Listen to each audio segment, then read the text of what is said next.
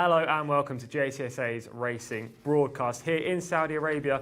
English-speaking broadcast, of course, and we'll be covering 12 events today. We had a fantastic day yesterday, lots of good Arabian horses and thoroughbred horses on show, and hopefully it'll be a very similar today with a pretty good card here on Friday. 12 more races, and it's not just myself, Tom Collins, in the studio. As ever, I'll be joined by Rory Delaghi. Rory, we had a couple of winners yesterday, but I think we can step it up today.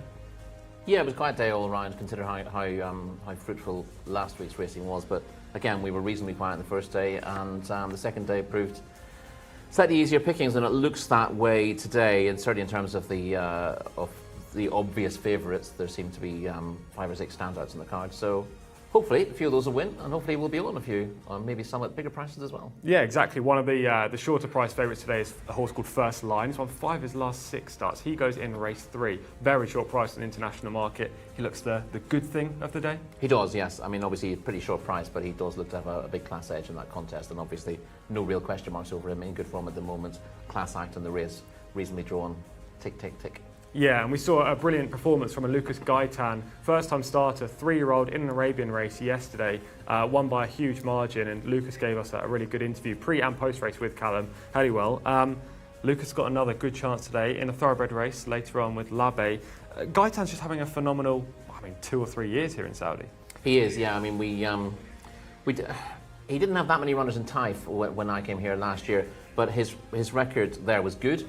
And his record when he moved his horses to Riyadh was exceptional. Yeah, we may be hearing from Lucas later on if he has a winner or if Callum grabs him pre-race. We just mentioned Callum. Let's go over to him. Callum Helliwell in the paddock. Thank you very much, guys. Looking forward to the action today. Specifically, I can't even get my words out now. I'm that excited about it. Specifically, looking forward to race number 9, where we'll see Azelio look to carry top weight in a 0 to 90 handicap. Really looking forward to seeing this horse in the flesh. He's a very, very good operator at this level, but he's got to give weight all round. Very rarely in Saudi Arabia do we see horses giving weight to all their rivals, and I'm looking forward to seeing how Azelio gets on with Alex Moreno in the saddle. Mohamed Al Hubail rode him last time. He's jumped ship and gone somewhere else. Alex Moreno in the play, a man who will be hoping for a much better day than he had yesterday. We've got the horses just behind me going around the pre-parade ring, so we should get to Mark Francis, who can take us through the runners and riders for race number 1. Mark, how are you doing? Very well, thank you, Callum. Good afternoon to you, Tom and Rory and everybody around the world as we have 12 races here on Friday the 1st of November, starting a new month with 12 races here in the Saudi capital. And it's a cracker, to be fair, a non-winners of 2 event for fillies over 7 furlongs. The top 2 in the race card are both representing the white stable here. Mfal is the mount of Abdullah Al-Farouz, who seemingly has first pick with no Camillo in town. At number 2 is Falat Kiyer for Adel Al-Faredi, who was in double winning form yesterday. Falat Kiyer certainly got a leading chance here. Leon A's is number 3 for Mohamed Al-Daham, and 4 is Masamieh, Alex Moreno. Numbers 1 to 5 have all won a race. Numbers 1 to 4 are the top 4 in the market at the moment. Zor Saleh is a bigger price. The other one to win a race, Fahed Al-Faredi, 1 from 2. And then the rest are all looking for their first success. Number 6, Ater Al Maidan for Khaled Al Mamoni.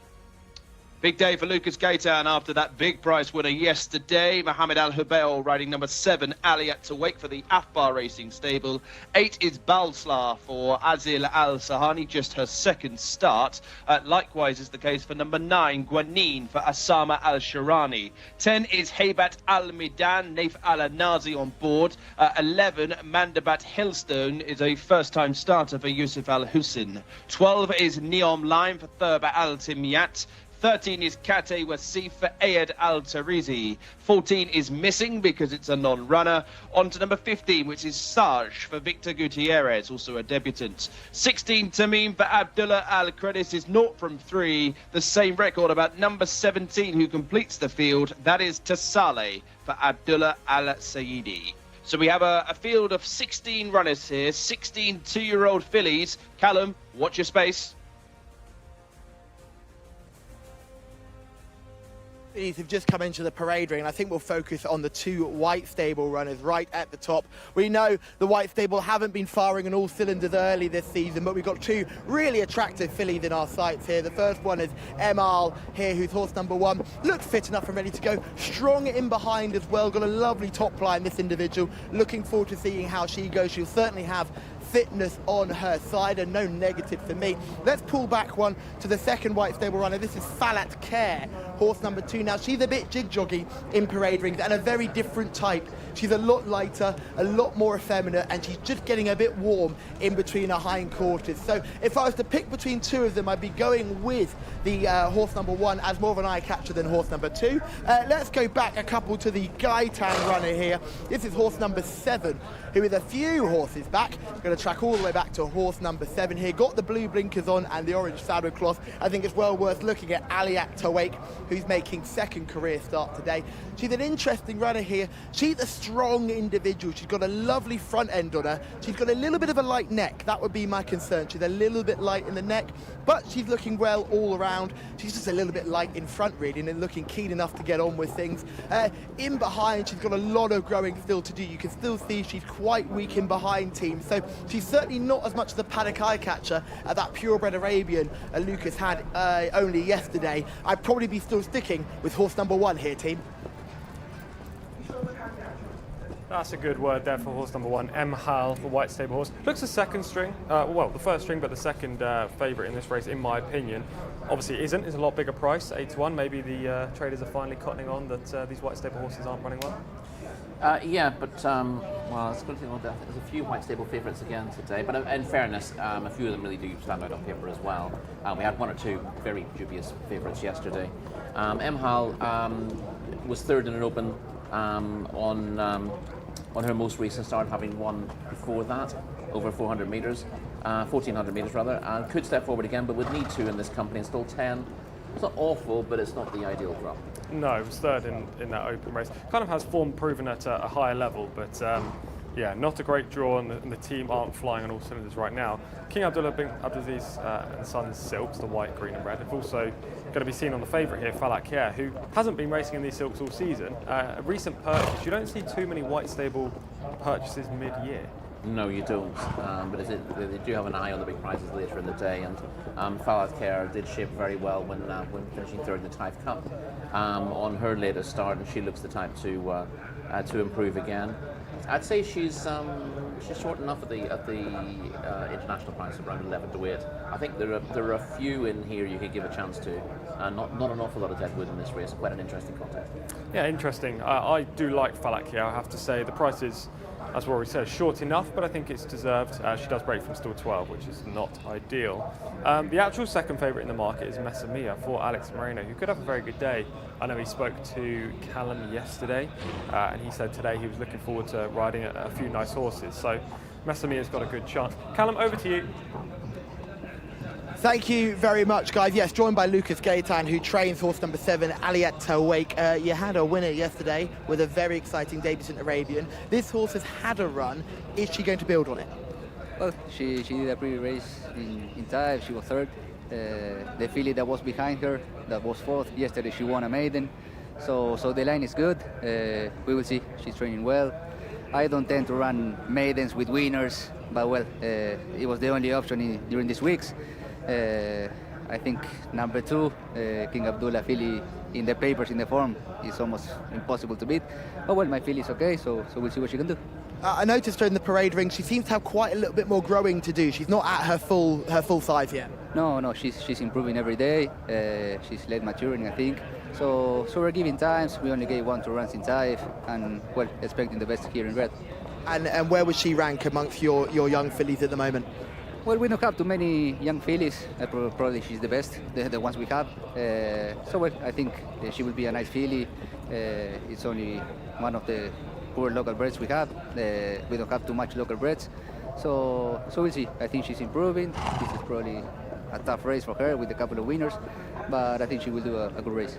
Well, hopefully she runs a big race and you can have another result just like you had yesterday. Best of luck. Let's go. Thank you. Very interesting quotes there from Lucas, obviously giving some praise and some telling us the reputation of Ali Wake, the best of his 2-year-old fillies, but also saying that Falakir is, in his words, almost impossible to beat. Yeah, well, first of all, Ali Wake was third behind Emhal on her debut, beaten 9 lengths that day. It appears to be held by Emhal, and of course Emhal's got over a stone to find with her owner mate, if you like, Falakir. So that puts it in perspective, but he does believe that this filly has improved, and of course Shakra Al-Hawi, who was behind her that day, won a maiden here last night, so she's almost certainly better than she's shown so far, but she does need to improve a fair bit to win a race of this nature. But as you heard from the trainer, there weren't many opportunities for in maiden races for fillies like her, so we had to throw it in one minute or two. Yeah, she showed bright early speed on that debut and then just kind of weakened a little bit late in the day. Connections now put the blinkers on, so we could see a better performance from Ali Wake as we see horse number 9 just kick out in the paddock. That's Guanin, who's a 20-to-1 shot in the international market. We said yesterday about Lucas's runner in the Arabian that won. 33-to-1 was a ridiculous price. We were trying to hammer that home to the viewers. 8-to-1 on Ali Wake. I mean, there's probably worse each way bets today. There are worse, but but when you put those into comparison, the race that his runner won yesterday was quite a weak contest, yes. And the price was just completely wrong, and it was just a blatant error. It wasn't someone making a judgment and being bold about it. Just the wrong price going on the wrong horse, essentially. 8-to-1 here does seem quite short, based on what Ali Wake has done, but at least whoever's priced it up has priced it up with Lucas Gaitan's reputation in mind. Correct. There are 2 other horses at 8-to-1 that we haven't touched on. Starting with horse number 3, Le'Ayon A's, ridden by Mohammed Al Daham. Had the 6 starts, is already a winner, won 5 races back. What do you make of the 3 here? The trip's a little bit of a worry for me. Yeah, 1200 metre winner in Taif, and probably has struggled in slightly stronger company, unpaced and a few starts afterwards. Back to form to some degree last time out, but a rating of 65 is probably fairly realistic for Le'Ayon A's, who's fairly exposed at this stage. And I think you're going to have to run to something north of 80 to win this race, I think, and that doesn't seem likely from her. Back to you, Callum. Thank you, team. Just looking at horse number 5 here, Zor Salah. This is going to be my paddock eye catcher. Really caught the eye late in this parade ring. I didn't get a chance to see all these fillies as they came out. She's the one for me in this race. She looks red fit. I'm really keen on Zor Salah, horse number 5. She will be the paddock selection in this contest. Salah for Callum there, horse number 5, 16-to-1 in the international market. What did you make of her? She was up in class markedly after a winning debut, when well beaten in the Taif Cup last time out, but she finished with a real rattle to win on debut, and this is a slightly better spot for her than a cup contest, so I wouldn't rule her out entirely. It's still 16 though, we've seen over the last 2 weeks. There was one race yesterday where the white draws circulated. And we're seeing footage of Falakir, who is the favourite in this race at 11-to-8. Okay run, it wasn't the best effort, I wouldn't say, from Falakir so far. I actually preferred the maiden victory, but she kind of runs home at the 1 speed up the inside and picks off a couple. Yeah, she runs on late to finish 3rd in the end, and this is a nice enough performance. Yeah, it's not massively eye-catching. She's no match for the winner in the stable's second colours there, but it gives you an indication of the ability she has. But yeah, as you said, the previous run looked a little bit more impressive, and that's what gives her that rating of 79. Callum, back to you again. Thank you, team. Really dramatic at the start here. The horse you're seeing being taken down to post without a rider is horse number 7, Tessale. Horse number 17, I should say, Tessale, who unshipped the jockey at the start and is now getting taken down to the start, being ponied down by one of the outriders. As you can see, she's got really worked up in the prelims. She was very sweaty in the parade ring, and she got more and more worked up. Another filly that did the same was horse number 8, Boslar, which is a bit of a shame, really, because Boslar was a horse that I thought could come into this and run quite a good race and build on that quite good debut where she finished 6th.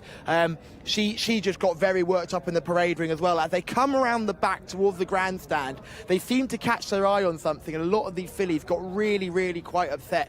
Great horsemanship on show by everybody involved to get them out on the track as safely as possible. But if I had to give some negatives, it would be number 8, Boslar, and number 17, Tessela would be the negative for me in this really interesting opening contest.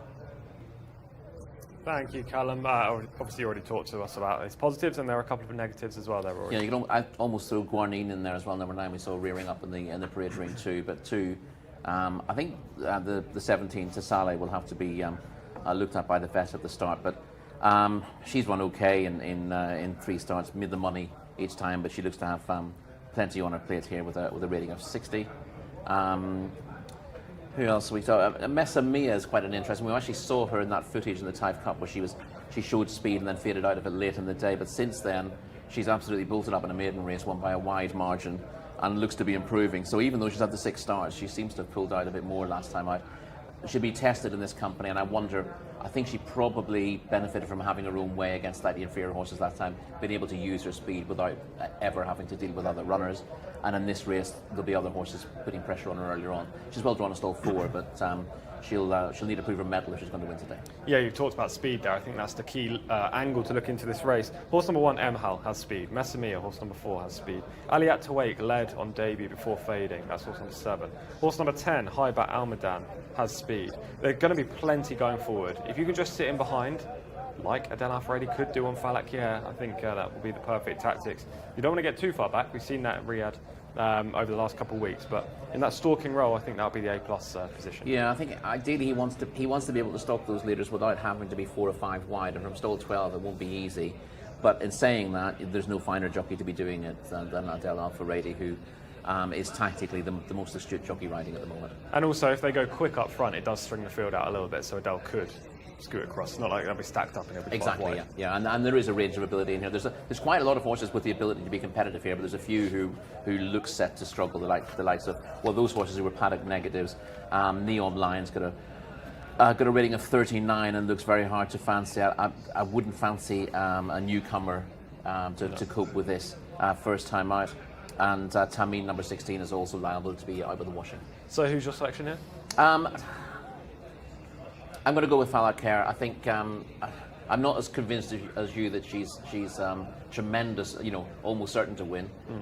But given the prices don't matter that much, and we're looking for winners today, I've got to side with her. Oh, I see a bit of sportsmanship there from yourself. Yeah, I like Falak here as well. So it's myself, Tom, on to Falak here, and Rory as well, the 11-8 market leader. Callum likes the 5, Zur Saleh at 16-1. Mark, who do you like? Oh, I really like Falak here, gents. I think it's the most likely winner. We've seen the piece of form of her finishing 3rd in the Taif Cup for fillies. That was her first start for the White Stable, of course. She absolutely dotted up on her 2nd start. That was her maiden success. And she's shortening now to 11-10 at the top of the market.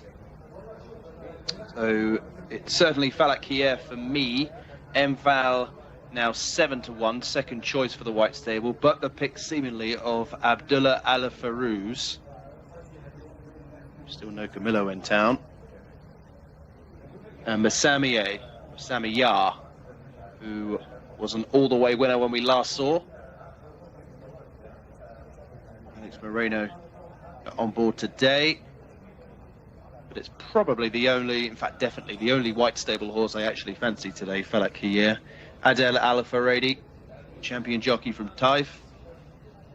Might be on his way to a Riyadh championship as well with the rate of knots he's going. As I say, no Camillo Ospina to put any early pressure on. Just about accounted for all of them. Yet to see where Tassale's gone. Tassale's there in shot number 17. The only other one I haven't seen is Mandabat Hillstone at number 11. Who is just out of shot at the moment. Almost appearing in shot. The white cap right down the bottom. Mandabat Hillstone. White cap for Yusuf Al Hussein. He was in winning action yesterday, of course. 12 races here on the English-speaking Jcsa channel. Going in with Kate Wasif.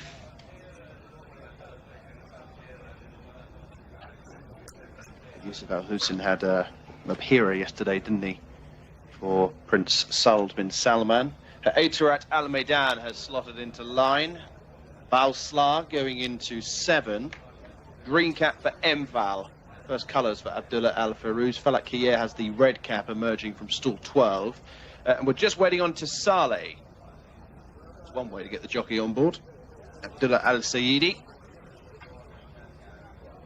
So counted for every single one.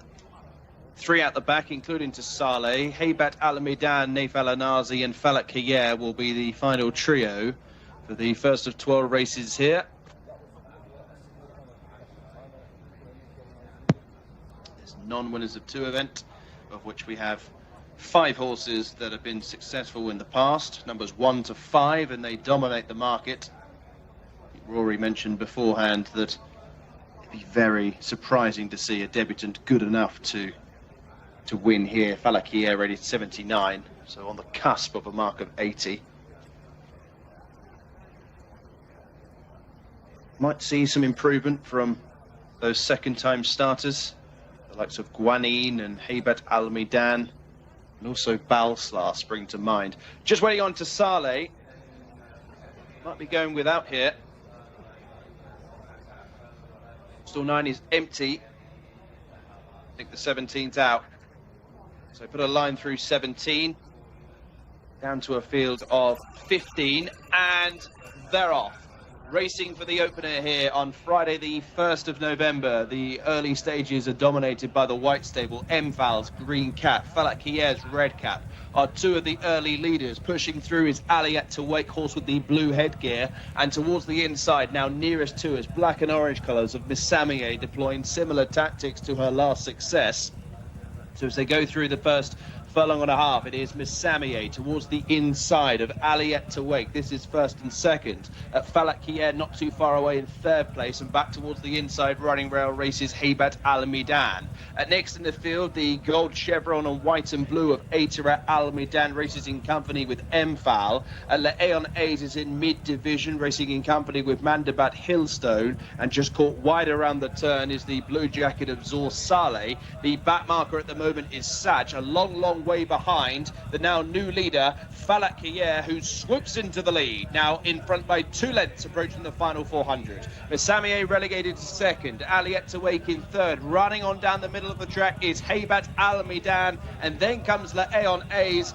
Falak Kier, though, is extending on the run to the line and is in total control. Falak Kier will win for the 2nd time in her career, the 1st in the white stable colours.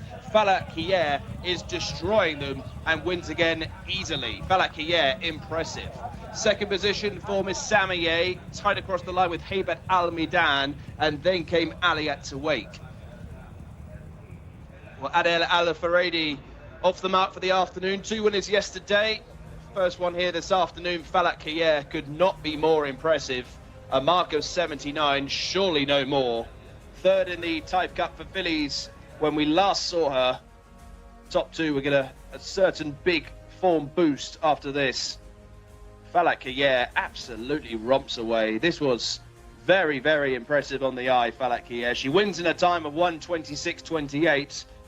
The good thing for us form gurus is that Adel Al Faradi kept pushing on the run to the line, so we get a clear idea on the form. 11 lengths back to Haybat Al Maidan, who's run okay on 2nd start. Masamieh 3rd. Type 4 looks as though on the near side, Leon A's has got the verdict ahead of Aliyat to Wake. The numbers 2, 10 and 4 are the top 3 home. Falak Kier, very, very impressive. The white stable not having the start to the season that they wanted, but they've got a very, very smart filly on their hands. Falak Kier is now a 2-time winner.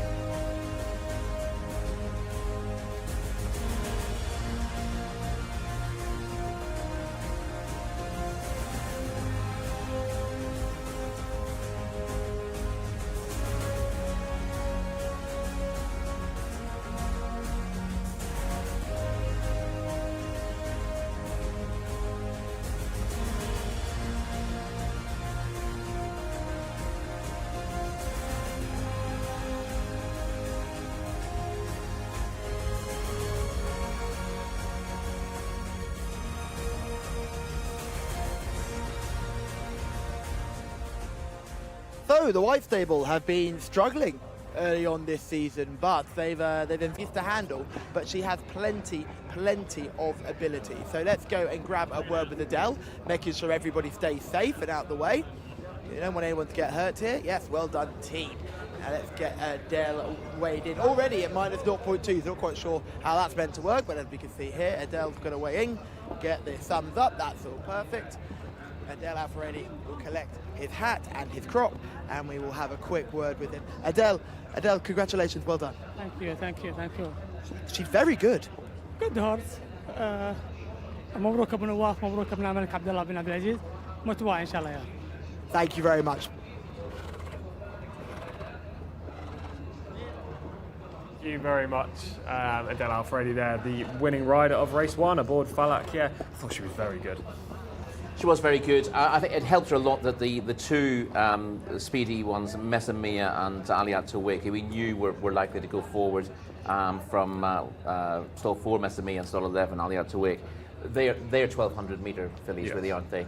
So they set a strong pace, which helped to settle her and get her into the race. And then they sort of fallen away from the home bend, and she's gone on and won nicely. We didn't really get a chance to mention the runner-up, Halbat Al Maidan, but we will do later.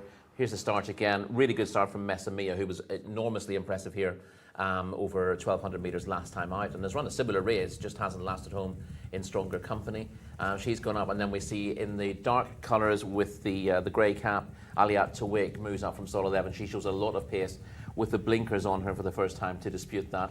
And they are going a little bit too fast for their own good in a race of this nature. But what it does is it sorts the field out. After about 200 yards, there's really only 3 horses who you think are going to take a massive hand in it.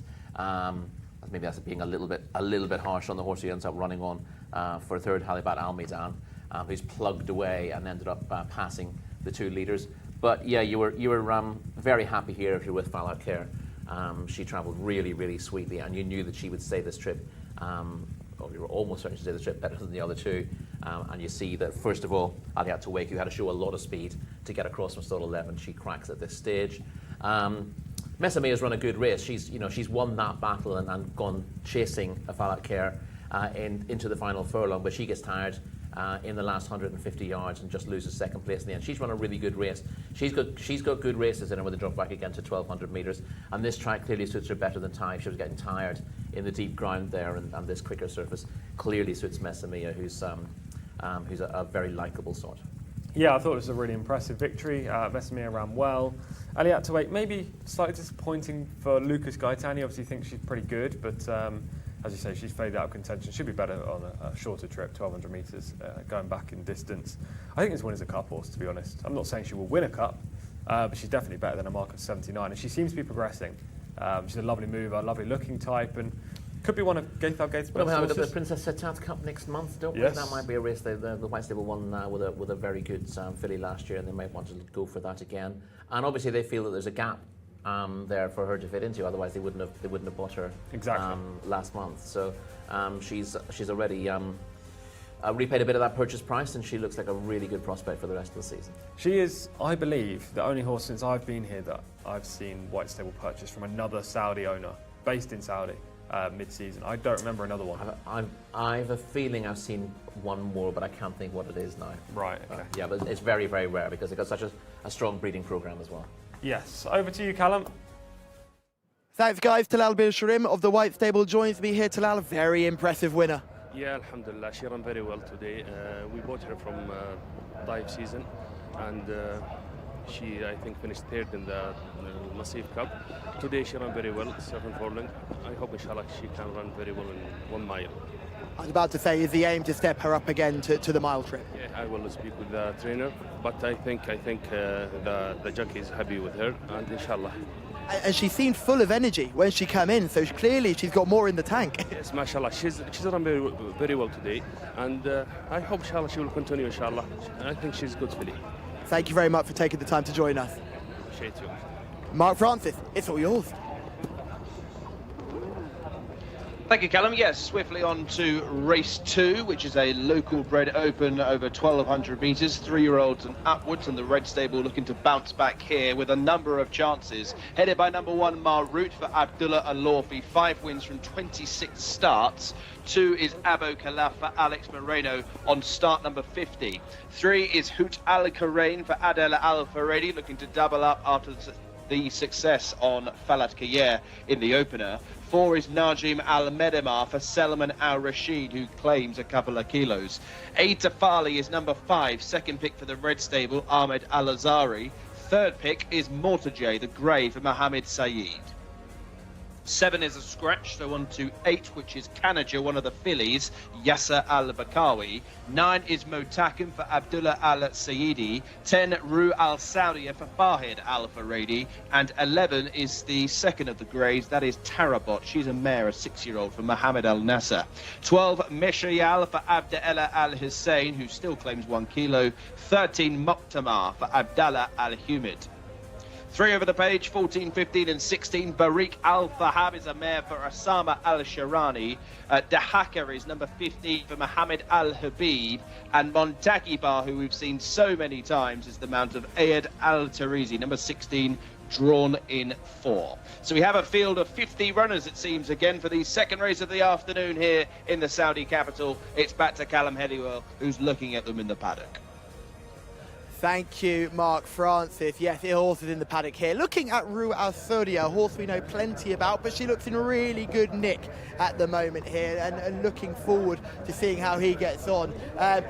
Carrying a little bit of condition, but certainly looks to have fitness on side as well. We'll talk about another one that's also carrying a bit of condition, but looks exceptionally well in a minute. Ru Al Saudia, though, a bit of a long back, there's no doubt about it, but a lovely top line. You know, you don't see that large lump on top with those high withers. This is a horse that's very well put together, marching out nicely, walking really well as well, because a lot of these horses on dirt don't tend to have the best walks. Ru Al Saudia does. Let's go back a couple more, though, to horse number 14, who caught my eye because this is definitely the strongest individual in this field and has the most expressive walk, but has got very, very warm. This is Barik Al-Tahab, who we're just seeing in shot now, has got very, very warm and just blown over, basically, and has just got out totally over the top of himself, but is walking out really nicely, and a really expressive mover as well, but you could just see, you'd be slightly concerned about just how warm this horse has got.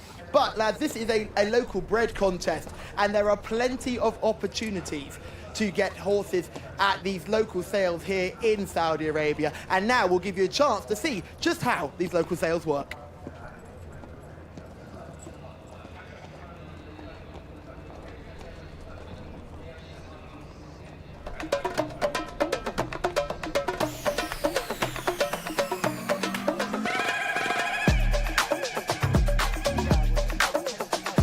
This is Commissioner King by the great Commissioner. Very, very powerful and balanced, well developed. بركة الله متابعين الكرام أعزائنا أينما كنتم، الانطلاقة المثيرة لا زال يتمسك بالصدارة. انظر للمرتجف، المرتجف ربما يباغت، ولكن كوميشنر كينج.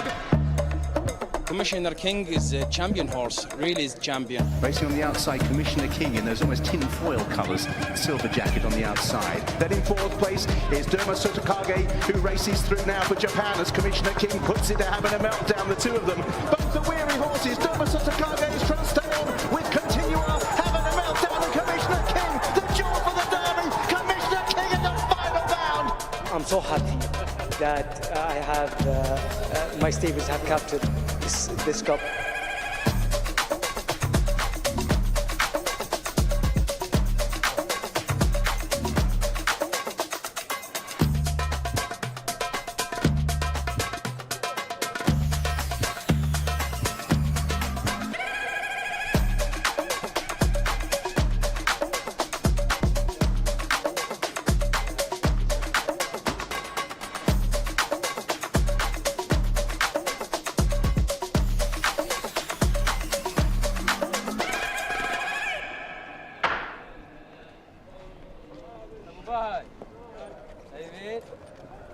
fantastic promo there about the horse auctions here in Saudi Arabia. Will we see the next Commissioner King this year? That's a big question, Rory. Commissioner King was a fantastic horse last season and the year before.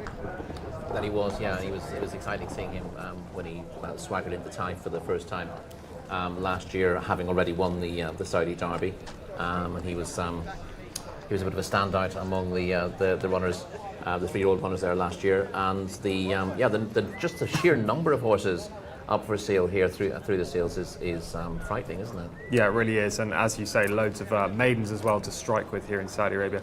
Okay, before we look at these horses, we'll go over to Callum. Thank you, guys. Yes, just a quick update from the parade ring. Horse number 1, Marut, looks absolutely terrible. Has sweated up a lot, has got very, very warm and looks to be carrying plenty of condition. I prefer horse number 6, Mortgay here. It's a tough race. Not a lot of these horses are standing out, but Mortgay is the one for me. Horse number 1 is absolutely awash with sweat, team. Very sweaty Marut, reports Callum from the paddock. Marut is the 11-10 favourite in the international market. Callum gave a positive for his owner mate Mortgay, who was apparently looking well, and he's 11-4 in the international market. So if you like paddock opinions, then maybe you'll be looking at the 6 rather than the 1. Isn't that the way you think anyway? Yeah, well, obviously we've sort of shared the burden of writing these up between us, and I didn't write Marut up. He's obviously got solid claims. He was very good third to first line last time out, and we'll see that shortly. But I thought Mortgay, in receipt of weight, and Mortgay is carrying 59 kilos rather, and Marut is carrying 62. So although Marut's got a rating of 92, if you believe the ratings, he's getting £6, and Mortgay's got a rating of 88. So we would only be getting £4 at a handicap. Is actually £2 well in, if you believe the ratings and if you believe this is the right conditions for both horses. So I thought Mortgay was actually pretty interesting. I've said that he's the horse to beat at the ratings, because at adjusted weights he is. That doesn't necessarily mean that he's going to give his running today, and he is. He does have the complicating factor of being drawn in stall 16, and indeed Marut's got the draw in a similar draw in stall 14 to overcome. So although the pair of them are a little way clearer on ratings, it might not be as straightforward as it looks on paper. Yeah, that's fair. Mortgay, in my opinion, is just past his best now. But I could be, I could be wrong. And also, this could be, him racing against his friends rather than going up against better horses in Cup company. You have to go back 3 years to find his best performances. And I understand he's super prolific, and he has won relatively recently, as well as a fair few placed efforts, including in his last 5 starts. But for me, he was opposable. I don't love Marut, to be honest. I just thought Marut was the most logical winner. Short enough price though, 11-10. I don't think that really appeals from any perspective on Marut. Even if he does win, you're probably thinking, well, the value's not there. No, he is. Again, you tend to price these up based on the ratings, but draws are really important. We're going to see Marut finishing 3rd last time out on video shortly. That was a decent contest, a stronger one than this one by First Line, who we'll see fairly shortly on this card. And you can see why he's favourite based on this. This is a strong race, a better race in depth than this one. Marut travelling well at this stage on the outside of the field in those familiar red colours with the white epaulets. The winner First Line is in front already. I thought Marut would throw down a slightly bigger challenge than he did. He's kept on okay, but he didn't find quite as much as he looked like he would find the way he travelled into the contest. But again, this is fairly solid form. It's worth pointing out that he's not coming miles clear of those in behind him. There are 8 or 9 horses there quite close up at the finish, and the horses in 4th, 5th and 6th are all closing on him at the line as well. So has he run to his rating of 92 there? I'm not sure. I would say he's very much a bridle merchant. He has a high cruising speed and doesn't find too much off it. Those blinkers were oddly cut as well, at the bottom there at the horse's eye rather than at the sides. Maybe Marut can win. I imagine he'll look like the most likely winner turning for home, but he could be vulnerable late. Yeah. Exactly. Yeah. The horse that I'm actually going to side with in here is 10-1 shot in the international market. Horse number 16, Monte Carlo. I know you wrote up the comment for this horse. I like the inside draw. I just thought Monte Carlo has been a little bit overlooked, especially from stall 4 if he can get to a prominent position. She's been running in handicaps of late, Monte Carlo, and with a rating of 82, she has a little bit to find. But as she's 3 from 47. She's not exactly a prolific winner herself. A little bit below par last time out. But as she said, the draw in stall 4 could be worth an awful lot here. And it's easy to argue that Marut was a little bit below his rating last time out, and he's giving a fair bit away. 62 kilos is a big weight here. Yeah. So giving £4 and upwards to everything else in the field. and actually, what's that, a stone to Montekiba. So Montekiba getting a stone would actually be a better horse than Margaret at the ratings as well. So I absolutely see your point there. I think this is probably a closer contest than the betting would suggest. And also, Mr. Al-Qatani, trainer for the Red Stables, put 3 horses in here: Marroute, Etefale and Mortage. Do you reckon that's because he's not finding any spots for these horses, or do you think it's just throw some darts and hopefully one of them lands? Yeah, well, I think it's a little bit of the latter, really, isn't it? I mean, they're all reasonably highly rated. None of them are win machines, but they're, if they get the breaks, if they get the draw as well, you don't know what draw you're going to get. Yes, and if you put 3 in there, surely they're all going to be badly drawn. And the best of them in the end is Etefale from stall 9, which is hardly a gimme, but he's got a chance on the best of his form. I should say Mortage is a 7-year-old now. He's the most prolific horse in this year. 12 wins in his career for only 38 starts as well. He's not always been the easiest to keep right, but at the age of 7, maybe he's not quite the force of old. But he did win a similar race in March.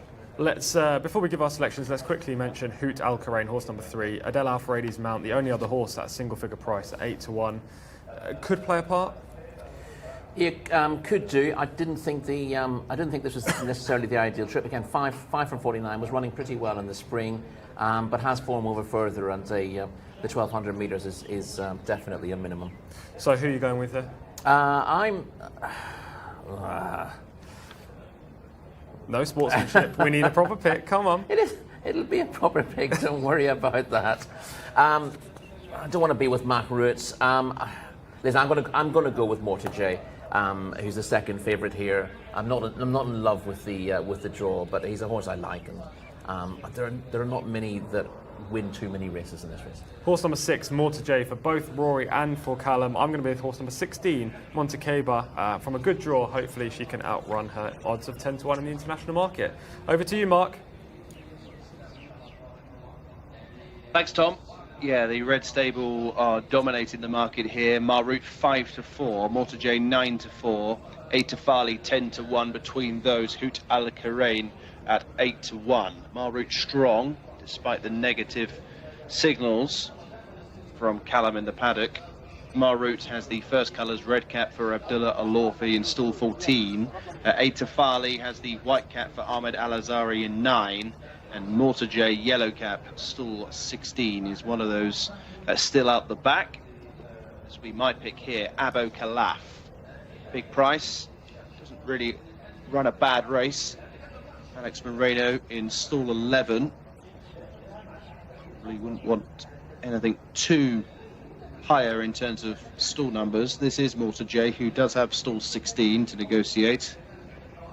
Marroute still waiting with Najim Al-Medemar in the maroon colours on the right of shots. The grey there is Tarabot for Mohamed Al Nasser, start number 39 for Tarabot, who's one of the more experienced runners in here. Start number 39 looking for victory number 6 as Etefale, the 5-year-old, goes in. Optimar, second colours for Abdullah Ibrahim Al-Kashan. The black cap Moktamar. Talabot has the white cap. The last one to load is Rue Al Saudia. 5-4 Marroute on the off, coming from stall 14. Towards the left as we look. Ready for race 2. And they're off and racing. Slowest into stride was 4, Najim Al Medemar, as they go through the first of 6 furlongs here. Nearest to us, Moktamar was one of those best away. Also well to the fore is the white cap of Etefale. Between those, the red headgear of Hoot Al Karain. That's the leading trio. Rue Al Saudi are now racing in company with Najim Al Medemar, 4 and 5. Motakim just slightly wide as they go down the opening turn. Tarabot is next in the field, racing in company with Montaki Bar, and between horses is Marroute, who's got a nice split. Next in the field is Dahaka, who is 2/3 of the way back with Abo Khalaf. Towards the rear end of the field, Mortage hasn't got many behind, and like likewise does Meshayal. Top of the home run, and in front is 8 Tafali, leading by a length and a half, but the challenges are coming. Marut needs a little bit of racing luck, likewise does Hoot Al Khurain. Every chance. Marut is trying to get through that gap. It's red runners everywhere. Far side, 8 Tafali between rivals. Marut is getting through now. Keep an eye on the grey Tarabot, who is screaming home as they go inside the final 100. It is Marut on top. Marut wins. Hoot Al Khurain in second, Tarabot home in third. Screaming home was Montaki Bar from an unpromising position, and Rue Al Saudier. Well, Abdullah Alorfi had to negate some traffic in running, got the gap at the furlong pole. Marut didn't exactly accelerate through it, but did enough to fend off the late challengers, Hoot Al Khurain being one of those, and Tarabot for Mohammed Al Nasser down the middle of the course. It's a win for the Red Stable, 2 out of 2 if you're backing favourites today. Half a length is the winning distance for number 1, Marut. Beats Hoot Al Khurain in second. Tarabot a further half a length down in third place. Montaki Bar this side of Rue Al Saudi at 4 and 5. Aitafali faded into 6th position. Mortajay was next across the line with Meshayal and Najim Al Medemar. 1, 3, 11 and 16 are the numbers to the second race here at Riyadh. Favourite wins in the first, favourite wins in the second, and this was the moment that Marut got through to the winning line in front. A win for number 1, Marut, the Red Stable, and Abdullah Alorfi.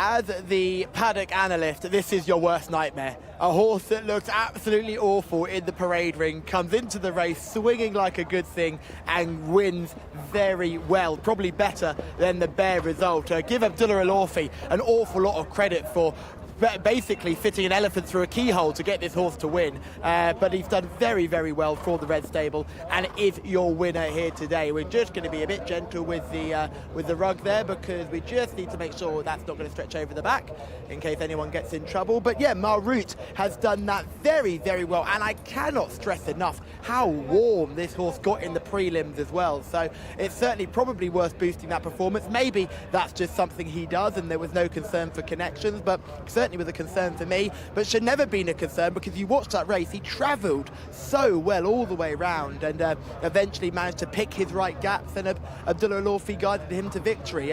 I'll be sounding like a broken record when I say this, but Abdullah Alorfi, probably one of the more underrated riders here in Saudi Arabia. He eats pressure for breakfast, this man, because he tends to ride the very, very good purebred Arabians and does that to great acclaim. And he's also very good in a thoroughbred too. So if you do see him in the saddle, Abdullah Alorfi, criminally underrated jockey here in Saudi Arabia, and he's guided Marut to victory and giving favourite backers another win. 2 for 2 if you're with the favourite, so well done to everyone back home. We will grab a quick word with Abdullah and make sure we can find out a little bit more about this horse and hopefully a little bit more about him. Just going to make sure the weigh-in goes correctly. There is a gentleman behind me that gives the thumbs up. I'm not just making this up as I go along. He's got the thumbs up as well. Abdullah, well done. He's doing a runner. He's doing a runner. He's running away. He stopped running. Look, he's now walking. Actually try and avoid Callum Helliwell there. It won't be the last. If there's one thing worse than being a paddock analyst who tells you that one horse can't win and then it pulls up, it's for the jockey of that horse to run away from you 10 minutes later. Yeah, not good, not good. Hopefully Callum can find us some winners and some interviews later. That would be absolutely fantastic. What do you reckon of this performance? I mean, the race kind of fell in his lap. It did. Well, listen, Mortgage from a bad draw. If you're drawn badly, the one thing you sort of need is pace to take a good position. Mortgage breaks pretty much worse, and then he loses ground over the first furlong. Now he wants to come inside in the first place, but he ends up coming back to widest of all in the straight, and he's lost a lot of ground compared to our winner, who's still towards the back of the field there, but he's again working his way into the middle of the pack and just trying to pick his way through here. The benefit for him from a difficult draw here is that he always tanks through his races. Mm-hmm. So a horse that travels as strongly as him is a lot easier to place. You don't have to ask too many questions. You just wait until there's a gap that you like and you move him gently into it. And this is lovely for him. Space in front of him now. And it's just a case of park him into that space and hope that things open up in the straight. He was always going to get into a good position. Tight enough for him at the moment, but you can see Abdullah Al-Lofi had his eyes on that spot on the rail just behind the leader Etafali. And it was just a case of whether he got out between Etafali and Hut Al-Quran towards the end of the race. It does get quite tight between the two of them, but he had about a furlong to get out at this stage, and it was always going to happen, really, wasn't it, with the leader beginning to weaken. There's a brief battle between first and second, Mahrut and Hut Al-Quran, but £11 between them on the official ratings, and only we do ratings in pounds and weights in kilos here, which is always slightly weird. So 62 kilos, 124 pounds is what Mahrut's carrying, and 120 pounds Hut Al-Quran. So there's 4 pounds differential there in the weights, and Mahrut, just with the race suiting him ideally, for horses maybe a little bit suspect in a finish, that's actually the ideal way to get them through it. They're not thinking about it for too long, coming between horses, and it was a good ride by Abdullah Al-Lofi to put him where he did. If he'd gone wide, he might have won it, but I don't think it would have suited him as much. And you see what happens with Mortgage. You see him out in the wide outside with the yellow cap. He made up a lot of ground in the straight, but he was so badly positioned coming into the straight that he wasn't able to make it up. But he was better than the better result there. Yes, definitely. But he didn't. It wasn't like he ran. He was unlucky. It's not like he got hampered at the start. He just had no pace at all. And that's the thing. He, as you said, he's a 7-year-old now. He does take a little while to warm up in his races. What he is a slow starter and a strong finisher. And some races just don't work out for you like that. And this was one. Hut Al-Quran ran second. I thought he ran a perfectly fine race. No excuses. Got to be half length at the wire. The third place finisher, Tarabot, another pretty consistent effort from that mare. And my horse finished fourth, Montekiba. Just needs extra distance, all of them to go harder than they did today. Yeah, listen, when you look at the weights that were carried here, most of the right horses came to the fore here. Tarabot with a rating of 83. A few of these were just getting slightly better scenarios than they had recently. When you have to run an open company, some of your tasks end up being a little bit harder than this. And Mahrut was the top rated, but Tarabot was getting 4 kilos of him as well, so 8 pounds. She rated 83, so she was entitled to finish reasonably close to him. She was a pound wrong, essentially, at the weights. And as you said, Montekiba was actually well off at the weights. Just think she's slightly better in a handicap contest. That's where her best form has been recently. Yeah, she could be one to keep an eye out on for next time when if she goes up in trip or drops down into a handicap. Montekiba. I don't know about this winner next time. Even if it's a similar open, he only does enough and he doesn't find too much off the bridle. He's going to be a short price. He'll pop up occasionally. Yeah. but he's always going to be a short price exactly. because his rating is high and he win, and that win will be fresh in the memory. So he's always going to be a little bit underpriced. But that doesn't mean he's not going to be a winner. It just means that in value terms you tend to want to look elsewhere. Talking about prices, we move on to race 3 and move on to the shortest price favourite of the day. It's a horse called First Line. What number is he situated on the race card and where is he drawn, Mark? Funnily enough, Tom Collins, he is right at the top. Number 1, rated 103 in this local bred open at 4-year-olds and upwards over 1,200 metres once again. Alex Moreno seemingly with a bit of a penalty kick here. 5 wins in his last 6. Number 1 first line is a very short price, 2-5 on the international markets. Second favourite is number 2, Sayedad for Eddie Castro, who won the opening race here yesterday. Is a prolific winner in his career. He's an 8-year-old now, but not at his best recently. And like our previous race, the Red Stable have 3 bullets to fire here. The second of which is Sayaf, the only grey in the lineup for Abdullah Al Sayedi. 4 is Esk Najran for Victor Gutierrez, and 5 is Al Lazra for Fahed Al Faredi, starting his 51st race in his career. Al Sharid in the Satitas colours, he won yesterday. Salman Al Rashid, 7 is a scratch. So on to 8, which is Mojad Zaleh for Rakan Al Abaid, also in the winner's enclosure yesterday. And the final runner of the Red Stable contingent here is Yamtaz Ahmed Al Shura. 10 is a scratch, so on to number 11. Take a breath. La Ayunak Ya Nawaf for Abdullah Al Credis on start number 25, looking for victory number 2. Markab Al Ri is number 12 for double seeking Adel Al Faridi. 13 is Motar for Mohammed Al Hubail, and Abdullah Alorfi looks to skive away from Callum Helliwell for the second time this afternoon if he can get Najim Al Sarah home in front. 15 over the page is Najim Al-Wasil for Ayad Al-Tarizi, one of the more experienced runners in the field. Al-Samwal is number 16 for Hussein Al-Makrami, who is a 4-kilo claimer. 17 is Saif Al-Falah for Asama Al-Shirani. 2 more, Shibil Al-Harak, Ahmed Al-Tayar, and Nashia, the mare. For Thurba Al-Timyat is involved, no room for 20, who is also a non-runner. Third race of the afternoon here. We're in open grade again, sprinting over 6. It's back to Helliwell. Thank you very much, Mark Francis. Yes, well, hopefully no more jockeys will try and run away from me, but we can't guarantee anything because Abdullah Alorfi is very talented. Let's start with horse number 1 here, first line. If you are sticking with the favourite here, you have no negative. This horse looks immaculate going around the parade ring here, taking everything in his stride. He's been here before. He's one of the top horses at this trip in Saudi Arabia. Really looking forward to see how he gets on. A lovely look. He's got a beautiful head on his shoulders as well. Lovely neck. Not too long, but not short and totally power-packed. He's got a lot of class about him. A very kind eye, as a few of those big horsey people would say. But looks fit and ready to go as well. You can see the muscle definition there. You can see he's carrying no condition. He looks the class act here, and he probably is on paper. Let's go back one more to a completely different type of horse who would usually be a bit of a paddock negative for me, a horse like Sayedad, because Sayedad looks like a bit of a chunky monkey. But do not be fooled. This horse looked like this last season and was one of the most consistent sprinters here in Riyadh. Take nothing away from your favourite, who looks the one to beat, but Sayedad should not be ignored, despite looking like he's had a few too many carrots while he's been at home. Now, after Sayedad, we'll go back to my paddock eye catcher, who's all the way out the back. It's horse number 15 on your race cards.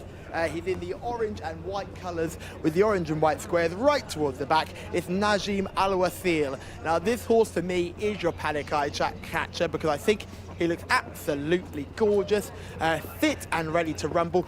Beautiful neck, beautiful head. He's got a long back, but he's filled it. You can see he's got a gorgeous top line as well. He's got that muscle definition that we look to see. He looks good enough in his coat. Now, he's not shining, but he looks good enough in the coat. I'm hoping he's going to run a big, big race at a much bigger price than what you see for the top 2 we just mentioned.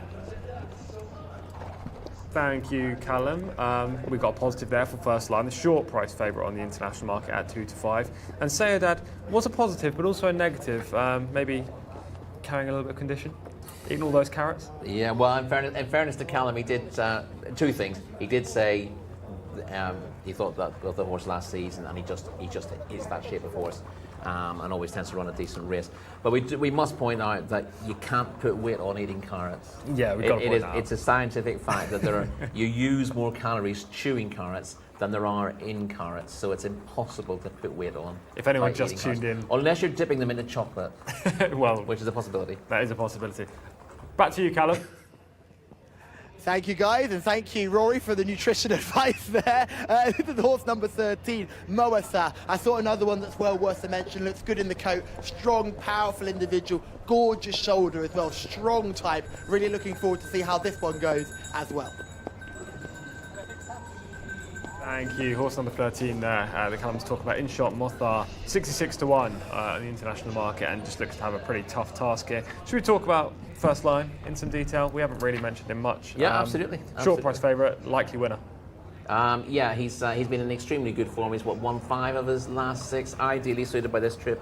Blessed with natural speed, drawn and stole 1. Has a class edge on the others. He's just going to pop out in front and make all, isn't he? Well, exactly. It's what he does every single time. Alex Moreno knows him very well. He, as you say, draws perfectly, and he is an out-and-out front runner. So, I mean, it seems simple. It doesn't always work out, but it does seem simple. No, the question is, right, it's easy enough to pick the outstanding performer in this, but how's the rest of the race going to shape up? Who's going to chase him home?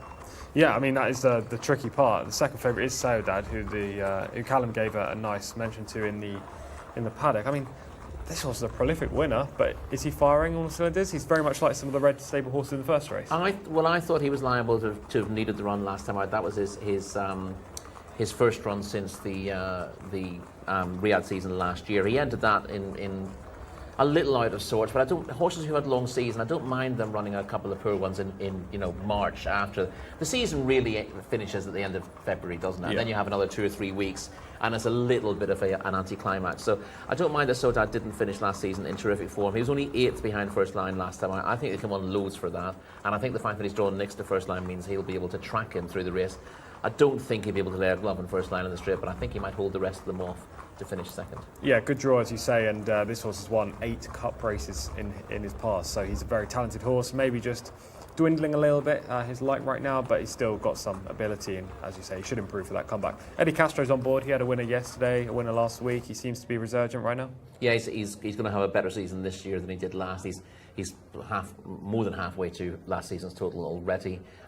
He's picking up very good rides. He's got a retainer with one of the top owners as well. So yeah, Eddie's a happy boy at the moment, and you couldn't find too many better jockeys to be riding Saudade. He's also got a horse on his outside, Ish Najran, who's a 7-to-1 chance. He's roughly the same sort of price, but he's not going to want to go 1,200 metres here. He's a stayer. So I can see him getting badly outpaced. He's struggling for form a little bit at the moment. He's won 7 of his races, but they've all been over much longer trips, and I think he's going to be sort of in the rear early on, maybe picking up places late. But that helps both First Line and Saudade. There's no pressure for the lead from the horse in stall 3, and that just makes things a lot more simple from the stalls. Absolutely. Yeah, I've got the same notes as you on this one. Aish Najran, just best form over further, likely to be outpaced and come through. I mean, on ratings, he's got an each-way chance. You'd say it's 7-to-1, but not a winning chance unless First Line dramatically underperforms, which is unlikely given how consistent he's been. No, and I think even if he does, I just think it's completely the wrong race for Aish Najran. The best he can do is sort of pick up the pieces late on, and I think if he finishes 5th, Ganesh will be very happy with that. Yeah, I agree. Also 7-to-1 in the market is horse number 6, Al Sharid. Draws 17, far from ideal, but has been consistent recently, finished behind First Line. Yeah, he's improved an awful lot in recent start. He's got one modest run there in good company, but generally speaking, absolutely flying in time, and then transferred his form here with a very good second to First Line last time out. So he's never been in better heart, but he's on stall 17, and I think that just scuppers him in this race. Yeah, I do too. Very tricky to win from out there, especially against a speedball like First Line, who's got the perfect kind of starting spot to make all the running against the fence.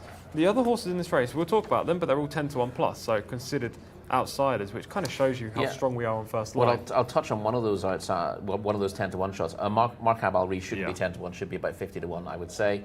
It's the jockey, isn't it?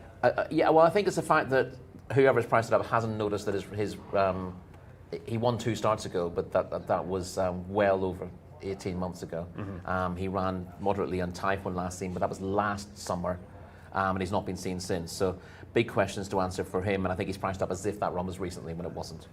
Yeah, interesting. Obviously, Del Alfredi will draw some attention to the 12, but just looks tough to fancy. Here's First Line, just going out onto the track, and we'll see him in action last time up, where he was a winner, of course. Yeah, already in front at this stage, and you can see in third in your picture is Al Sharid, who runs on to finish second. I think you've also got Saif Al Fala is a little bit further down the field. That was sixth in this contest, but first line. The horse in third, very simple. Just won the last Matt race. Root, of course, yes. We've seen this. We've seen the video before already, right before our last contest. But yeah, this is a pretty straightforward win from first line. He doesn't do an awful lot in front, but he's in control at this stage, and he ends up beating Al Sharid fairly easily. Al Sharid would be a danger again today, but I think, as I said, he's drawn in stall 17. First line's drawn in stall 1. If it was the other way around, you might fancy a little bit of an upset, but. That merely makes it easier for first line that he's drawn a very good stall, and Al Sharid, who's the horse who's got closest to him recently, has drawn an awful one. Yeah. The next in the market that we haven't talked about is horse number 17, Saif Al Fala. 12 to 1 in the international market. Draws relatively well in stall 4.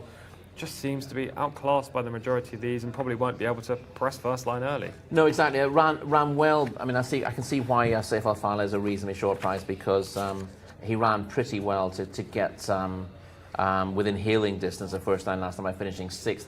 But it just tends to pick up the pieces late in the day. Has a good draw, but won't be able to use that early on, as you said. And it's just hoping that the gaps will appear in the real late in the day to run into the frame. It'll be a bit of a surprise if this horse is good enough to win. Is useful enough with a rating of 81, but a career record of 1 from 36 does tell its own story. Generally, he is the kind of horse who sort of runs on into the money late in the day.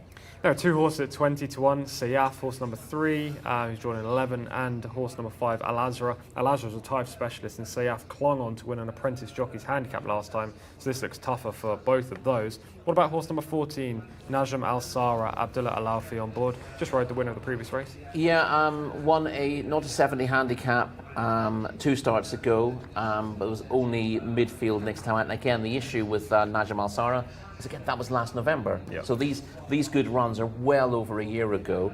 And it was only a 0-70 handicap, so it was a much weaker race than this anyway. Fitness has to be a worry, and Najm Al Sara is difficult to fancy. Again, throw in a terrible draw as well, and you've got a cocktail for not getting involved. And what about the two right at the bottom of the race card, Shibble Al Harak and Nashia? I mean, these are just long shots. Well, Nashia is rated 52 and has sneaked in as a reserve, has got absolutely no chance on form.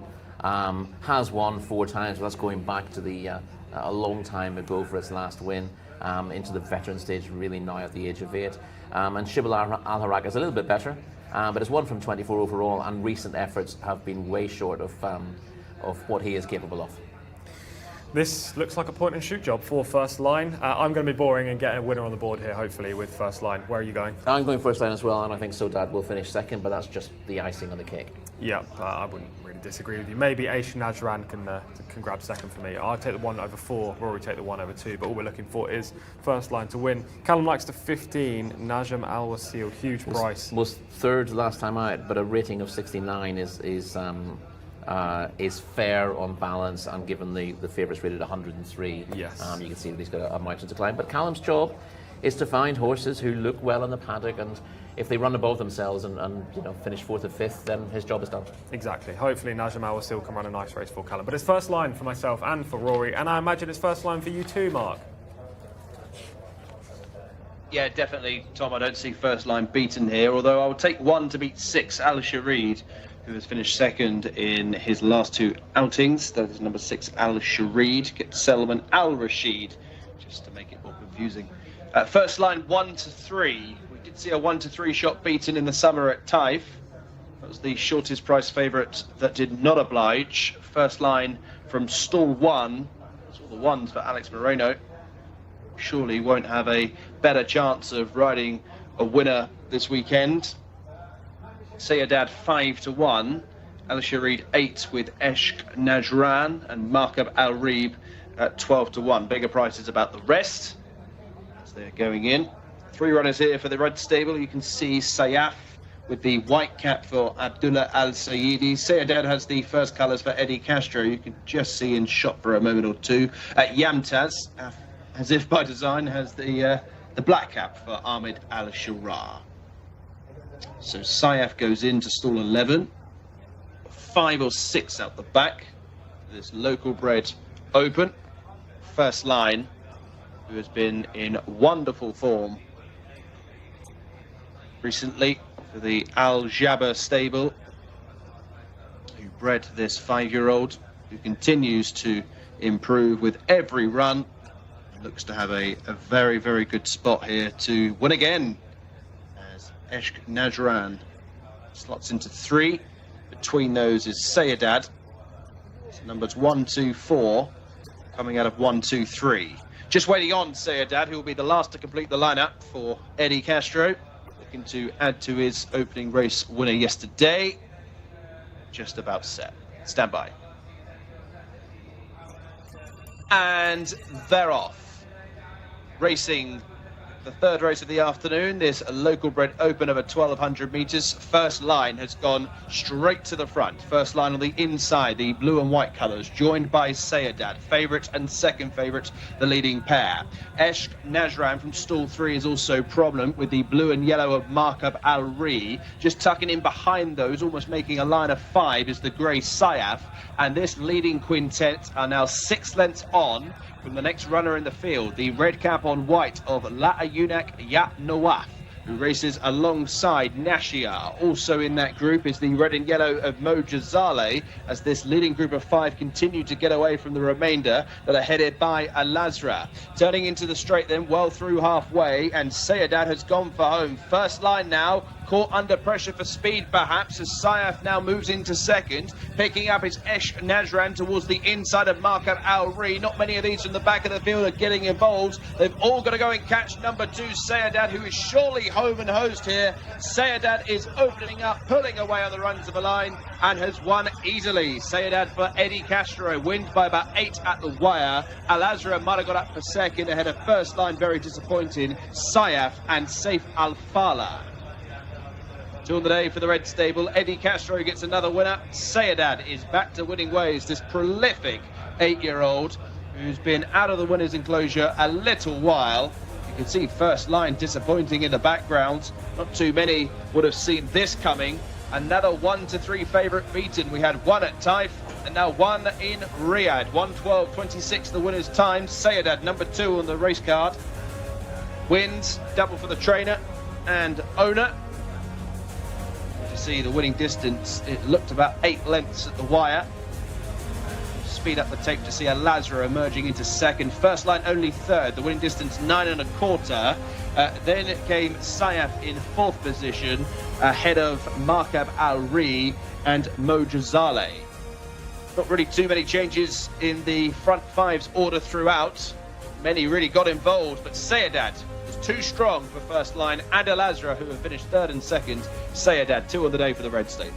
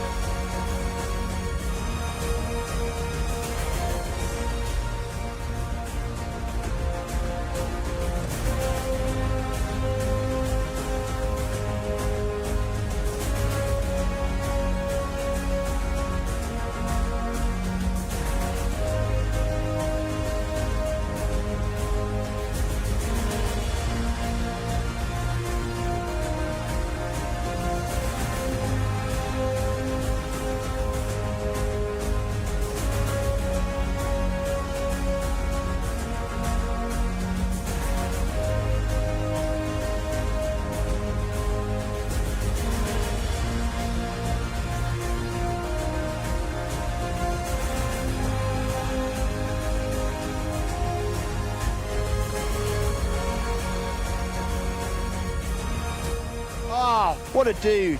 What an absolute dude. Sayedad, sort of an upset, but he just beats the short price favourite. He is one of the consistent horses out here in Saudi Arabia. Very rarely runs a bad race. Was running in some really, really good races at the end of the last Riyadh season as well. He comes alive at this track, and in this company, he's always dangerous. And yes, we should punch the air for that. Wonderful scenes here as the big boy, Sayedad, comes in. Like we said before, he does carry some condition, and that would usually put me off. But this is a horse we've known from last season. He does carry this condition. position, and it does not stop him. Sayodad lands the upset here in race number 3. Great to see Al Azrar finishing in second, another one of those horses we remember well from last year, and First Line unfortunately couldn't do the business in third, but take nothing away from this winner, who is a very, very good horse in his own right. And Sayodad lands our local bred open underneath a resurgent, I say it every time, Eddie Castro, who has done very well in the saddle and guided this horse to victory, giving the Red Stable another winner. So that's 2 from 3 for the Red Stable, and this time he managed to get the rug on without any incident. So well played, everyone involved with that. And we'll grab a word with Eddie once he comes round and gets weighed in. So it'll be good to see how everyone gets on here, because this is a jockey that was so good in America. Tom Collins would know more than me, but I think over 2,500 winners in the US, and is doing it really well in the saddle here in Saudi Arabia. Spoke to him briefly before racing as well, said hello to him outside the weighing room. Just a very lovely bloke all round. He's going to weigh in. We're going to wait for the thumbs up. The thumbs up is good. Eddie, really well done. He's a lovely horse. Well, that's a lovely horse. So all horse too. And last time I got a little mistake. Well, he he stay pressure the horse inside. So last time I grab a little bit, how's he's running me. So today I have a almost same position. So I don't want me throw a little bit. So he very good. I put it right there. He look comfortable. I let it go. Were you surprised how easy it was to get there? Because First Line was drawn in 1, and Alex had the plum draw to get there, and he was never really there. Yeah, when he break all the time, but after that he stepped back, today I don't give a chance to step back because it's too many horses for 6 follow, turn all around, wake time, So when I feel there, he feel comfortable. So I see Alex, okay, something I have it good, Were you surprised at how much he found afterwards? Yeah, it's very surprising when it's a couple seconds, stay in the race. And when I see Alex, no, I don't think he can beat me today. And this season continues to get better and better for you as well. Yeah, thank you. Well done. Thank you. Interview there with Eddie Castro, who's in fine form over the last few days. Callum's gone for a second handshake, as we can see. Always looking for those links, isn't he? Well, yeah, there's the formal on-air handshake, yes, and then there's the informal we're good mates handshake afterwards. But it's nice that at least there's one jockey not running away from Callum today, because I predict at least one more. He may shout "no speak English" as he runs away, but he will be running away. Absolutely. But Eddie Castro, very good interview with Callum there. After winning on Sayodad, and you said this was the biggest danger to First Line. Obviously, we both thought First Line would win quite decisively here, but he wasn't able to really get to the front despite breaking in the lead. Yes, I think what surprised me here was that number 4. Run. Yeah, he managed to show enough speed to be handy there, despite the drop back in trip to this. And First Line's got himself to the front on the rail, but he couldn't shake his opponent. Run you see on the outside of Sayodad, but there was pace out wider as well. Sayodad takes over here. It's like early in the race for First Line to lose control. I don't think you look particularly happy here either. I mean, there are situations like that where you've got the lead and something's going faster than you, and you think it's faster than you want to go, so you kind of let them go a length clear, knowing you can kind of undertake them again. But I don't think that Alex ever looked particularly happy as has been passed by Sayodad, and you know that he's not happy when Sayodad gets in front of him in the same line as him. Now he's under pressure, but he's losing ground all the time. And this is a flat effort from First Line. He's been running so well all season, but he's been very busy, I suppose, and every now and again you're going to get a flat run out of them. Sayodad was 8th behind him last time out, so he's turned the form around to an extraordinary extent. But no massive surprise based on overall form that Sayodad was competitive here. It's a surprise that he's beaten First Line, but it just shows that on their day, when things go for them, these horses can show much improved form from one race to another. And so Sayodad, listen, he's won 19 races now in his career. When he's given an opportunity, he tends to get it done. But on the ratings, he had 12 points to find. But those ratings, they're not fixed things. They are movable feasts. Plus, how many horses do you see in Saudi Arabia? Take out the Al Khalidia Arabians. How many horses do you see really rack up victories aside from the very best? The answer's few. Not many will win 4 out of 5 races. There are very few who can overcome real difficulties in a race. Yeah. So there are one or two that I can think of. First Line being one who seems to always run very well. And again, he's finished in the frame again, despite clearly not being at his best. He has rallied and battled for third. But yes, you see plenty of horses finishing out the frame when they're in races that are a little too tough, or when they're out of, they're badly drawn and they don't get the race run to suit them.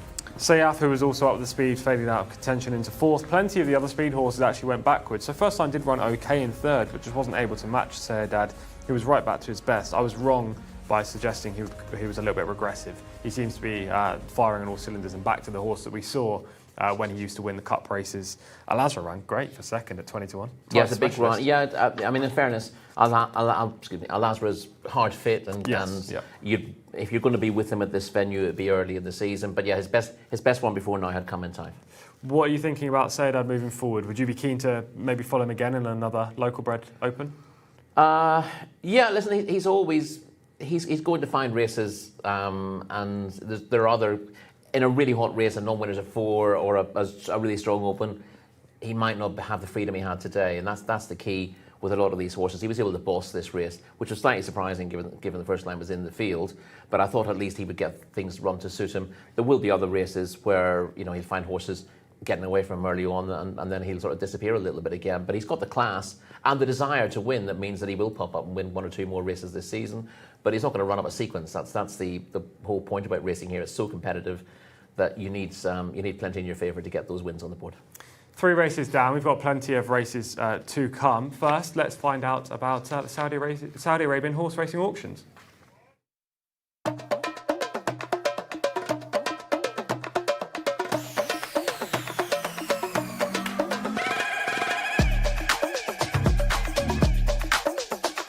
This is Commissioner King by the great Commissioner.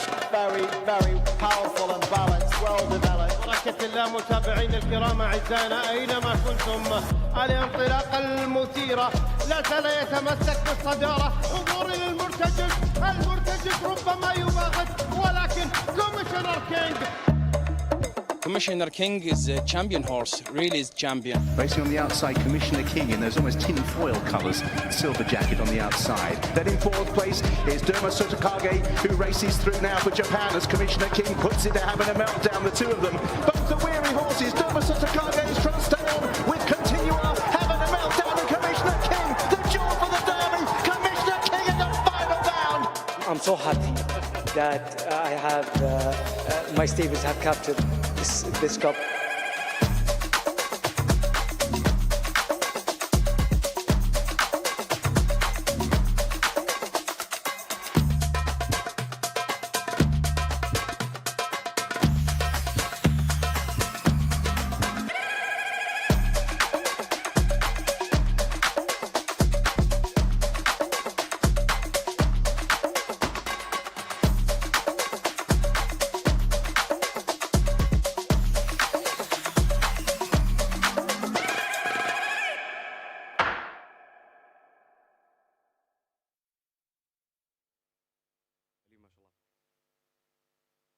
Will we see a new Commissioner King in race number 4? This is a non-winners of 4 event. No maidens in here, so we are looking at some very, very talented individuals and a few familiar names and pedigrees to dissect as well, including number 1 Uncle, another horse at the top of the race card who finds himself at the top of the international market. This is a son of Harry Angel, Mohammed Al-Daham, riding in the colours of Sheikh Abdullah Al-Malek Al-Sabah. Thama Al-Dahani doing the trading, followed by 3 more red stable horses, 2, 3 and 5. William Tell for Abdullah Al-Sayidi, Ancestral Land for Jimmy Jerkins, Noah Thaburiani, who twice was a winner yesterday, and 5 Bresson for Alex Moreno, looking for quick compensation after losing out in the previous race. Between those, number 4 Ben Hamrash for Naif Al-Anazi, and at the bottom of that caption is the mare Consensus de Vega for Khaled Al-Mamoni. 7 is Mosaka for Abdullah Al-Credis, one of the more experienced and exposed runners in the lineup here. 8 is Yapfek for Rayan Al-Ta'esh, looking for a white stable double. 9 is Al-Haydabi for Abdelaziz Al-Massa. 10 is a non-runner. 11, the grey Dignity Joy for Selman Al-Rashid, is followed by the filly Jasmine, number 12, Ali Al-Matib. 13, Kaaba is now the mount of Abdullah Al-Khamis. Over the page to find 14, Manhattanville for Ali Al-Mamouni. Mona Sib is number 15 for Fahed Al-Faredi. 16 is 9 Dragons for Ahmed Al-Azari. Not for profit, bred in the UK, a son of Profitable, is the mount of Thurba Al-Simyat. And 18 is Rosie's Return, Mohammed Al-Hubail. That is the field of 17 runners completed by Rosie's Return. Let's indeed return to the paddock and find Callum Helliwell. Thanks, Mark. Yes, runners making their way out onto the racecourse here ahead of our next contest. And this was the horse that couldn't quite take my eye off. A big, strong individual in the shape of Kader, horse number 13 on your race card. Only had the 8 starts with a winner on penultimate effort as well. Just looked really well. Looked fit enough and ready to go. Certainly walked around and marched around like he was here for business. So looking forward to seeing how this horse gets on. My paddock eye catcher, though, in this race is horse number 8. That is horse number 8, Yakfek, who goes for the white stable. Looks really fit to go here, so I'm going to be going with horse number 8. If you like Uncle, horse number 1, not too many negatives, very much in the mould of Sayodad. Never looks particularly fit, always looks to be carrying a bit of condition, but that's not a concern. So Uncle, no negatives, but Yakfek is the one for me. Number 8, Yakfek for Callum then, for the white stable, 12-1 in the international market, another son of Premium Tap. What do you make of the 8?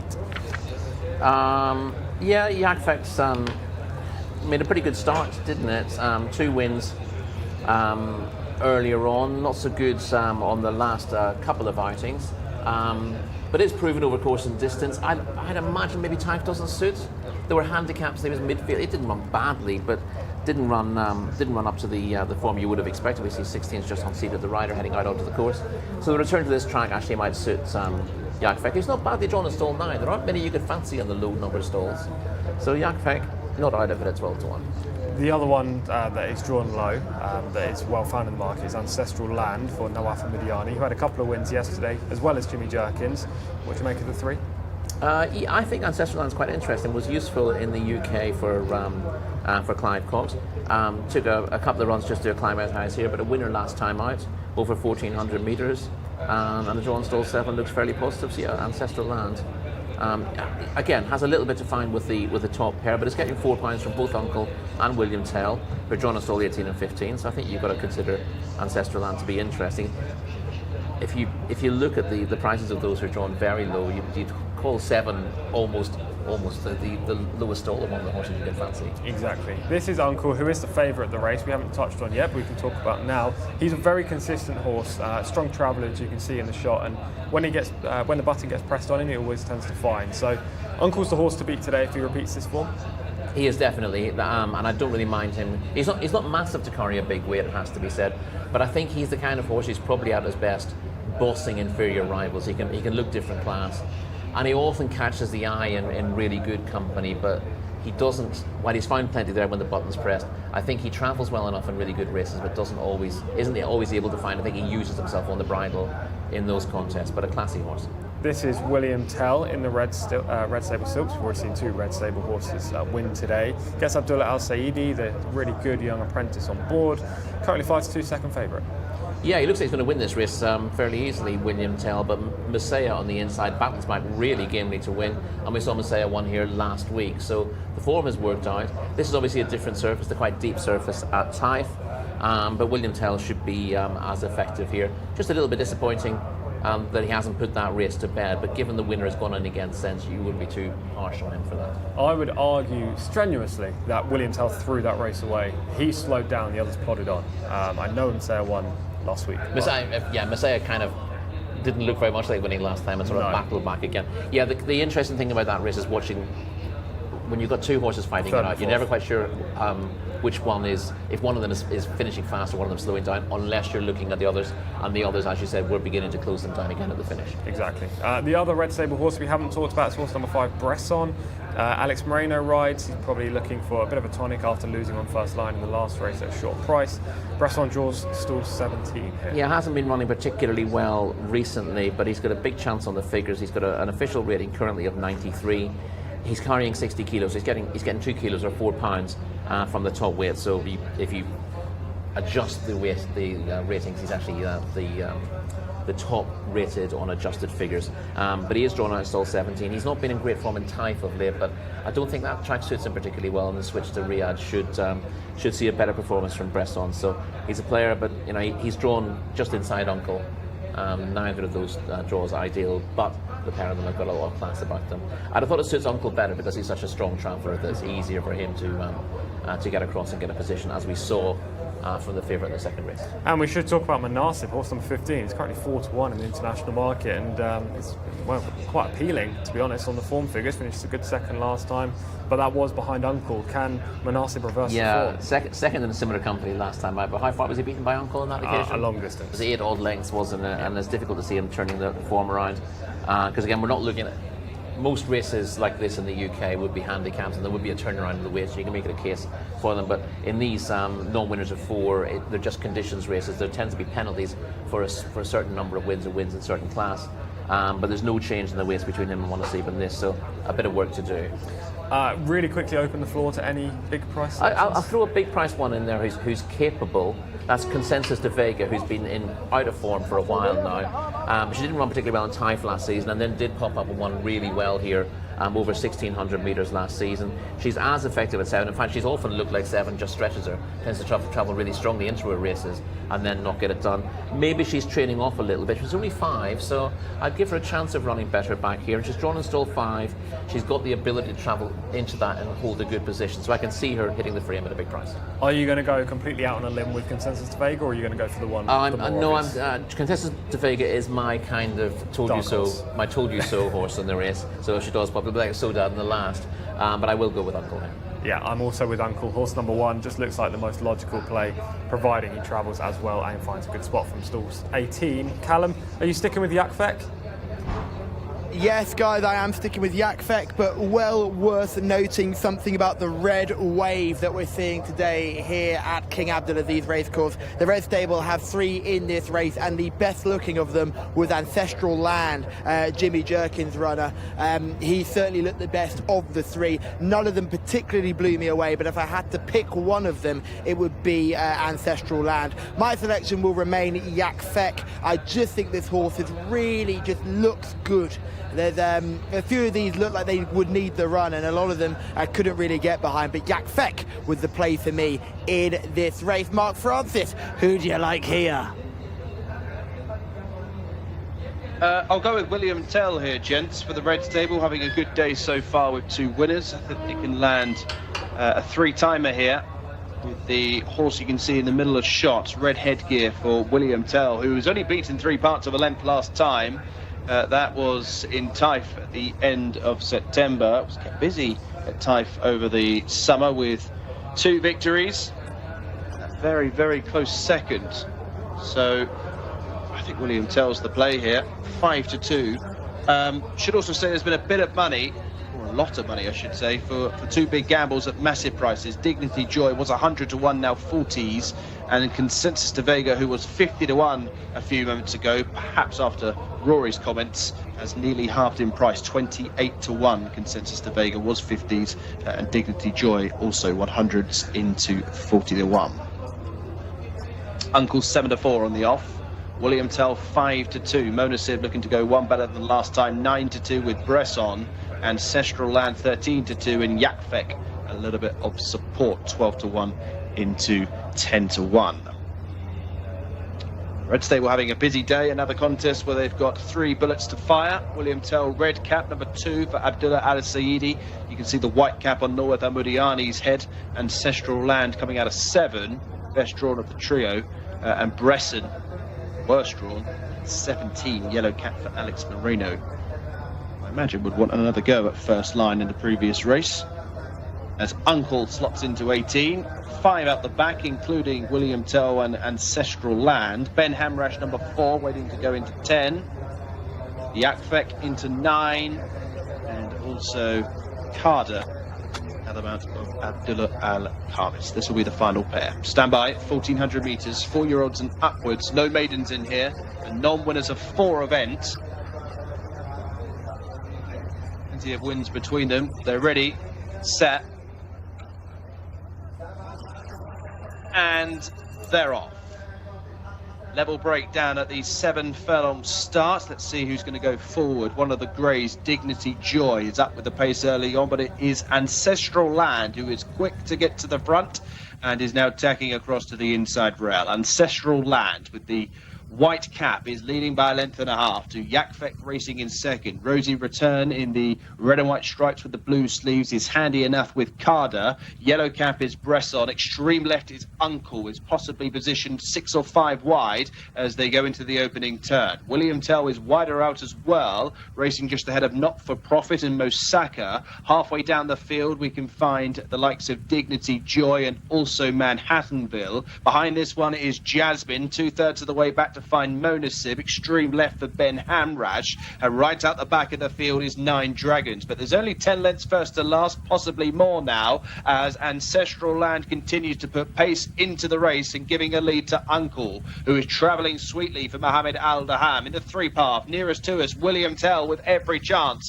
Rosie's Return beaten in 4th, it seems. The rest are all irrelevant. Down inside the final furlong and clinging onto the lead is Ancestral Land. Here comes Uncle towards the grandstand rail. Uncle now looming up to Ancestral Land. Rosie's Return running on for 3rd. Ancestral Land is all out, being joined by Uncle. It's very close at the line, but I think Ancestral Land has held on. Uncle in 2nd, Rosie's Return in 3rd. Flying from a mile back was Jasmine with William Tell. Well, I think it's a red stable hat-trick here. Ancestral Land for Noah Thamudiani, who was in double winning action yesterday. Uncle got alongside but just wouldn't go past with Mohammed Al-Daham, and number 3 Ancestral Land is confirmed the winner.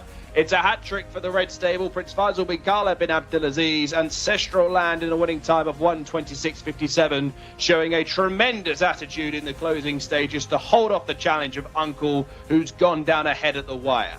3 beat 1 here. Rosie's Return in 3rd. William Tell never really at the races in 4th. Consensus de Vega got a positive mention from Rory before the off and has taken 5th place. 3, 1, 18 and 2 are the magical numbers of race number 4. Ancestral Land is now a 3-time winner, and 3 on the day for the red stable.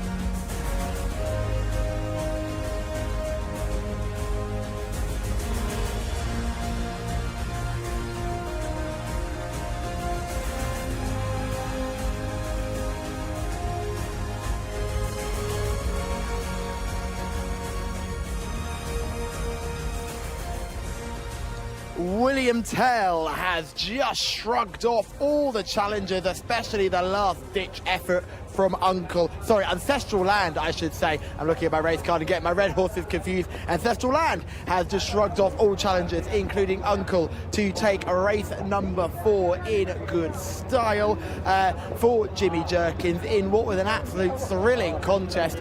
For me, out of the red stable horses, definitely the best looking in the parade ring, but I think this race was won right at the start, where he got the break of dreams and led every step of the way. Yet another winner for the red stable. That means 3 on the spin for this team, and a good performance nonetheless as well from Ancestral Land, who now makes it 2 wins from his last 2 starts.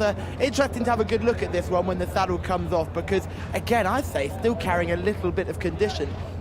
but certainly the fittest looking of the group, and looks immaculate in his coat. Again, another typically well turned out Jimmy Jerkins individual here. They always tend to turn their horses out really, really well, and you can see this one means quite a lot to Connections, and he just tries to push his way through there. Well done, everyone, keeping that one steady, but a good win there from the winner here, Ancestral Land, who's done a very, very good job. It seems plenty still more in the tank again, like our maiden winner earlier. Just got plenty more left in the tank to carry on again. Got the cross noseband on, you can see it just gives the jockey a little bit more control, and has been given the red sash, which means it will be sampled at the end of the race. We are going to grab a word with the trainer right about now. Just going to wait for the trainer and jockey to finish any conversations. I'm just going to make my way through. Jimmy, he won that race at the start, I thought. Yeah, he broke really sharp. We didn't know... we didn't want to discourage him because he's got good speed, but we didn't know how it was going to really set up. He kind of just fell out of there on the lead, so, you know, not that... And probably the tracks, usually when the rain gets to the track, gets usually a little faster, so that was part of the plan too. But yeah, you know, it was good to see him jump up, because that's Uncle's he's a hard-knocking horse. He doesn't connect often, but he's always right there, no matter where he runs. 6 furlongs, 7 furlongs, he's runs in all the tough races, and he's always there. He's such a hard knocker, and but it was good to see this guy step it up a little bit. His you know, he was purchased in England. He was well meant. He was a well meant horse, and for some reason his form just fell off a cliff, and he never really got going again. And then he was sold, and we got him. And you know, it took a long time for him to get going, and he ran twice in Taif, and he got. They were a little better races than it looked on paper. You know, track being very slow. I thought his last race there, he ran twice. His last race especially was good. He was 5th in a very tough race, and I thought those races set him up good for the Riyadh season.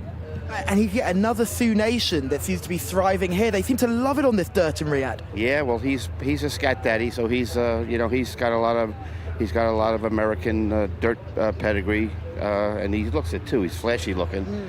The Sioux Nation seems to really stamp his horses. They're handsome, and they're long and lanky, but they're not you know, they're nice looking. They got nice heads, and like Jack Red Cloud, he's a Sioux Nation.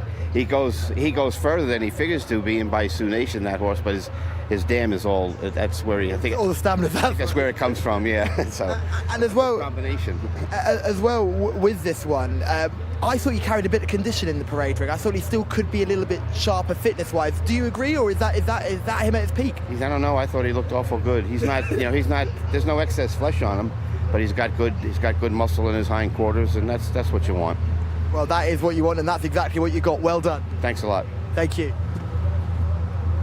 Great to hear again from Jimmy Jerkins. Just a brilliant week for Jimmy. I think that's 3 so far across Thursday and Friday. And Callum summed it up very well at the start when he picked up there after the race, that the beginning of the race kind of set the winner up for success. He broke clear and was 2 or 3 lengths clear after about 10 strides. For any horse to erode that kind of deficit on this track, which does ride fast, is pretty tough. It is pretty tough, and you saw that, you know, Uncle was in the right place and he travelled well, but although he was sort of closing for a long way, he never quite looked like he looked briefly like getting past, but he couldn't quite get there. Ancestral Land has also sort of drifted into him late in the day, which hasn't helped him, but you don't tend to see objections from the top jockeys here, and they let that go. Mohammed Al-Daham not in the mood to have a chat with the stewards about it, but there'll be certain situations where you'd fancy your chances of getting half a chance of that turned over. But the right horse essentially has won it. He's shown that great gate speed that you talked about. He's in clear sailing at the moment, and he's just very happy. Look at the ears pricked, rolling along nicely, asking the others to get close to him. And Uncle, of course, you know, from his drawn stall 16, he's had to get across under Mohammed Al-Daham, so he's not been able to put pressure on the leader until quite late in the race, and that clearly has helped Ancestral Land. And also the fact that, you know, Uncle's always seeing daylight as he moves across very gradually towards the rails. That's cost him a little bit as well, but he's run a very good race again. He's just found one that had everything going right for him in the day.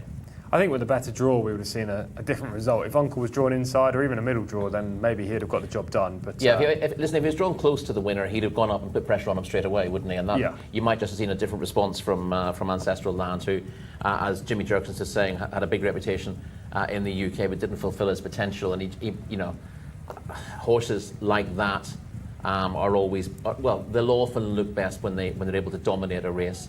And in fairness, you know, he's dug in late in the day to hold on, but I think if he came under pressure earlier, you might have seen a different story. William Tell ran a good race to a point and again completely flattened out and faded instantly in the latter part of the race, and much like we saw in that footage behind Jcsa last time. He's not a horse that finishes well over this trip.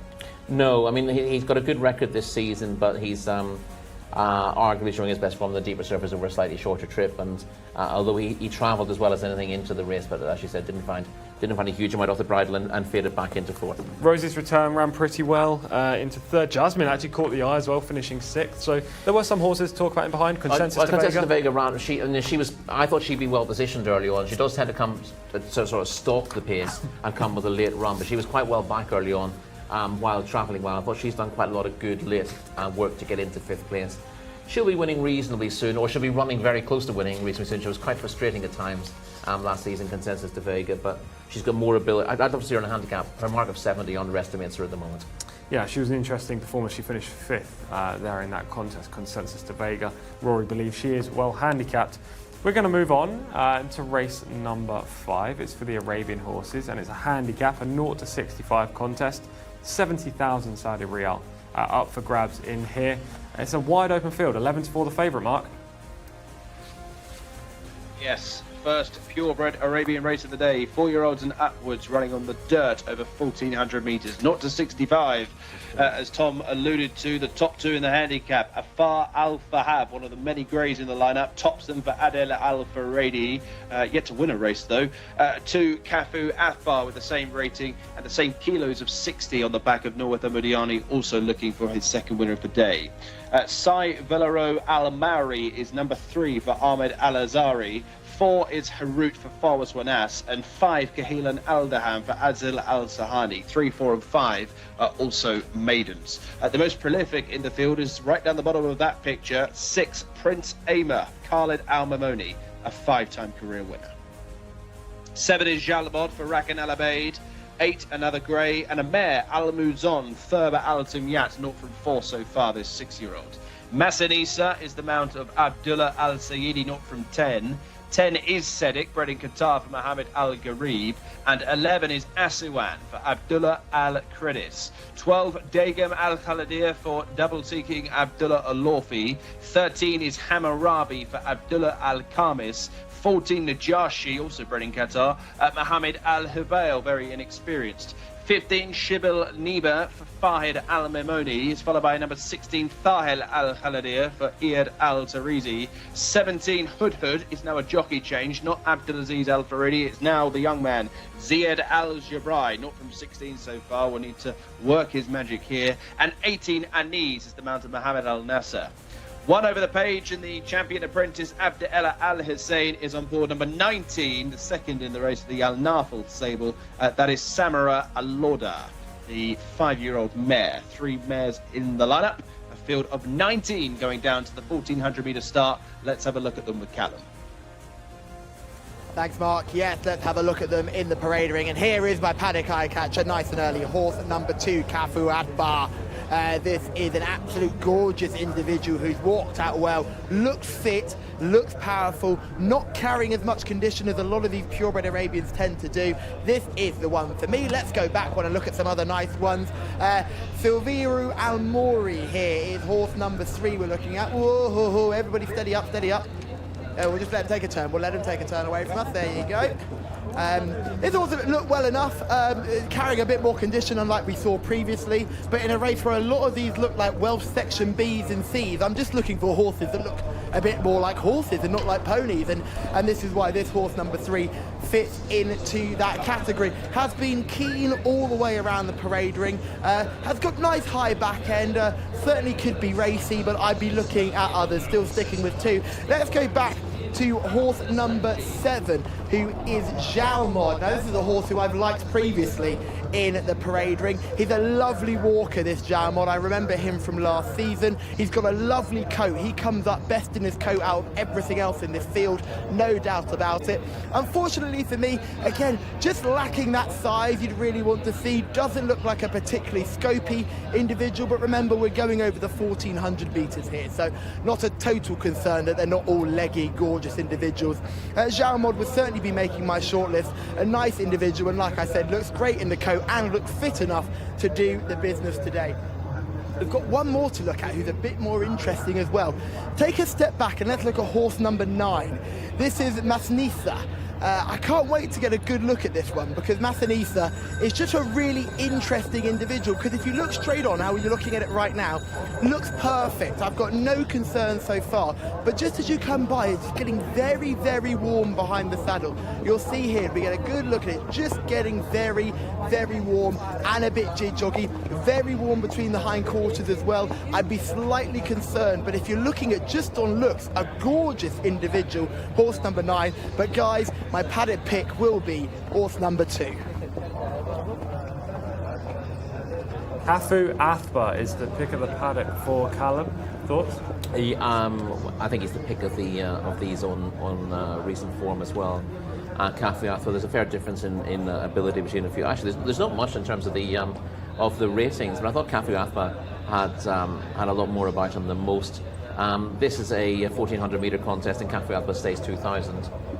So it would be a minimum trip for him, but he's been bubbling under in better races than this, and I think he's capable of outclassing his opposition today. For all the ratings suggest that it's a fairly tight contest, but I think he's a little bit better than most of us. Obviously, he used to be with Lucas Gaitan, being an Athbar. Yep. He was then moved to a different trainer, Al Qadi, who he had 2 starts for at Taif at the start of this year. Finished 12th and 17th. Now he's had 3 starts for Al Shamri. He's run okay, much better than he did for his previous trainer. But I always find with Arabians, or any horse in general, improving off Lucas Gaitan is tough. Now, you may not have to improve because he's come down the ratings dramatically. Yeah. But is he still going to be capable of winning? Well, I hope so. And this is, if he's going to win a race, it'll be a race of this nature, because this is his easiest task in a while, dropping to not to 65 handicap. He's been rated higher in the past. If this was a 1600 metre race, I'd be very confident. 1400, as I said, is probably a minimum for him. But I thought the top one was a little bit of a negative, and obviously he needs to show that he retains his old ability. And I wasn't particularly impressed with what I saw of him going out onto the track. Cathleen Aldaham is an interesting enough one, coming from stall 2. We'll see him in action shortly. And I thought Callum made the point that Jalmod ran well here last season, hasn't been running well in Taif. I'd agree with him that he could bounce back here, and he would be the other one on my short list. But there weren't too many that I liked in this contest. Jalmod on your shortlist? Yeah, Jalmod's on the shortlist. 25 to 1. Jalmod breaking from stall 5. Yeah, that's a big price on his. It's not a big price on what he's been showing lately. It was a big price on his Riyadh form. Yeah, he won a 1200 metre handicap here last year and went close over this course of distance in January. Does need to leave behind his last 3 efforts, as you say, but could be overlooked, Rory believes. Just to touch on Cahilan Aldam, 5 to 1 in the international market, also 5 this is. Look, he's a long-standing maiden. I don't like horses with this kind of profile, unless we're kind of in a maiden where we have to pick a horse like that. He's been tried over a variety of trips. I think he's better over further, personally. But, yeah, I mean, the one thing about the Arabians, they do tend to be a lot more adaptable trip-wise than the thoroughbreds, and he has been placed at similar trips. He's been placed at 1200 metres, for example. I'd agree with you that his best form is probably over further, because he can pick up the pieces a little bit better over further. It's not like he's he stays. He is effective at this trip. They don't stop as much at this trip, and therefore he's not able to sort of pass them. But he's drawn in stall 2. He is in form. You have to have him on your shortlist, but I can see with a record of 0 to 20, capable of getting in the frame, he wouldn't be enormously appealing from win purposes. Let's have a look at Cahilan Aldam in action. We're just talking about the colt, so hopefully we can see him last time up. And here we go. He's on the outside in the light blue and white silks. Yeah, with the royal blue noseband or shadow roll. I mean, he's coming to win the race here. Yeah, it looks like he's going to come to win. The leader's just not doing an awful lot in front, and at this stage I think he must go past. But we've seen him in this sort of position before. He's more than happy just to chase here. Once he gets within a length and a half, he's just happy to keep the leader in his sights, and I think that's the main reason why he's still a maiden after 20 starts. He's got more than enough ability to win a race like this, but he's just a bit of a pack animal. Yeah, let's run through some of these really quickly. You briefly talked about Afar Al Fahab. He's the favourite at the moment, 11-4, Del Al-Faradi, horse number 1. Draws outside, hasn't been seen for a year. This trip is perfect for him, though. Yeah, but we don't really like horses off a year's sort of absence. The one thing I would say is sometimes these horses will have an unscheduled run that we haven't seen. I've seen one or two that appear in the form book, no track, just a figure next to them. So it's always possible horses who've been off for the track for a while have actually had a spin around one of the the Al Khalidia farm or something like that. But there's no suggestion in anything I've seen that he's done that. And I don't really like horses coming off such a long break. Horse number 8, Al Muzon, represents Connections, who won a race last week. He was off almost 2 years before running once here in February. He ran okay, finished sort of midfield, was beaten a fair way. The one thing I would say, though, as we saw a while ago, the assistant trainer for the stable basically said, we only run our horses when they think they're going to win. So while the overall profile is very patchy, you do have to respect the horses in these colours in handicaps. What price is that? That is 16-1. Yeah, see, 16s again. I'd be inclined, if I was getting involved here, I'd be inclined to throw smaller stakes at a couple of the outsiders rather than backing the likes of Cahalan Al Daham, who's regularly beaten, or Afar Al Daham. Cafu Athma, I think, is the class act in the race, and I'd be with him. But I'd be inclined to throw a bob or two at both Jalmud, who's 25, and Al Muzon, who's 16-1 shot. A couple more to mention. Horse number 9, Masinissa, currently 10-1 in the international market. Quickly fell down the weights to a mark of just 61 from 75, so could be a player but needs further. And horse number 10, Sedik. Sedik's quite interesting on the very peak of his form, and he showed his best form last year. He's potentially very well handicapped. He won I think it was a 0-75 handicap here last November, and ran 2 or 3 good races in handicaps after that. He was out of form subsequently until bouncing back to a bit of form when 4th at Taif last time out. Needs to build on that, but on back form he's got a decent chance, and he's one that he may tempt some as well. And the same connections as Sedik, and Nies, horse number 18, 12-1 on the international market right now. Won 3 races consecutively in the last 2 efforts, just not been as good. Yeah, he's a 5-time winner in Qatar, but his impact locally hasn't been so good. And he's out of the handicap as well here, which put me off. Obviously, we had a winner who was well out of the handicap last week, so you've got to take that with a pinch of salt. But I thought overall that wasn't the most appealing profile. This is a tricky race, isn't it? There's no real assertive horse that should be favourite and should go on to win this race. Afar Athahab, we don't like, the one. He's coming off the long layoff, and he's favourite. Cahalan Aldam doesn't win. Yeah. So where are we looking? Well, what price is Cafu Athbar? 8-1. Yeah, I think that's fair enough. I mean, I wrote in my notes, the ones I make positive comments in my notes were Cafu Athbar, that the trip's a little bit on the short side, but he could outclass them. He's definitely got a chance. Al Muzon, I said, you really have to take the connection seriously, so forget the form. I mean, he's really hard to weigh out because he had 1 run last season after a long break. He's allowed to be better this time around, so I wanted to keep him on side.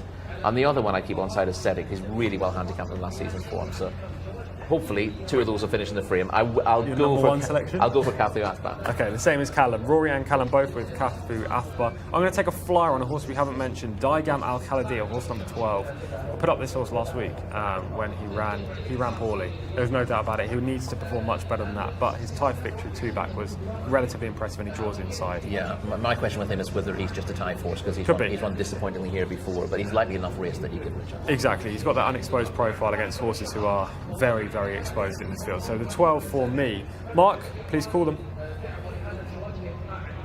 With pleasure, Mr. Collins, with pleasure.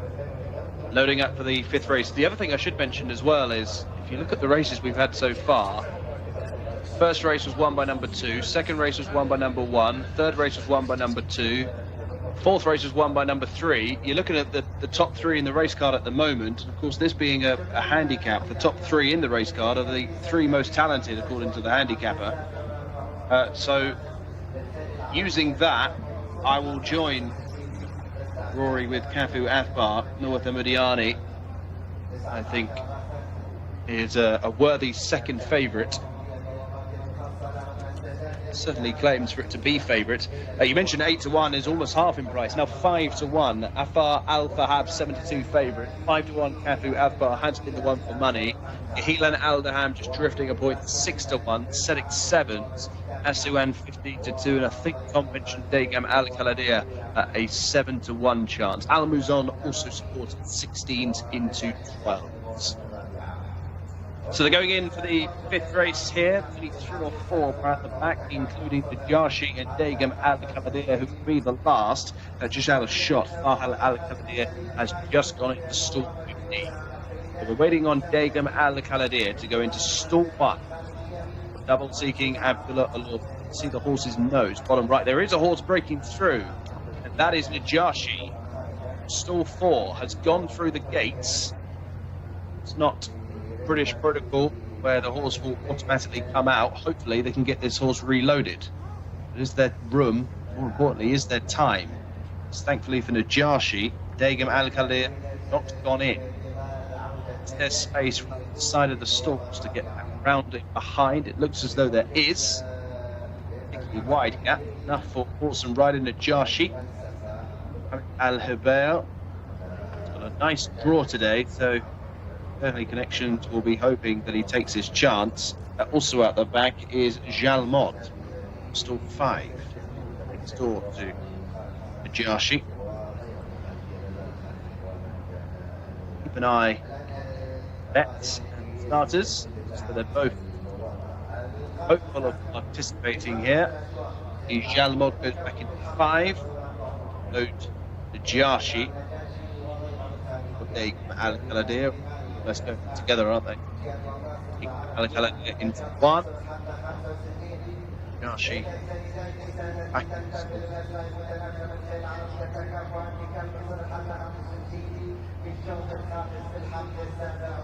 Standing by.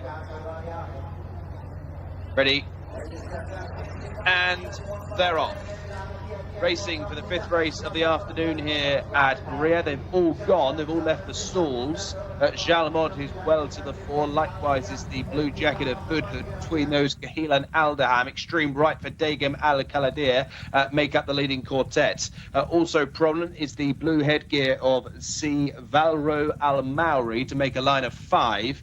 Cafu Athbar, not too far behind the speed, is being followed by Asuan. They are very, very well strung out, as Samara Al-Lauda is very wide in mid-division as they take the opening turn. They've settled down for position, and Jalmod is the leader.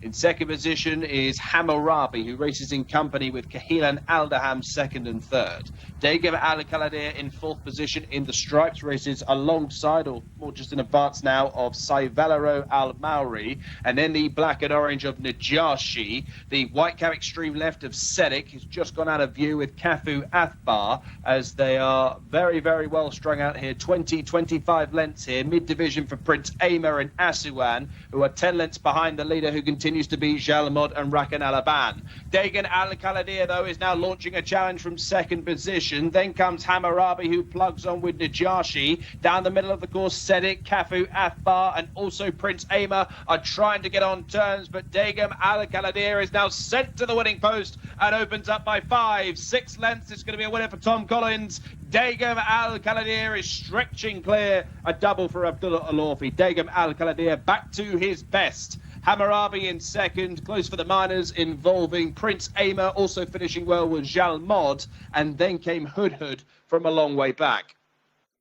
2 on the day for Abdullah Alorfi. Callum Halliwell, get your microphone ready as Degam Al Kaladir wins for the 2nd time in this career. A horse that promised so much 2 starts ago when he won in terrific style and no show last time, is very much back on terms with himself, albeit in a 0-65. 1:37 flat is the winner's time. Degam Al Kaladir, Basad bin Mishrif bin Shanan and Sons, in the end has run clear of the opposition, would certainly get a mile, no question about it. Degam Al Kaladir wins by 7. Hammurabi in 2nd place, Prince Amer in 3rd, Farside Jalmod in 4th, Cafu Athbar never really on terms, Najashi and Hudhud were next with Asuan. Degam Al Kaladir officially wins by 6, 2 lengths back to Prince Amer in 3rd, Hammurabi between them in 2nd. The numbers 12, 13, 6 and 7 for the 5th race of the afternoon. Capture the moment. Degum Al Khaladir has certainly done that and wins race 5. 2 on the day for Abdullah Al.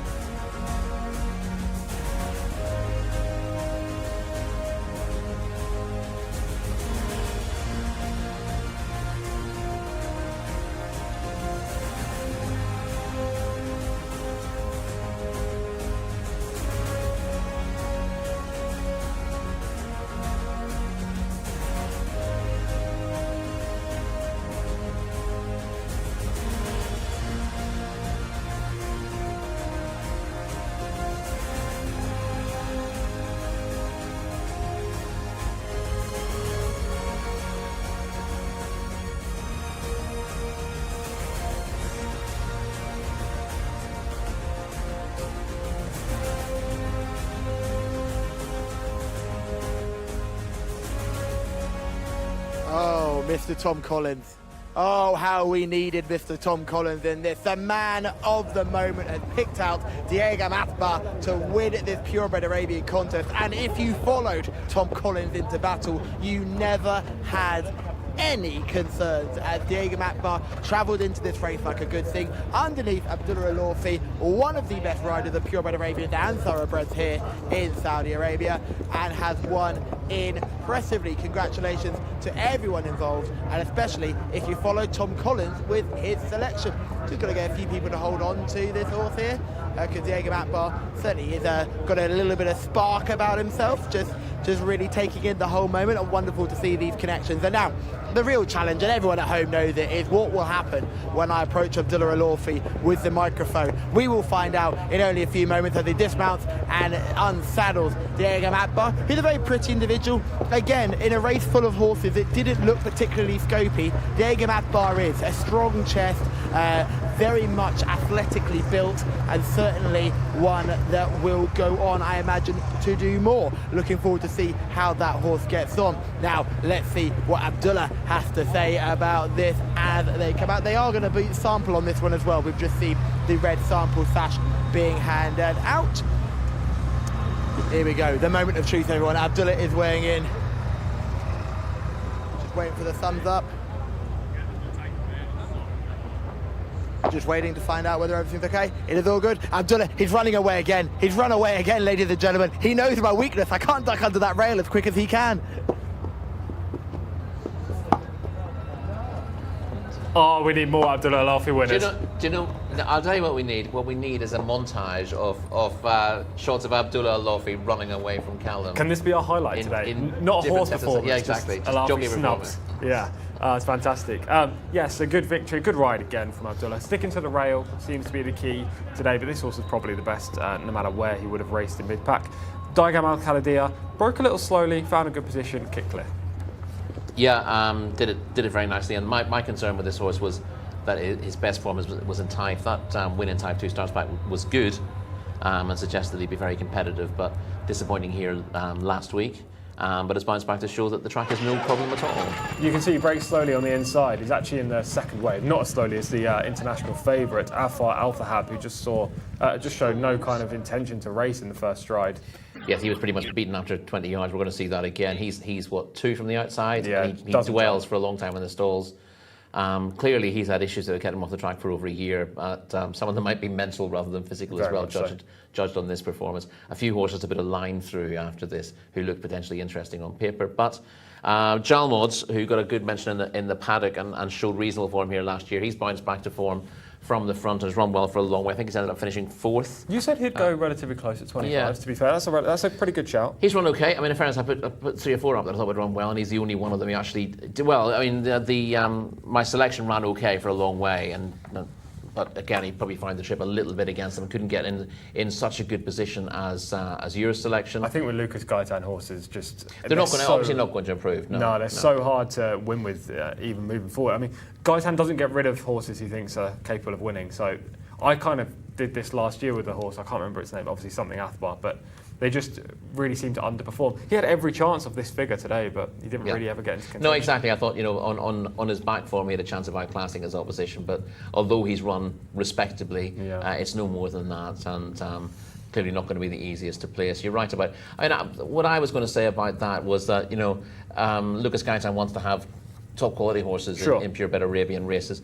He's got a horse who's going to be, a 65 rated horse or a 70 rated horse. He might not be that bothered with it, but he's got quite a small yard, doesn't he? He never has too many horses in, and I could see why, even with a horse who might win at this level, he'd be happy to get rid and concentrate on the better performers. But on that logic, other trainers will win with them, but that doesn't tend to be the case. At this stage, Dagamal Khalidi is moving into contention up the inside. The grey horse, white blue silks.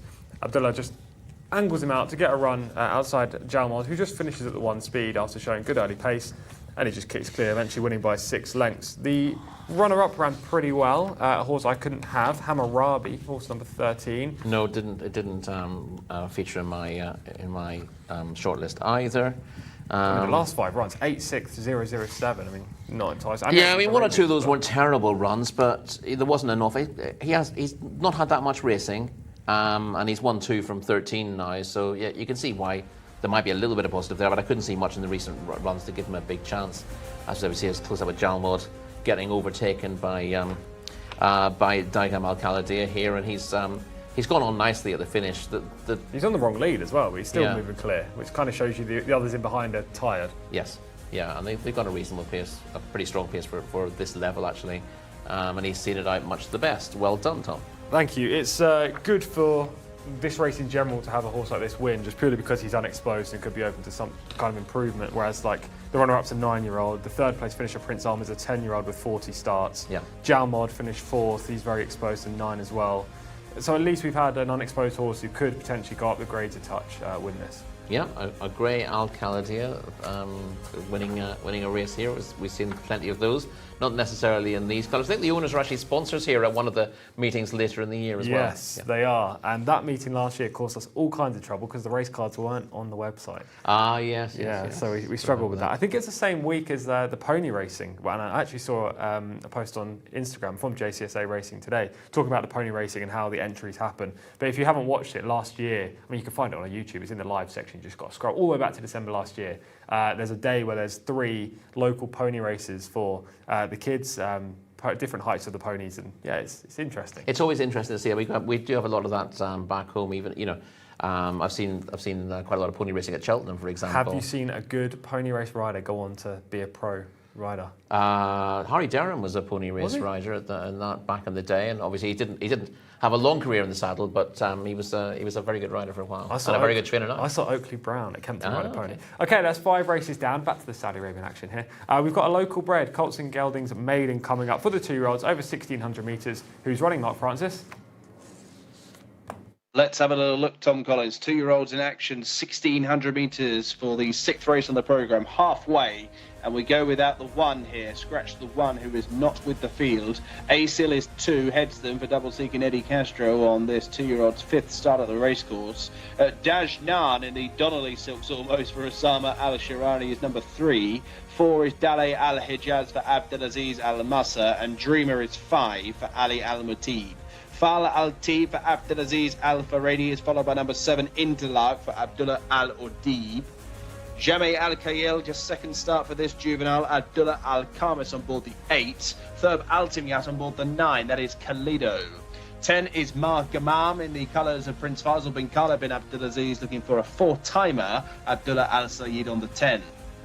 11 is Majus for the Al Guraban stable, Ali Al Mamoni at 0 from 2, the same record about number 12, Moa Jebhom. These were the colours that Falak Khayer used to run in, of course, our opening race winner, Mohammed Al Hubail on the 12. 13 is Musha Basha for Selman Al Rashid. 14 is Kashush for double seeking North Amuriani. Now, number 15 is Shihab Al Mohammedir. We'll all have an eye on this horse because Abdullah Alorfi is on board. Looking for the hat-trick. I think Callum's best chance for an interview is just to get on the back of a pony himself and go and interview Abdullah on the way back. Big price, Shihab Al Mohammedir. But it's safe to say that myself, Tom and Rory will have a sneaky imaginary pound on him. 16, Scafinja for Abdullah Al-Credis is followed by number 17, Sultan Al-Zaman for Fahed Al-Faradi. 18, Taj Al-Fahad is one of 3 greys in here, Ahmed Al-Tayyar, and 19, the favourite, Taya Al-Anaya for Alex Moreno, 9-4 at the top of the international market. 2 more, Zidane gets in here, not Zinedine. Mohamed Al-Daham, who's rode a couple of seconds here today, is followed by number 21, Zard for Abdullah Al-Farouz. Big field, certainly the biggest of the day. 20 runners here for the 6th race of the afternoon. Let's return to the studio. Rory Delagi is alongside Tom Collins. I think we come back to the studio because Callum's still sulking about Abdullah running away from him for the 2nd time today. Hopefully we see that again later. That is definitely a highlight. Rory, this race is so tough. It's a maiden. We do get a lot of tough maidens here. Huge field, but we're looking at 9-4 the favourite, 4-1 bar. The majority of these horses are kind of exposed, but one that isn't is the Jolly. Taya Al-Anaya had just the 1 start. Yeah, and she quite well. She's well bred in this contest, and number 19, or he rather, is Taya Al-Anaya, by command out of a mare called Queen of Alba, who ran in what's his name? Jimmy. Is it Jimmy Fife? No, it's not Jimmy Fife. Leading owner in Scotland, those black and yellow and red colours. She was 3rd in a listed company, Group 3 company, actually, the Blue Wind Stakes. And also placed in listed company. Thistle Bloodstock is what the company is called. I'm trying to think of the Jimmy Long. I think it's Jimmy Long. I have no answer for you. I'm going to go Jimmy Long, who owns Thistle Bloodstock. So I remember Queen of Alba being a useful performer around 1 1/4 miles. And this colt shaped very well on his debut when running on into 5th. Has got a perfectly good draw in stall 7. There's not a hugely high standard set in here. I would say that Dalea Al-Hijaz rated 65 is the one they've got to beat, but it would be no surprise at all if the winner was one who's improving, and number 19, as we have mentioned, is the obvious one to take a step forward from that promising debut. We saw 2 maidens like this on Thursday.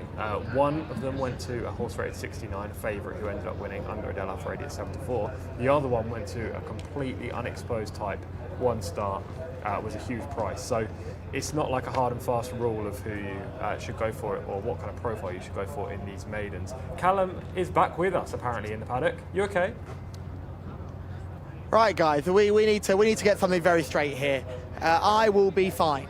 I will be absolutely fine. The ego's bruised. There's no doubt about it. But personally, I'm still happy, and we'll keep trying to find some winners. And let's look at some of the nice horses here. This is horse number 5, Dreamer. Really gorgeous individual. She's not got the form in the book, but she looks absolutely. Looks absolutely lovely.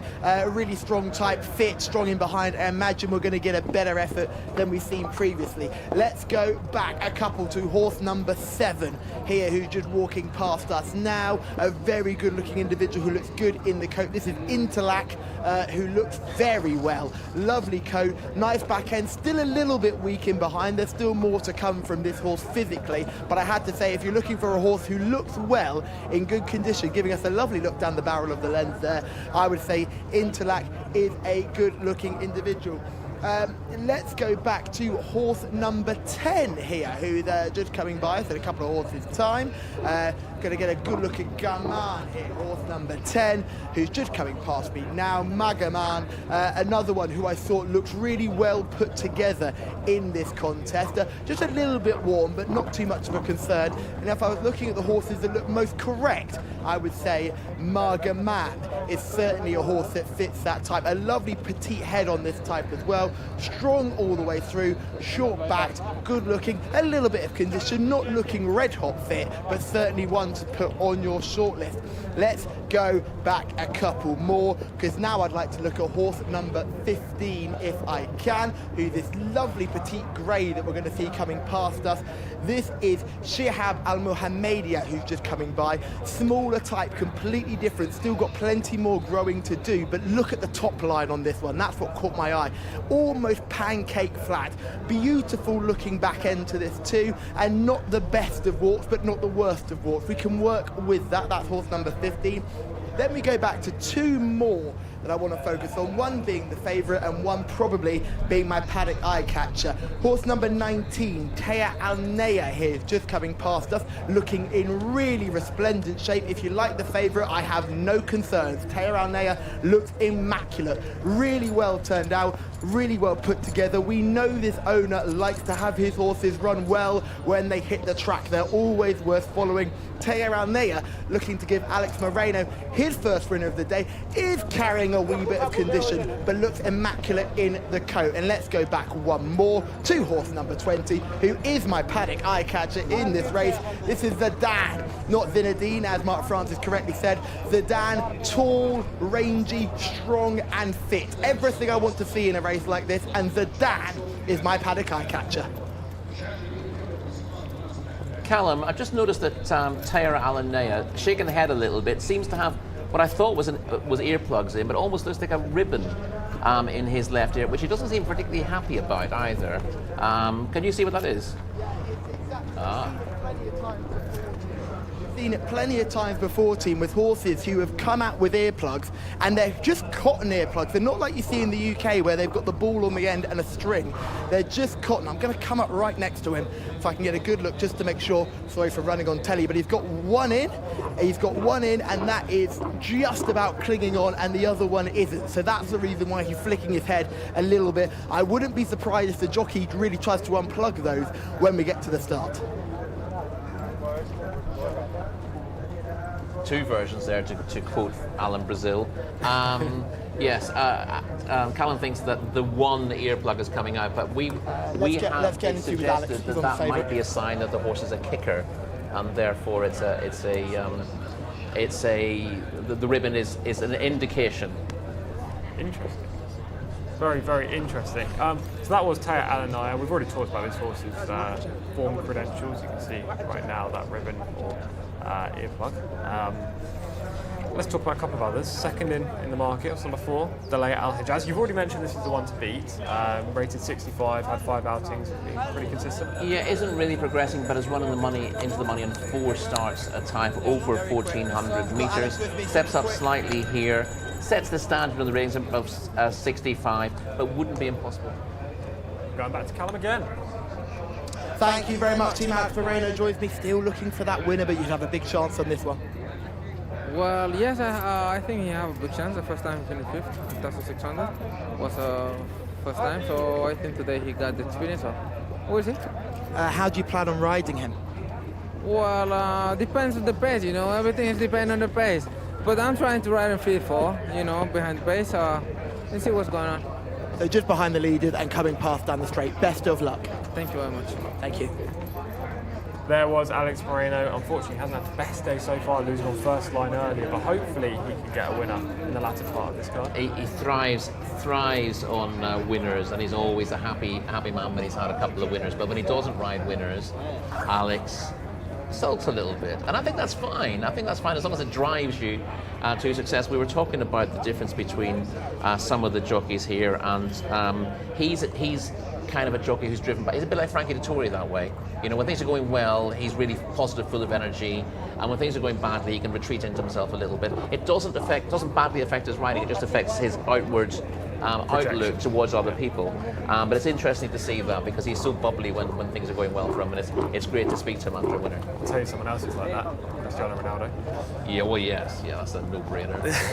Another, we're going to have a look a bit of footage here from earlier in the season, a form clue, if you will, and it's going to be Scarfinger and Dalaya Al Hijaz. Dalaya Al Hijaz in the red, nose stands back in 4th. Yeah, those are familiar colours. They're the red, white and green hoops with that big red shadow roll. He plugs away here to finish fourth. It's a solid run, but at the same time you can see that he's a little bit limited. He doesn't have a turn of foot at the end of his race. He does run on here, so the suggestion that the step up from 1400 metres to 1600 will suit him. You just get the impression he's going to find something improving past him. This is Scarfinja, horse number 16, 7-1 in the international market, and drawn out in stall 20. We'll see the footage from last time up. Yeah, he was well beaten 2 starts back, but he's bounced back to produce a career best effort last time. Like you see him in the green colours with the black hoop and armlets, and he's running on well to be second here. They feel pretty well strung out behind the winner on this occasion, and Scarfinja never really threatened to win, but he's pulled clear of the rest and run his best race to date. He's only rated 60, and this wasn't the strongest race on paper, but you wouldn't knock this performance at all, and he could well improve again. Callum has an update for us. Thank you, guys. Yes, I've just been asking about the earplug situation and in regards to removal of them, because as we've all mentioned over the past couple of weeks we've been here, we've seen horses with maybe one earplug in or maybe one that's half coming out, and the reason is those earplugs can be removed before the start. They cannot be removed mid-race. Obviously that'd be slightly dangerous for everyone involved, but they can be removed before the start. So don't be surprised to see a few horses flicking their heads around in the pre-parade ring and the parade ring, only to calm down once they get to the start and those earplugs are removed. Okay, thank you very much, Callum. Why would a jockey take the earplugs out going down to post? Because there's not loads of sound here, are there? No, but they do tend to get more. A lot of them get more het up in the parade ring. Yes, I mean there is a crowd of sorts here, but they're not a very noisy crowd. I see what you mean there. But clearly, I can see why that would be the case in other jurisdictions, that you want to keep them as calm as possible in the prelims, but you also want them a little bit G'd up right at the start. You don't want to turn them off entirely. Callum says you're not allowed to take the earplugs out during the race. That's the rule in the UK as well, but I did see an Ascot Gold Cup winner where the instructions to the jockey were to pull the earplugs out with 2 furlongs to run. And that horse was a winner. If anyone can remember who that was, you'll get plenty of brownie points. But by anyone, I'll reveal that later on. Yeah, I was going to say, do you mean me? Because I'm the only one here in the studio. The question is who would break that kind of rule? I'll come back to you on that one. Okay, a couple of others to look at. Horse number 9, Kalido, and horse number 10, Magamam. They're 4-1 and 5-1. I know you quite like the 10. Yeah, I do like Magamam. He caught my eye on debut, only 9th in the end, but did show a fair degree of promise. If I can dig out my notes as well, I'll tell you exactly what I said about him.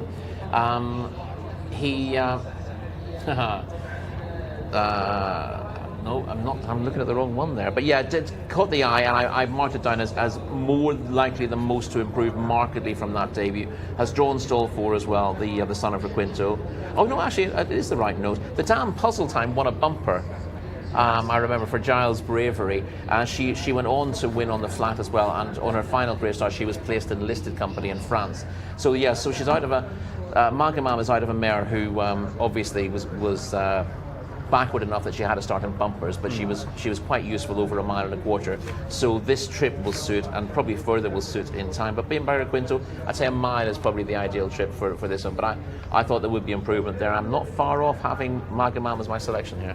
By not far off, do you mean likely to be the last off the shortlist, or could well be? Could well be the pick. Okay, let's talk about a couple of others then, while you make up your mind on that one. Horse number 15, Shihab Al-Muhammadiyah. I don't know if you're looking for 3 on the day, but another horse in here that's drawn wide. It feels like quite a few today that have been fancied in the market are all drawn out wide.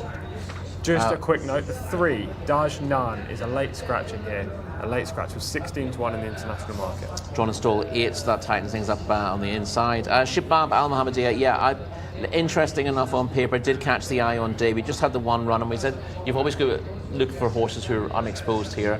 Even if they've been unplaced first time out, if you can find a little kernel of promise in that, they can often build on it. But drawing stall 18 is the big problem for Shihab Al-Muhammadiyah. Abdullah Al-Lofi on board, that's the big positive, and you've got to weigh one against the other. I think the draw probably enough to stop Shihab Al-Muhammadiyah showing exactly what he can do here then. And the last horse we'll talk about is that one, stable companion, Sultan Alzman, horse number 17. Farhad Al-Faradi rides, also 12-1 in the market. Yeah, no closer than 5th in 3 starts, but it wasn't a bad run 2 starts ago when running in a non-winners of 2 at Taif. The difficulty there with Sultan Al Zaman, that looked a big improvement from debut, but faded fairly tamely back in maiden company last time out, and not the easiest to fancy in the back of that, given a rating of 50 after that latest run. I have no strong opinion in this race, I have to admit. Any selection will be a token pick.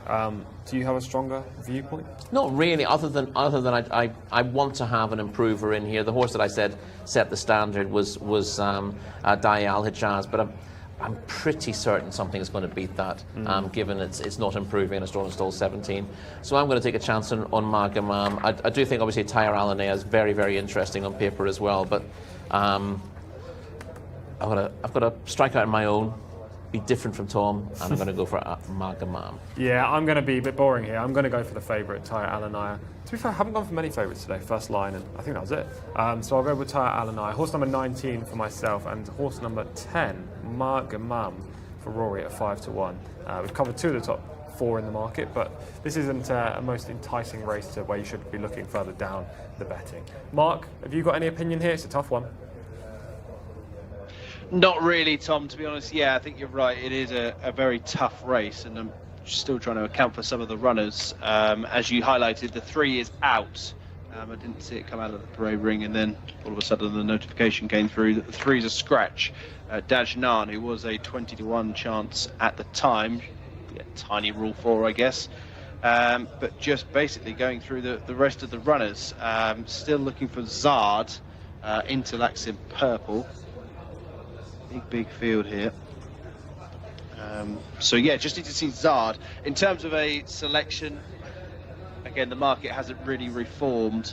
I think I'll give this one a pass, to be honest, seeing as I've already got a heart selection, which is Shihab Al Mohammedir. See how Callum gets on, chasing him with a microphone on the 3rd occasion. Perhaps it's a bigger price, and again, second time starter, it could be anything.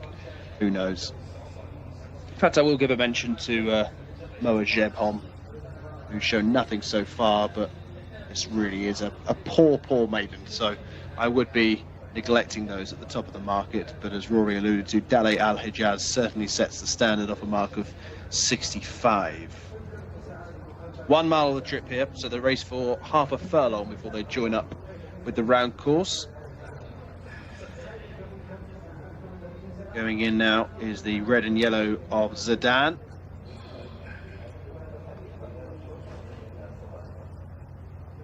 Red jacket of Margamam for Abdullah Al Sayedi, and further out is the black and white of Marjuz in the Al Ghuraban colours.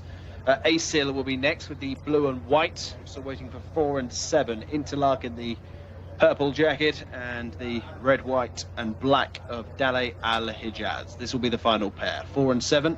Into stall 17 and 6. Stand by for the off of race number 6. Halfway through the programme here today on this Friday action in the Saudi capital. They're ready at the 1600 metre start. Flags up, and they're off.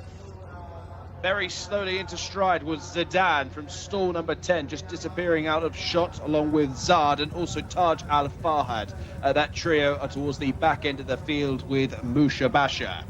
Up front, early leader is Dreamer with the blue and yellow silks. The one towards the inside of that one is Kalido. Margamam got away well from stall number 4, joining Isil, who is out wider, and tucking in behind runners is the market leader. Yellow and black of Taya Alanea for Alex Moreno, racing in about 5th place. Interlac towards the inside of Sultan Al Zaman, racing in 6th and 7th. They're being stalked by Scafinja, who sticks towards the inside. Deeper out Zidane after that awkward beginning, races in company there with Jameh Al Kayer, and also the white and black silks as they come down the side of the course that belong to Kashus. So as they reach the halfway stage on the inside, it is now number 9 Kalido, who has snuck through to a narrow lead. Asil in 2nd place, right in behind them they have Dreamer, and then comes Dale Al Hijaz. This is the leading quartet. Next in the field, Scafinja now races off the running rail as Taya Alanea is now called upon for maximum effort from Alex Moreno. Then comes Margaman towards the inside, plenty of work to do. Likewise, Sultan Al Zaman. Taj Al Farhad has 12 lengths to find on the new leader, who now is Asil, who hits the front for Eddie Castro, leading by 2. Make it 3. Kalido trying to respond in second. Dale Al-Hijaz has given his running in third. The rest are miles behind. Number 2, Asil, a double for Eddie Castro, wins by 2.5 at the wire. Kalido in second, Dale Al-Hijaz up for third, tight for fourth, Sultan Al-Zaman this side of Skafinja. Then came Taya Alanea, a very disappointing favourite, and Taj Al-Fahd, after that slow beginning, was next across the line. Asil has won. 2 on the day for Eddie Castro, adding to his opening race winner yesterday. It's 3 on the weekend for Eddie, and he really is climbing through the ranks now. Eddie Castro back to the winners' enclosure and back in front of Callum Helliwell. Great to hear from Eddie, I'm sure, as he guides number 2, Asil, to his first success. Start number 5 for Asil. Sadly, don't have a reformed market, but Asil has obliged in connections. Very, very happy indeed. Wins by 2.5, as was called. Kalido in second from stall 2. Those drawn inside have done pretty well here, but Asil from 15, well, you can certainly mark this up. Asil from 15 wins, beats Kalido number 9 by 2.5. Dale Al-Hijaz, also another one getting across from a very wide post, have got up for third. And this trio were very well clear of Sultan Al-Zaman, who got fourth. And then came Skafinja. Asil has won race 6.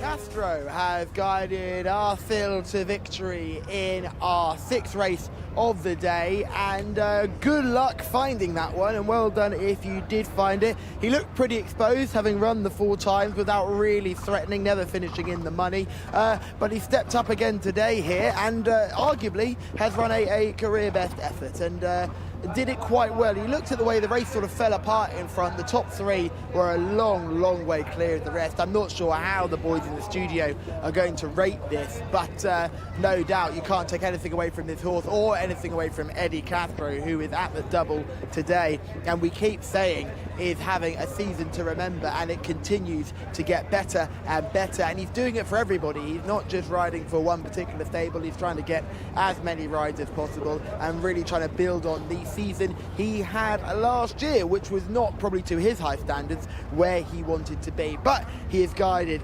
Asil to victory here in this contest, and this is it's a nice individual here. It's a 2-year-old colt by Spring at Last. As a 2-year-old, he's a fairly imposing individual for a 2-year-old. He's got that very minimalistic bridle on, goes without the noseband. He's leggy.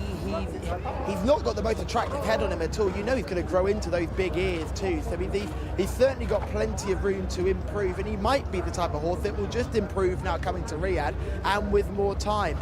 Was fit and ready to go today, no doubt, but that's not a surprise considering the runs he had behind him, and had a very nice enough looking top line too. So plenty to like about the performance. I'm not sure how highly the team will rate the race, but these 2-year-old races are always interesting because we could be seeing some stars of the future. Not sure how you'd rate him after this race. He came into here off a rating of 49. He's certainly better than that, getting better with experience, and one to keep an eye on in the future. I imagine the handicapper won't be too harsh. We can imagine him coming in with a rating of definitely less than 60, maybe a 58, which makes him eligible for 0 to 60s, which could be interesting down the line with him, but you wouldn't want to see him in maybe those conditioned races, non-winners of 2 or 3. He might find himself in a bit of trouble, but we must grab a word with our winning jockey Eddie Castro, who will weigh in, and we will now wait to make sure that he does weigh in correctly.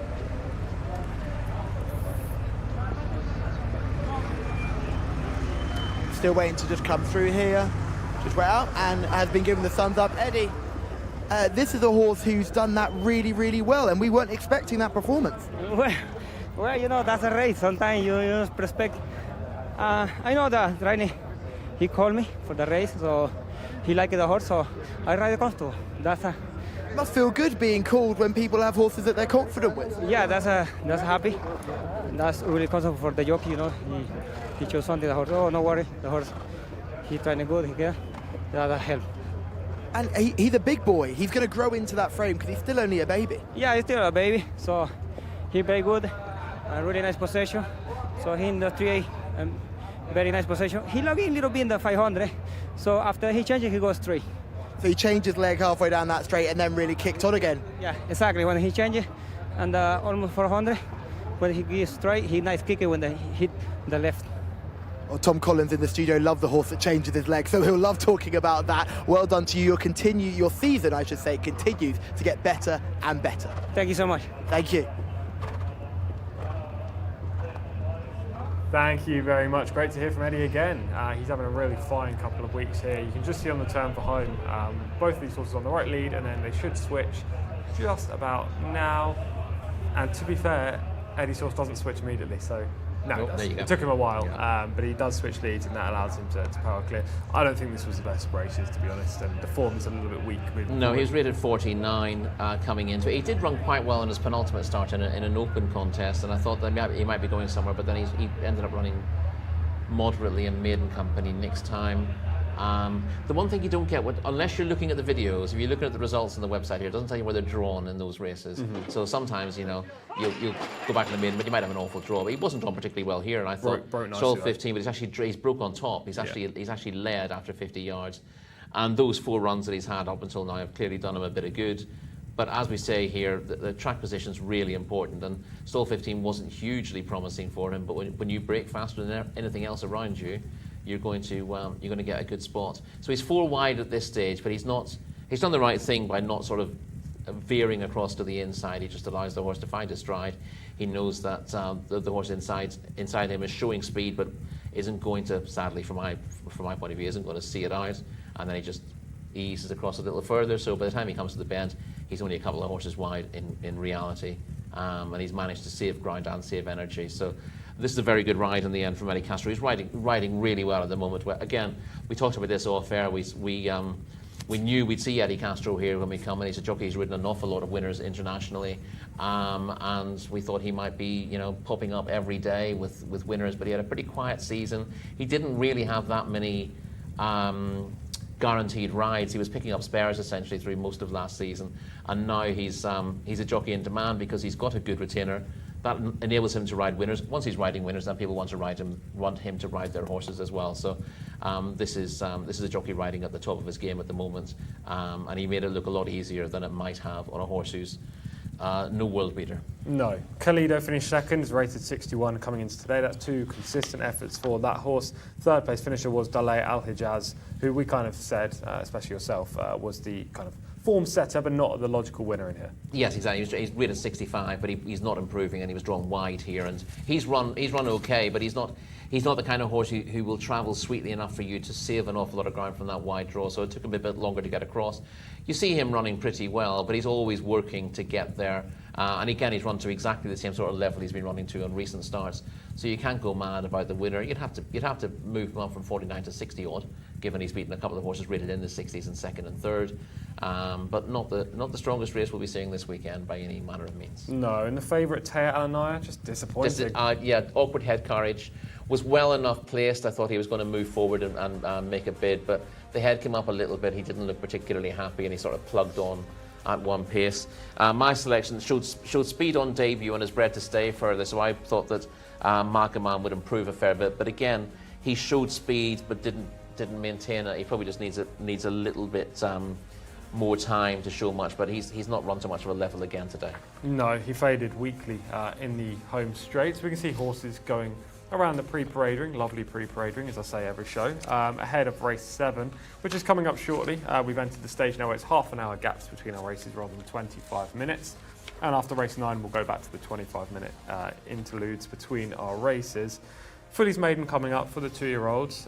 Obviously, it's a bit early to talk about all of these horses, but I have a strong feeling this is going to be a better race than the one we've just seen.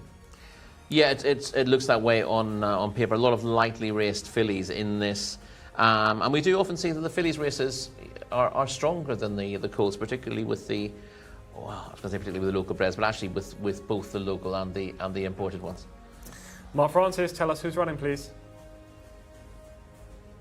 Yes, 7th race of the afternoon is a fillies maiden over 1,600 metres. 2-year-olds in action here, headed by number 1, Ajbar. For Mohammed Al Daham, a couple of near misses today, once again riding in the colours of Sheikh Abdullah Al Malek Al Sabah. Thama Al Dahani trains number 1, Ajbar, followed by number 2, Charmster for Ayed Al Tarizi. 0 from 2 so far. One of 4 debutants, headed by number 3, Dehabia for Ahmed Al Shura, looking to continue the dominant day for the Red Stable. At 4 is Durat Al Samleya for Abdullah Al Kredis, second start for this 2-year-old. 5 is a grey, that's Hatha Zamani for Mohammed Al Habib, same record, 0 from 2. About number 6, which is Miznat Al Kayer, Adel Al Faredi, looking for his second winner of the day. 7 and 8 are first-time starters. Noor Najad for Mohammed Al Hibail is followed by a white stable first-timer. That is Rishar for Abdullah Al Farouz. 9 is Saudi Aromatic for Abdulaziz Al Massa. Tansir is 10 for double seeking Norwood Amodiani, followed by 11 Tashawa, Fawas Wanas. 12 is Torgia, the final first-time starter in here, and the second pick for the Red Stable with Berto Ramos. 1 over the page, Zahat Al-Matar is the mount of Hamza Saad, who claims 1 kilo. 1,600 metres here for the 7th race on the programme. We'll get to Callum very, very shortly, but meanwhile it's back to Rory, headed by Tom Collins. Thank you, Mark. Yes, we have 13 runners in this next race. 9-4 favourite on the international market, which is the white stable horse. Richard, lovely pedigree on this one, but can you trust the white stable first timers at the moment? Well, it is a bit of a question, but you're right. It is a smashing pedigree by Authentic out of America called New York Groove, and I will dig out and tell you exactly what that pedigree means. Risha is. She cost $160,000 when bought at Ocala in March. The dam New York Groove was a dual stakes winner, and yeah, she looks the part. And that price tag, we talked about price tags from the US and horses being imported for sort of $24,000, $12,000, $40,000. But when one gets bought to come here for $160,000 or $200,000, you immediately sit up and take notice. The Saudi owners don't tend to throw, I know we always assume there's lots of money to throw around, but they don't throw money around willy-nilly at the sales. And a horse that costs $160,000 tends to be fairly well bought. So I'm really keen to see Risha and see what she looks like. Yeah, there was a white stable horse that debuted, it was either yesterday or last Saturday, I can't actually remember, but that cost $325,000, didn't perform. So we have seen some horses come and perform for low price tags, and then horses for high price tag disappoint so far this season. Yeah. But you never know, this one could be a very good one. And talking about sales, why don't we have a look about the Jcsa auction that you can find here in Saudi Arabia.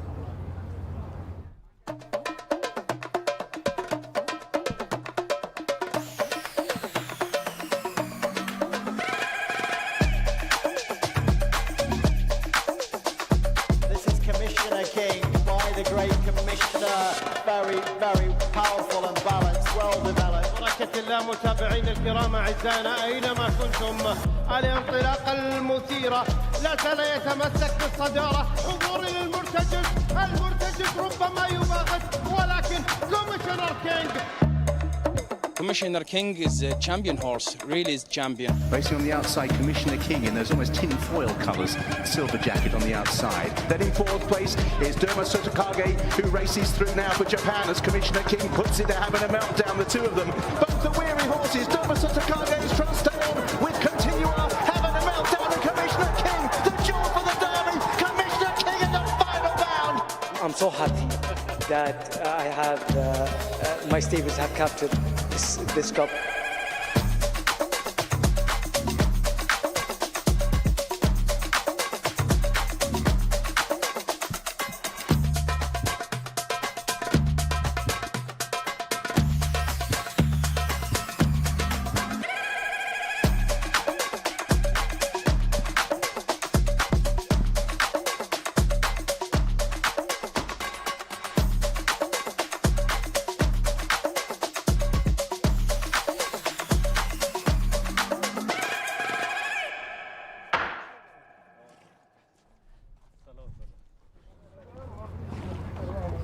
A wonderful opportunity to invest in Saudi-bred prospects, and we are going to see some Saudi-bred prospects in this contest today. Let's have a look at horse number 2, Charmster. She's a lovely, well put together filly here. She really caught my eye. She's not the biggest, but she's really, really well put together. She's a lovely mover as well. She's got a good back end. She's got a nice short back, nice powerful neck, petite, effeminate type, but certainly one that made my shortlist. We'll go back to horse number 5. This is a paddock negative for me. It's this dashing grey filly.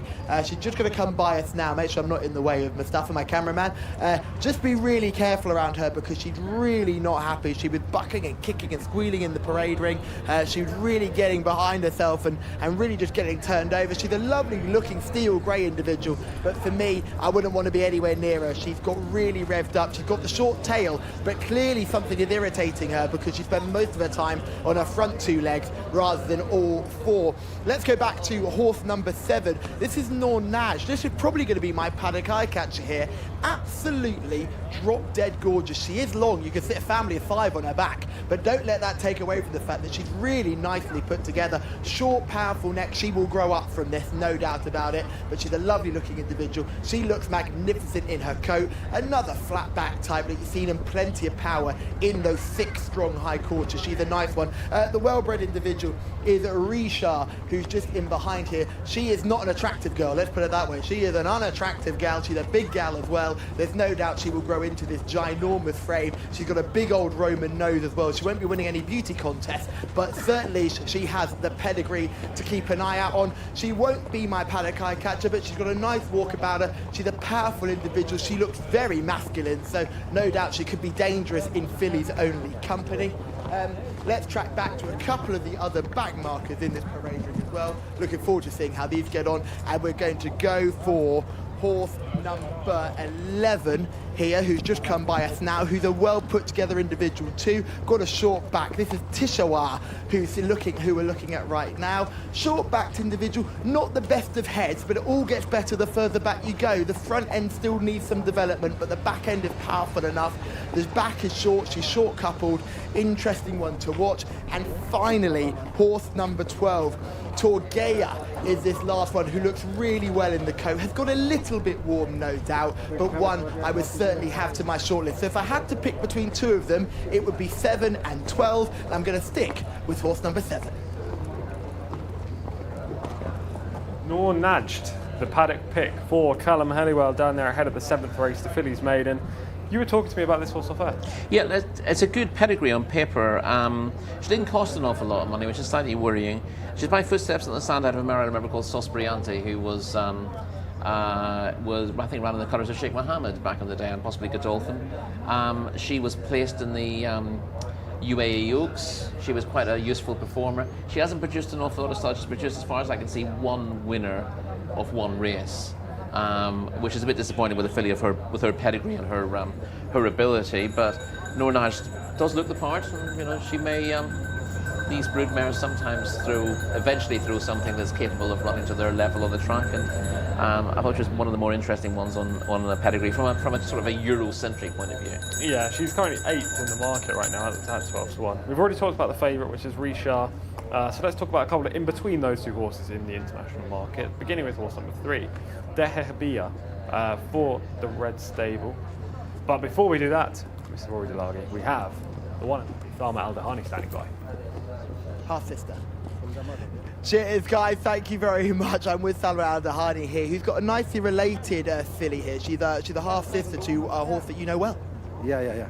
She's a half sister to Final Destination, our champion horse.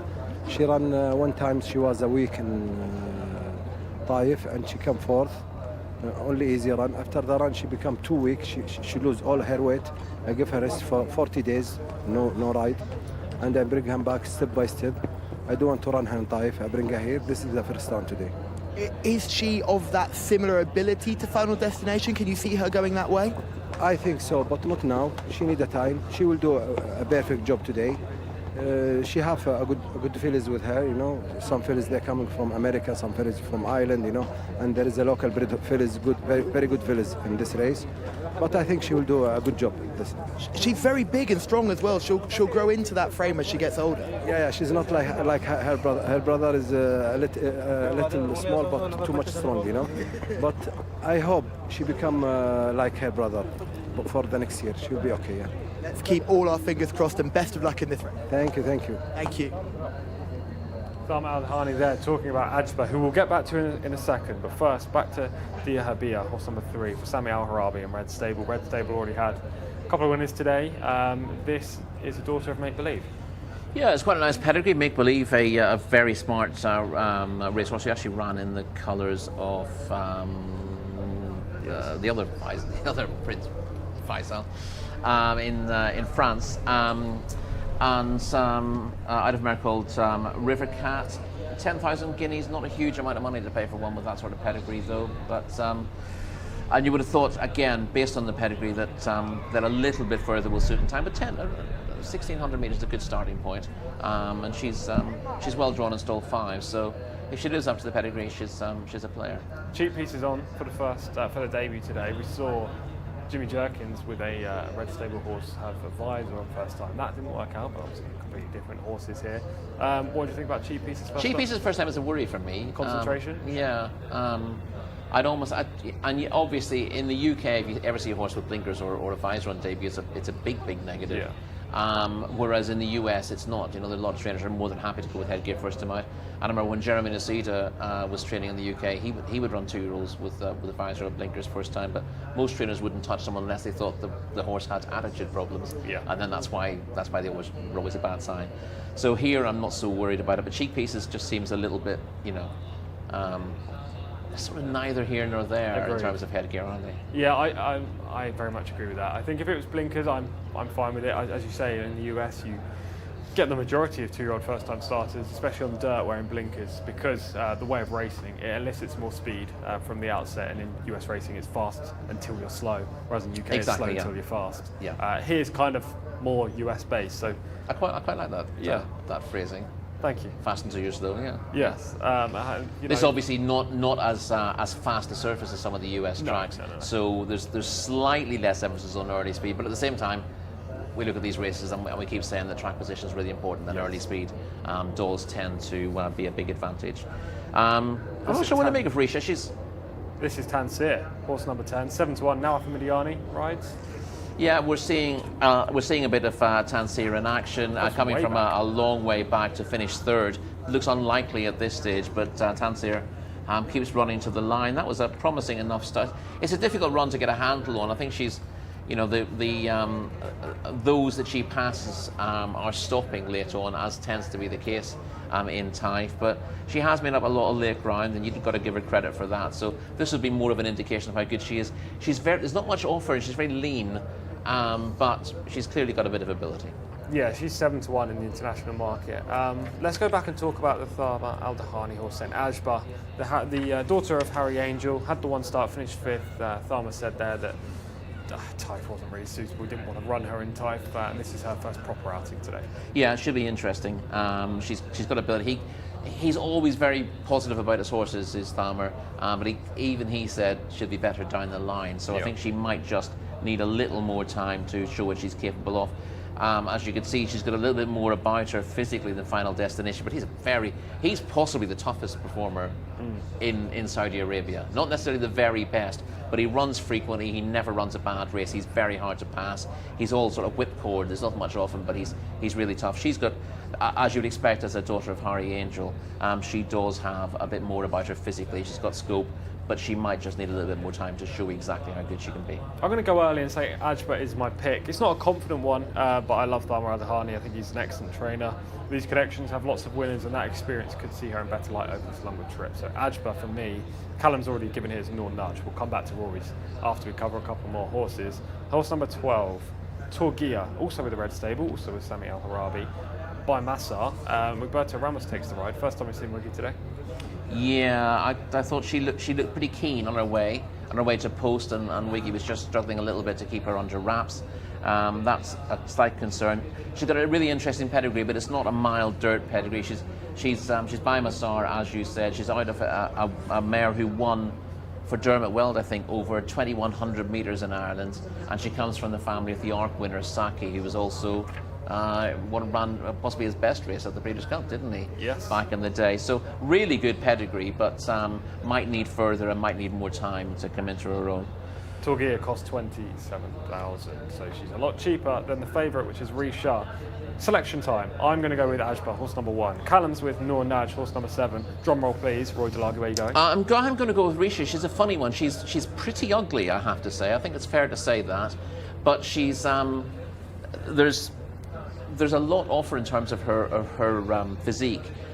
She's tall. She's not fully furnished yet, and she's never going to be pretty. But she does look like she can potentially race, and she costs plenty of money coming into this. I know we're generally against the white stable runners first time out, but she could be exceptional, and I take no pleasure seeing them getting beaten here. So I'm hoping that we're going to see a really promising filly come through and win this race. And Risha is hopefully the one. The daughter of Authentic. Horse number 8, Risha for Rory. Horse number 1, Ajba for myself. Number 7, Noor Naj for Callum. Mark Francis, who do you like? More stronger fancies of the day, Tom, actually. It's number 10, Tanser. You guys have spoken about the chances about number 10, this daughter of Palace. 0 from 1 so far. Northa Mudiani been in excellent form the past 24 hours. And we saw the bit of footage there about number 10, Tanser, finishing third to Bessamie, of course, who ran earlier behind Falakier. Didn't exactly put a foot wrong behind a very, very smart white stable horse. So Tanser, for me, that was over 6 furlongs, the debutant, hit the line pretty hard, so up 2 furlongs here. I think Tanser's very much a leading player. Now, the draw is a negative. She's 13 of 13, but at 7 to 1, she's got 2 debutants above her and Ajbar, and Thama Al-Dahani not completely has come with confidence. So Tanser, for me, they are lined up for race 7, and they're off. Slowest away was Noor Naj, one of the first-time starters, had to be ridden away from the starting stalls by Mohammed Al-Herbel, has given the rest of the field about 4 lengths as the early leader, or the early lead is disputed between Misnat Al-Kayer, and also moving across now is the red and black of Charmster. The green cap of Richard is showing bright speed on debut and goes through to take it up. They've gone through the first 2 furlongs. Richard is the leader for Abdullah Al-Farouz. Rating in second is Charmster on the inside of Ajbar, second and third. Saudi Aromatic races in company there with Misnat Al-Kayer 4 and 5. These are being followed by the white cap of Torgia out wide of the check jacket of Durat Al-Samleya. Moving closer is Zahat Al-Matar ahead of Noor Naj, who has passed 3 rivals. Tanser is ridden along. Tashawa is last but 1, and the bat marker as they come down the side of the course is Hatha Zamani. That's the order then, the 13 runners as they go through halfway, and down the side of the course it is Ajbar who has taken over. Saudi Aromatic now moving into second. This pair have broken 4 lengths on now from Zahat Al-Matar, who continues to make eye-catching progress into third, passing Richard, who looks beaten at this stage. Tanser has emerged into 4th place. Between rivals we have the red and black of Charmster, but Ajbar is clear inside the final furlong, leading by 3. Saudi Aromatic trying to close in second position. Zahat Al-Matar continues to run on with Tanser, but surely too late. It's Ajbar's got 100 metres to go. Saudi Aromatic is getting closer on the run to the line, but Ajbar's done enough. Saudi Aromatic in second, Zahat Al-Matar in third. Then came Tanser with nice late progress with Tashawa, and Hatha Zamani last to 6th. It's a win for number 1, Ajbar. Just seemed to follow the 1, 2, 3 numbers, and you'll do okay. Mohammed Al-Dahan, Fathama Al-Dahani, and Sheikh Abdullah Al-Malek Al-Sabah, all in the winners' enclosure after this. Filly's maiden. Ajbar is a maiden no more. Second start has shown rapid improvement to win, and win well. Well, just tying up in the closing stages, Saudi Aromatic began to close the gap, but Ajbar looks the winner all the way up the home straight. 1:42.44 is the winning time, possibly half a length, quarter maybe, back to Saudi Aromatic in second. Zaha Al-Matar certainly notebook worthy. Likewise Tanser, third and fourth. It's another winner for our big man Tom Collins in the studio. with Breeders' Cup looming, he's certainly very much amongst the winners. Ajbar 1 beat Saudi Aromatic 9. They were clear of the rest, headed by Zaha Al-Matar. 1, 9 and 13, the first 3 home.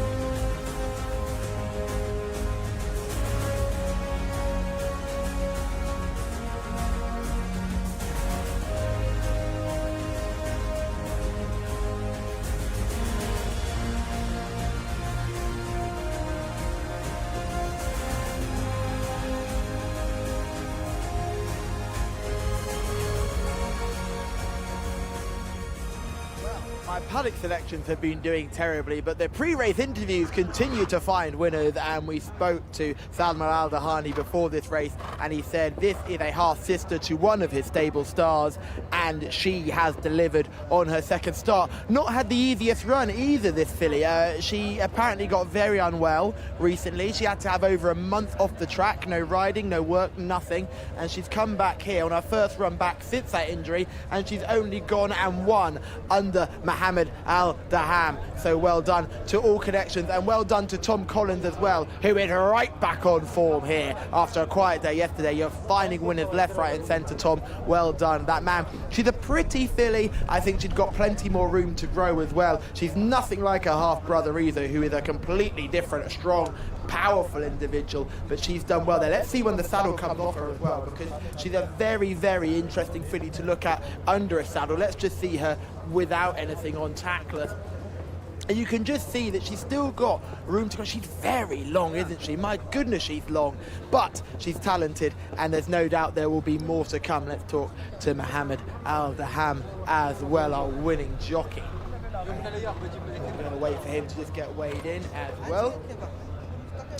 Very successful in these silks, and just waiting for him to get the tick off. That seems to be all good. I think they're just having some final instructions here, just some final rewards. And I don't speak much Arabic, but I think I knew where that went. Mohammed, I am right there thinking you just told her to go away and she really went for you. Yeah, this filly is okay, but first time run here. He ran one time in Taif, but not fit. And after that, I think he's sick a little bit. He come back now to see after sick.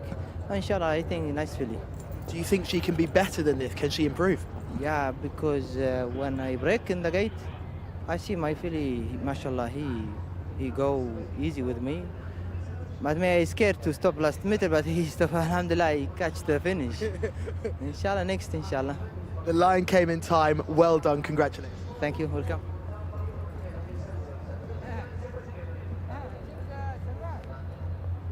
Al-Daham there after winning on Ajbar. That puts me in front in the Interstudio.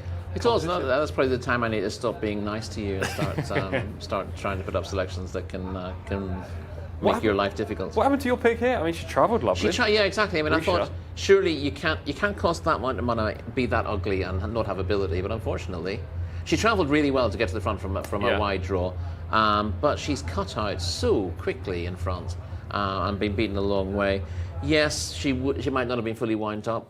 She didn't look like she was carrying an awful lot of condition. Just get out of the round is disappointing. You see that she breaks pretty well from about 3/4 of the way out on the track. There was a little bit of speed from Charmster installed 11, number 2.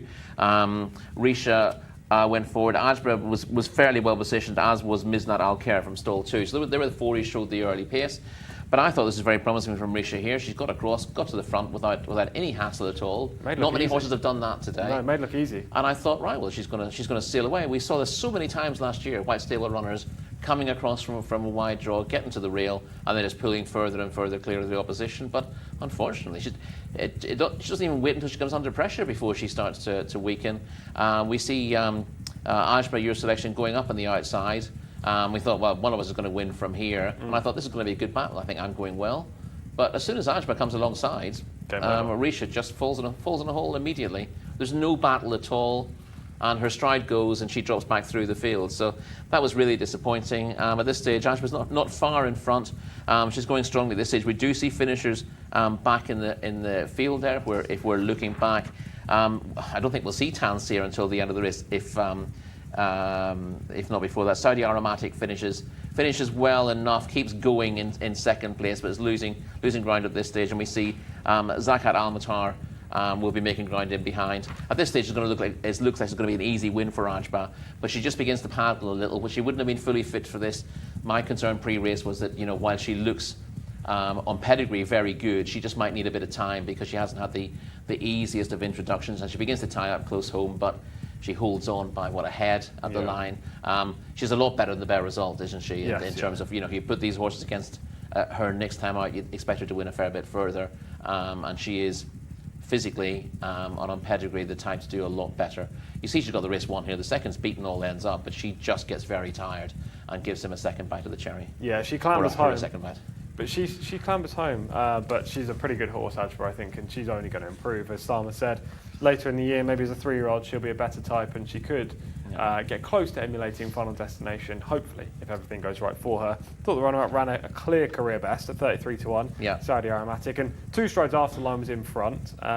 Tansir, again, caught the eye, but either needs a longer trip or needs to be closer to the pace somehow. Yeah, but I think the problem with being closer to the pace is, it's a function of the early speed that you have, and Tansir was never in any kind of position, but you saw on the red colours with the green cap staying on at the finish. Also, Zakat Al-Matar, who was coming from stall 1, that kept plugging on game, and he was gaining on the front 2 in the last furlong. But again, she'd had 3 runs, had a rating of 58 coming into it, so it gives you, a ballpark idea of what sort of figure to put in this race. And the winner, you couldn't rate the winner higher than 70 on this, but I suspect she will be a fair bit better in time. What about a couple of the red stable horses? Didn't share much at all. Deha Habia for Sami Al-Arabi and Torgia, they were never really there. No, Torgia doesn't really have the pedigree to be a first-time out winner over this trip on the surface. Whether she can show her form on dirt at all, given the pedigree, I'm not sure. But she looked very immature in the prelims, and I don't think she was able to show anything about what she was about today. She may do better in the future. She may not. Horses who are a little bit highly strung, like she clearly is, sometimes it's just hard to get them on track and concentrating on what they should be doing. Interesting race there, maiden for the fillies. Ajba, the winner in the end, clambering home to win for Thumb Al-Dahani and Sheikh Abdullah Al-Malik Al-Sabah. Mohammed Al-Daham at the strike, first one of the week for him as well.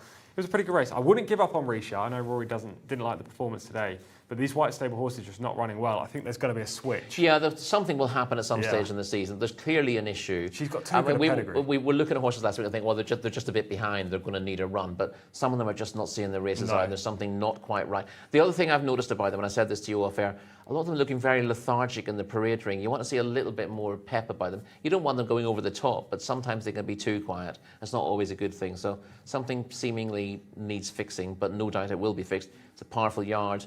The owner will make sure that his horses are absolutely firing come the spring. Plenty of time to fix whatever is wrong at the moment. Just wait for Camilo Ospina to be back. I reckon that could be the big sign. OK, we're moving on to an Arabian horses handicap for the fillies and mares, a 0 to 70. Race number 8. Mark Francis, over to you. Yes, very quickly, gents, I agree with you, Tom. I think as soon as you see Camilo Ospina on the race card, then it will be an eye to, right, the White Stable horses are back in form. At the minute, they are just not running to their level. 8 runners here for the second Arabian race of the day. It's a 0-70 for fillies and mares. We race again over the mile trip here, and just the field of 8, headed by number 1, Divine de Violetes for Abdullah Al-Sayidi. 2 is Shahika for Abdella Al-Hussein for the Agewood stable, who had so much success at Taif in the summer. Interesting here that numbers 1 and 2 draw stalls 2 and 1. Bint Alam is one of the greys, the first of 3 maidens. Ayed Al-Tarizi rides to 3, and 4 is Sayul Al-Gayar for now Yasser Al-Bakawi. It's a late jockey change, Yasser Al-Bakawi, with all the 1 Sayul Al-Gayar, 1 win from 11. Ira is a mare, a winner last time, Asama Al-Shirani. 6 Munir is a 4-time winner, but the biggest price of the lot, 25-1 for Norwef Al-Farouz. Shmok Shah, better form of late, still a maiden, 2 seconds in her last 3, gets Mohammed Al-Nasser. And 8, right down the bottom, Sultana Al-Nawames for Abdullah Al-Kredis, looking for back-to-back successes. So just the 8 runners to go through here in the paddock with Callum. I want eyes on Shahika. She's surely the most likely winner. Thank you very much, Mark. Yeah, just having a look at these in the pre-parade ring. Don't often get a chance to come in here, and it's one of the best pre-parade rings in the world. So I thought we would check it out and check out some of the horses in here. And we'll start with horse number 1, Divine de Violettes. Certainly a big eye catcher for me. I thought was a lovely looker in the prelims. Looked fit enough and ready to do the job. Built with a bit of a thoroughbred look to her as well. So hoping that she can do well in this contest. She does have to carry around top weight, but remember, Abdullah Al-Sayidi is on board, and this is an apprentice jockey that you have to keep on the right side of. He claims 2 kilos, which will help this top weight. Now let's go back just 1 to Shahaka, who we're looking at right now in front of us. This is the dashing dapple grey individual here. She's a nice type here, no doubt about it. Now she's not screaming fitness whatsoever. She looks like she can grow on a little bit. She's carrying a fair amount of condition on her as well. That's not a concern at this division, but it is well worth noticing. I prefer number 1, guys, as we're on the last lap here in the pre-parade. I think it's a perfect time to come back to the studio. But guys, I'm going to go with an early call here, horse number 1. Was that horse number 1 for Callum? Did you catch Horse that? number 1, yes. Horse number 1, Divine de Violettes, for Callum. Had plenty of starts, Callum, 7 outings. he's been on a mission to find a big, scoopy, purebred Arabian, and he's going to struggle generally, isn't he? Yeah, he is. Yeah. He's very much going to struggle. Divine de Violettes is Callum's pick. She's a 12-1 shot in the international market right now. Shahika, who Mark Francis gave a good shout out to when he told us the runners and riders, is the favourite at 2-1. Definitely the horse to beat, I'd suggest. Yeah, I can tell you that's going to be my selection at this stage. John Stoll 1. Let's go in early. Has had 2 runs, ran well on debut in what wasn't a bad contest, and then built on that one, winning a 2,000 metre maiden last time by 8 lengths. Well, very impressive there. I thought the handicapper could have been harsher than a mark of 70 Agreed. as well. Most of these are sort of 0-60 grades horses. And I thought Shahika was given a really good opportunity to double his tally. Yeah, I agree with all of that. She's unexposed. Sorry. Yeah. It's a filly and mares race as well. It is, yeah, there's no excuses on this one. Yeah. She's unexposed, she's open to improvement, she won so decisively last time. And I'll tell you what I like about this the most. Not necessarily betting in this race, not betting wise, but I like that they put her in a 0-70 because trainers and owners over here can, when a horse wins a maiden, immediately chuck them in an open. Yeah, exactly. 0-70, good spot. She's rated 70, perfect, ideal spot for her to win, and she's so young as an Arabian especially, like she's taking step by step rather than just going from a maiden straight to an open. This is a winnable race, and when you have a horse like this, why wouldn't you go in a race like this? Yeah, and if you end up sort of finishing 2nd or 3rd here, then it gives you time to sort of build a platform at that level before moving on, whereas you throw a horse like this into an open race and it finishes 10th or 12th. Yeah. Not saying that it would do, but suddenly you're scratching your head and wonder what kind of horse you have. Whereas if you give them the easiest task they can have for decent prize money, then and there's good prize money for these purebred Arabian handicaps as well. I agree with you. I'd be inclined to keep the weakest company I can until such times as you really need to step up. And Shahika, I think, is well placed here. The stable does very well in purebred Arabian races. And she has got a lot going for her. There's 1 or 2 other interesting ones in the race, but generally speaking, they're fairly exposed compared to her. She's had the 2 runs. Top one's had 7. 7, 11, 13, 22, 13, 8. So, you know, one or two of these still have scope to improve, but not as much as Jcsa, who's clearly going the right way and seems to be on a decent mark. Second favourite and perhaps her biggest danger is Era, the only horse in, well, not the only horse, but one of the horses with multiple victories, 2 wins for Era. She's by Almortajes, who has lots of really talented progeny in the Arabian horse sphere. Won last time up, consistent, a proper handicapper. Yes, and her win last time out came in a 0 to 60. This is up in grade 2, a 0 to 70. I've been saying that there's only 4 higher than her in the weights, but this is definitely a tougher race than she was in last time out. But she's pretty, as you said, consistent. She's fairly reliable. You would expect her to run the race, and you know, you asked me who I thought was second favourite here, and I thought, you know, she was my pick. But she's had the 13 runs. We know what to expect of her. She's not going to improve a chunk, but she is capable of winning at this level. So you'd keep her fairly onside. Another horse with 13 runs is number 7, Jcsa. She's 9 to 2 in the international market, third favourite in this race. Good draw and 2 fair efforts in her last 3 attempts. Yeah, she's been second twice, but in between she was behind Era in a handicap, and there's no obvious reason. She's not weighted to reverse that form. She hasn't got her head in front. She's capable of getting placed again, but I'd be surprised if she's a winner. Yeah, I would agree with that. I think I tipped her in one race last year and she disappointed me, so I'm off the loyalty bandwagon there with Jcsa. Fourth in the international market is Sayul Al Gaya, horse number 4, who we're going to see in shot in a second anyway, in the prelim. So you can have a look at this 5-year-old mare. She's had 11 starts. She won 2 back. She did. It was a 2,000 metre maiden. She won. That two back was December last year, though. That's a slight concern. She does look like she's She actually does look like she's carrying condition. We'll see what Callum has to say about that.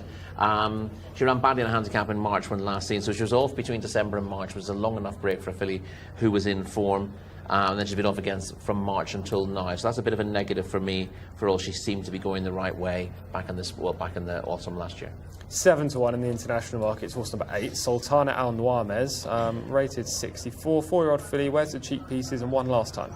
Won last time. The handicapper gave her a real chance. He dropped her a chunk to run in that 0 to 60 handicap at Taif last month, and she scrambled home. She won by a narrow margin, but she's gone back up to rating of 64, which is where she was before, and now she's in a 0 to 70. I think that's probably enough to stop her, for all she's clearly in reasonably good heart at the moment. We have 3 of the 8 horses still to talk about, but in the meantime, let's go over to Callum. Thanks very much, team. Yes, here with Omar Rashid, who trains 2 horses in this race. Horse number 5, Era, and horse number 8, Sultan Al Nuames. Let's start with horse number 5, Era. Yes, Era is very good. It's come by France. He is the last race in Taif, win in 1,400. Now race in 1,600. She's good. She's very good filly. Son of Sir Al-Murtajes, one of best of stallion in the world, Arabic, yes. I think, I told the jockey, be near, just third, fourth. The 400, go to win, inshallah. Will she get this extra distance? So will she be happy going up further in trip? No win in 1,600, but she can, inshallah. So that's exciting. And the other one, Sultan Al Nuames. Talk to me about this one. Sultan, she need the 2,000 meter. Oh, okay. Yes, but I didn't have a race. 2 weeks, 3 weeks, no 2,000. Just go, maybe she place, inshallah. So she's running and not so much of a chance, but Era, very excited about that one. Maybe 1 and 2, inshallah. Maybe 1 and 2, hopefully. Congratulations and thank you. Best of luck. Thank you. Thank you. Thank you very much. Good interview there with the trainer of both Era and Sultana Al Nuames, the latter seemingly needing the 2,000 metres. Okay, we've got 3 more to talk about. Yep. Horse number 3, Bint Alam, Qatari bred, 10 to 1 in the international market. You can forgive the last run. She was unplaced over 1,200 metres. That would be too short for her. And she ran as well as she ever has done when second on her previous start. Although the time of that race doesn't stack up particularly well and probably needs to improve a little further to win off a mark of 67. Then we have Davine de Violette, horse number 1, which is Callum's paddock pick. She's 12 to 1, had the 7 outings. Yeah, and the best of them, she's been 7th in 2 of her last 3. That second in between came on turf, and that was a big big standout on her card, and it may well be that she's better suited by turf. She's got a little bit of class about her, but she does need to bounce back from that moderate run in open company last week. This is an easier task, obviously, down to not to 70. So Davine de Violette is a difficult one to leave out of calculations. And the final horse, the rank outside of the field, is horse number 6, Munir, who is a 6-year-old. She's the most prolific horse in the field with 4 victories. What do you make of her today? She's not running at her very best at the moment. She is a course and distance winner in a lower grade last year. Her form has been pretty patchy of late, and if you get to see her run last time out, she actually breaks pretty well, and then she puts the brakes on after about 2 furlongs. Definitely a case of a mare just deciding she didn't want to race. I've turned it in completely. So she's a very risky proposition at the moment. If she's in one of her better moods, she's capable of being on the premises, but she's been badly tailed off in her last 2 starts, and for me it was definitely attitude that let her down last time out. And talking of tail, I know you get this with Arabians often, they carry their tail at awkward angles, but her tail was up there as she was going out on the track. This is Jcsa, lovely grey filly going out onto the track right now, and we're going to see her last time now. Yeah, she finished 6th on debut, and she was thrown into a very winnable maiden last time out, but she does it nicely. It briefly looks like she's going to face a challenge here with a furlong and a half to run, but when she's asked to stretch, she actually finds plenty for pressure and pulls away to win by 8 lengths in the end. I'm not going to suggest that this was a strong race she was in. It was pretty weak, but I don't think you can fault her attitude. She did nothing wrong. She didn't carry her head at a funny angle. She didn't carry her tail up. She didn't start slowly. Everything she did was very straightforward. She's a good looker as well. She just seems straightforward on the limited evidence we have to date, and she's the most appealing runner in this race as a result. I liked how she finished that race. Her ears were pricked, and she was moving further clear of the remainder. So running straight as a gun barrel as well, which I always like to see. Yeah, it looks like you can't really fault her mentality, which you can with quite a few of these Arabians, especially at lower levels. And also, she looks very much on the up over this kind of distance. Well, that was 2,000, but 1,600. Considering she showed the early speed that day and got to the front to make all the running, I mean, you'd imagine this trip will be absolutely no problem whatsoever. Yes, again, I'd like to think that the purebred Arabians are a little bit more adaptable trip-wise, but yeah, the way she went through that suggested, although she clearly says, well, she wouldn't have to have been the strongest there of the trip because she beat her rivals for speed anyway, but she kept going to the line. I don't see this trip as being a problem. Obviously, she's in slightly stronger company here, and that's something you've got to bear in mind, but it's not the deepest race you've ever seen, and I'd be disappointed if she's not hugely competitive. Yeah, I mean, she should be winning this, to be honest. I know it sounds kind of bullish, but she's against horses that are kind of proven, horses that run to the level we know. Era always runs to a certain level, usually around 60, but it's now rated higher because of that win last time. Shmoksha runs to a level. Sultana Al Nuames needs further. Could you see anything else winning this race without, can you see Jcsa giving her running and something else beating her? No. And that's the thing, yeah. No. I mean, Davine de Violette, I might give her half a chance, but her overall record is reasonably patchy.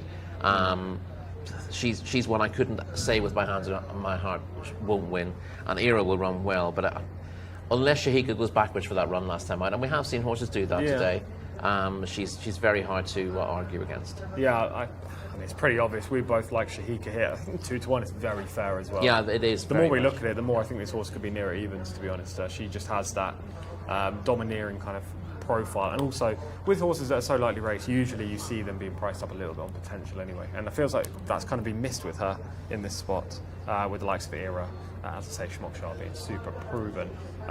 This is the last of the 2 Arabian horse races today, isn't it? So hopefully we can end with a win. I hope so. It's Jcsa for both myself and Roy, horse number 2. Horse number 1, Davine de Violette for Callum. Mark, are you with Jcsa as well? Oh God, yes, Tom. Jcsa for me, now backed into 6-4 on the off, is the most likely winner. We saw the clip there of her running over 2,000 metres. Rory says that, most Arabians are pretty adaptable when it comes to trip. I don't think 1,600 will be a problem at all for Jcsa. Yes, she outstayed most of her rivals in her maiden success last time, but she did them for speed throughout, to be honest, and that was a very smart success back in Taif. Abdallah Al Hussein, who rode so many winners in the Arabian races in the summer in these colours, and would be no surprise to see him in the winner's enclosure here. 10 victories in purebred Arabian races in Taif. 6-4, Ira, definitely the right second favourite here. Put it all together finally. Last time out, Osama Al-Shirani, we heard from the trainer with Callum earlier on. I think he's got a great chance with Ira, not so much with Sultana Al-Nawamez, who I think 2,000 metres is certainly the minimum that she wants. Divine de Violetes, who is a bigger price at 12-1, only has one below her in the market, and that is Munir. Divine de Violetes off a mark of 70, I think looks rather vulnerable. So Shahika for me, for the Age Mill Stable, and Abdella Al Hussein from stall 1. Shmok Shah is the last to load. Stand by. 1,600 metres, second Arabian race of the day, and they're off. Rather awkward beginning for Shmok Shah, just clashed with Sayul Al-Gayar. Out wide of Munir, away from all the trouble, is the early leader, with Shahika running in second. Sayul Al-Gayar now switching out into the 3-path, races in third. As they go through the first furlong and a half, Ira is next with the orange sleeves. Between rivals is Bint Alam, extreme left, the blue cap of Sultana Al-Nawamez, only has 2 behind, and they include Bint Alam and also Divine de Violetes, now both preceded by Shmok Shah. 8 lengths first to last, as Munir sets a very steady tempo here in this 0-70 handicap, leading by a length and a half. Sayul Al-Gayar for Yasser Al-Bakari in the silver colours, racing in second, as Ira is now trying to take third from Shahika, who stays against the fence. Sultana Al-Nawamez getting an early squeeze in 5th position. The final trio have 6 lengths to find, working inside to out. Divine de Violetes, Shmok Shah, and the back marker is Bint Alam. Coming down the side of the course on the approach back towards home, it is Munir who has set the fractions since flagfall. Shahika now moving out from the rail. Ira trying to keep her in. This is the leading trio, who have opened up 4 lengths on the remainder. Headed now by Sultana Al-Nawamez. Shmok Shah has passed a couple. Divine de Violetes is in 6th place. The other 2 have work to do. Into the straight then with 2 furlongs to go, and Ira has now taken it up to Munir, running on in second. Down the centre, Sultana Al-Nawamez continues to run on with Shahika. They've still got 2 lengths to find on Ira, who arrives at the furlong pole with a 2-length lead. Shahika now switching inside. Sultana Al-Nawamez near side. We're in for a great finish here. There's almost 3 in line with 100 metres to go. Shahika far side. Sultana Al-Nawamez this side. Very, very tight at the wire. Shahika doubles up. A win for the Age Mill Stable, and Abdella Al Hussein just getting the better of Sultana Al-Nawamez. Ira fading late back into 3rd place, but only beaten a length at the line. Really good finish here in the 8th race of the programme. Shahika, I think, has got the verdict to win for the 2nd time in her career on just her 3rd start. It's safe to say she'll certainly suit further Shahika. She won over 2,000 metres last time. She scrapes in over 1,600 metres today. Number 2, Shahika, has won in a time of 1:53 flat. Both her and Sultana Al-Nawamez, the 2 stayers in the field, have come to collect Ira in the closing stages to put on an excellent finish. 2 beat 8 and 5. Shahika on the left of shot, Sultana Al-Nawamez on the right of shot. Both got clear runs. Ira fading out in 3rd, only a length covering the trio at the line. Shahika on the left has got the verdict by a neck to Sultana Al-Nawamez in 2nd place. Both of those surely over 2,000 metres next time. But as we heard from the trainer before the race, we've got to find the right race to do it. Ira in 3rd, the black cap, gave the best of her running. Then came Munir, a further 11 lengths behind in 4th, and Shmok Shah. 2, 8, 5 and 6 in one of the best finishes of the day. Prevailed is number 2, Shahika.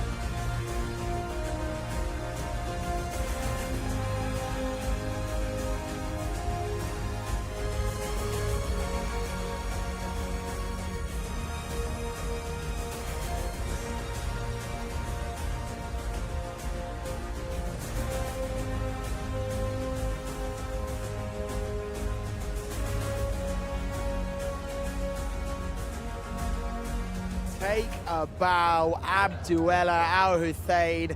This horse looked beaten on the turn after he was nearly wiped out. I just say she was nearly wiped out as they swung into the straight. She re-rallied and she got up in the shadows of the post to justify her place at the top of the international market, and well done for her, making it 2 wins from her last 2 starts. We spoke to the trainer of the second, and sometimes trainers tell you mistruths. This trainer told us exactly what would happen. One of his horses, Era, was stepping up in trip, might not get home, and one of his other horses, Sultana Al Nuames, she was going back in trip and she wanted further, and that exact thing happened, and we saw a race go exactly how we saw. The only thing that didn't go to plan for Abduella Al Hussein was the fact that he got bumped and bashed on the rail as they swung in for home, but he re-rallied under pressure and has got a well-earned victory. Looking forward to hearing from this apprentice jockey. He's been cleared as well, so we'll grab a very, very quick word with him. Well done, Abduella, fantastic. Welcome, shukran. Thank you very much. He really good horse, really came late. Alhamdulillah, waffaqna Allah, alhamdulillah, thank you. Thank you, congratulations.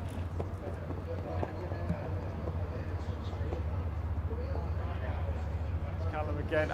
Look, this horse has pulled it out the fire, Jcsa. She was way the best. She got chopped on the home turn. We'll see that in a bit of footage in a second, but she's managed to rally and get the job done. You were screaming for a steward's inquiry all the way up the straight, I but was. it wasn't needed in the end with Jcsa rallying in fine style, switched to the inside to finally get daylight, and she stayed on really strongly. Obviously, Era didn't quite get home. She emptied about 50 yards from home, and Sultana Al Nuames, the trainer told us beforehand, maybe 1 and 2. Looked like it was going to be 1 and 2 for a long way, but Jcsa has done well, having pretty much been stopped on the home turn. We didn't see that incident in the replay, but we will see it now. From the start of the race. She goes forward from a good draw, Jcsa. She's in second place at the moment. Munir went to the front. Munir travelled perfectly well in front, but I'm afraid when Munir gets headed, Munir says no, and she doesn't particularly fancy, but she sailed along quite happily in front. Our winning jockey, Abduella Al Hussein, was happy to sit in third place at this stage, and we see that Era is tracking Jcsa at this stage, Era in the orange and purple quartered colours. They're almost alongside at this stage, and Era's stable companion, Sultana Al Nuames, is on the outside. So the incident we're looking at will happen on the turns. We've still got a little bit to go, but nothing much happens in the race at this stage. The horse in second begins to backpedal fairly quickly. Our winner goes forward. Everything looks pretty rosy at this stage, but Munir stops fairly quickly in front, and that causes a little bit of an issue. We see Era now going up on the outside.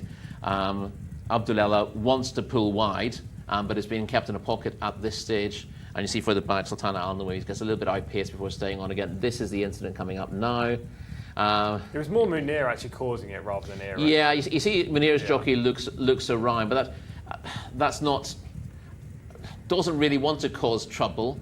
I don't think there's anything sinister in that, but when you look around, you tend to unbalance your mind a little bit, and they will come off a straight line.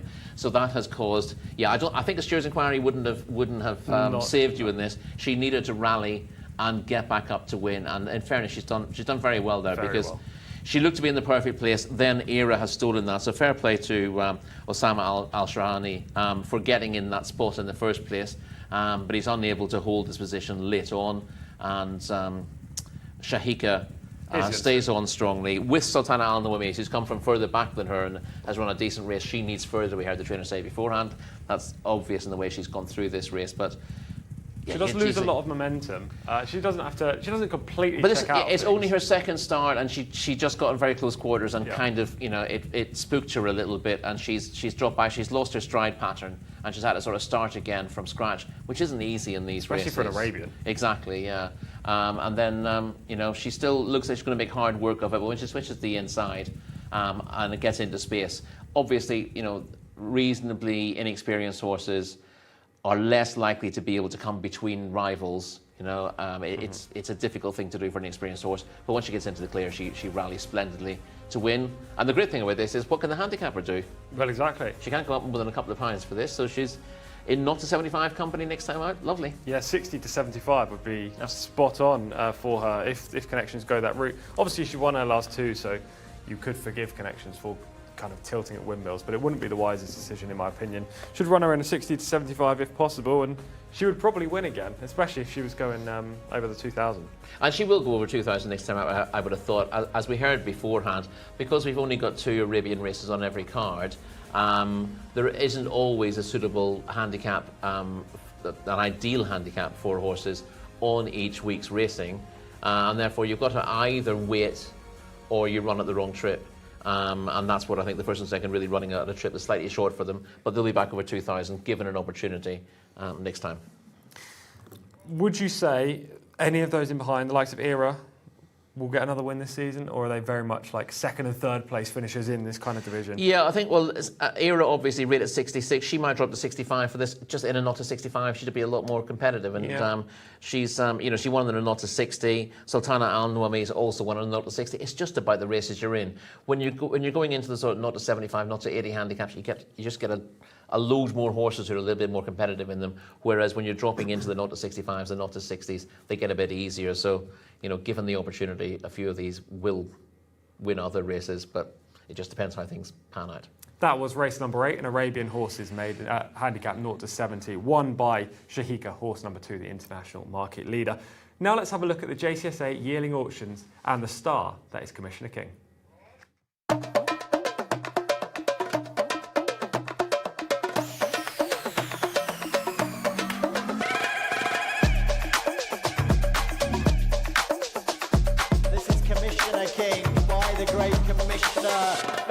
Very powerful and balanced, well developed. بركة الله متابعين الكرام أعزائنا أينما كنتم الانطلاقة المثيرة لا زال يتمسك بالصدارة. انظر إلى المرتجف ربما يباغت ولكن كوميشنر كينج.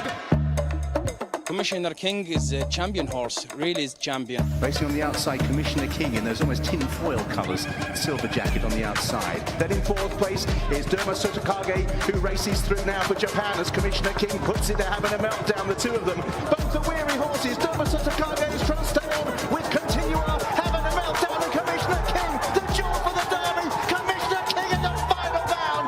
I'm so happy that I have my stables have captured this cup.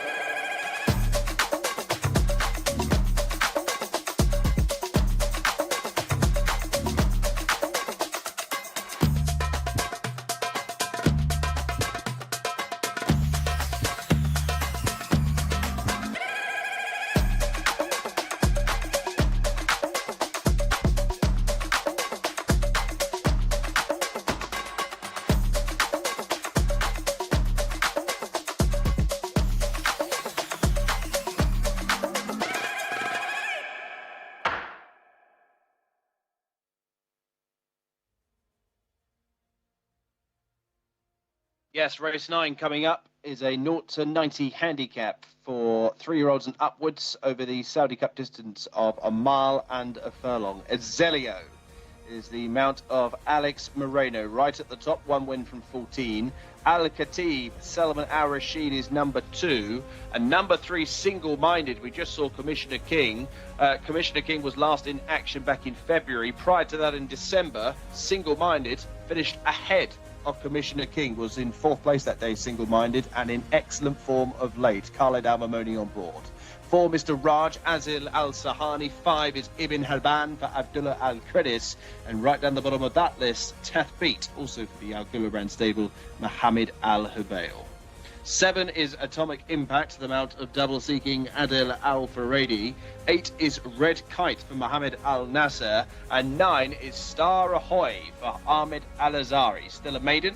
Same can be applied for number 10, Castle in the Sand for double seeking Mohammed Al-Daham. Burnish is number 11, Fawaz Wanas. And 12, Nasrawi for Khalid Al-Azmi.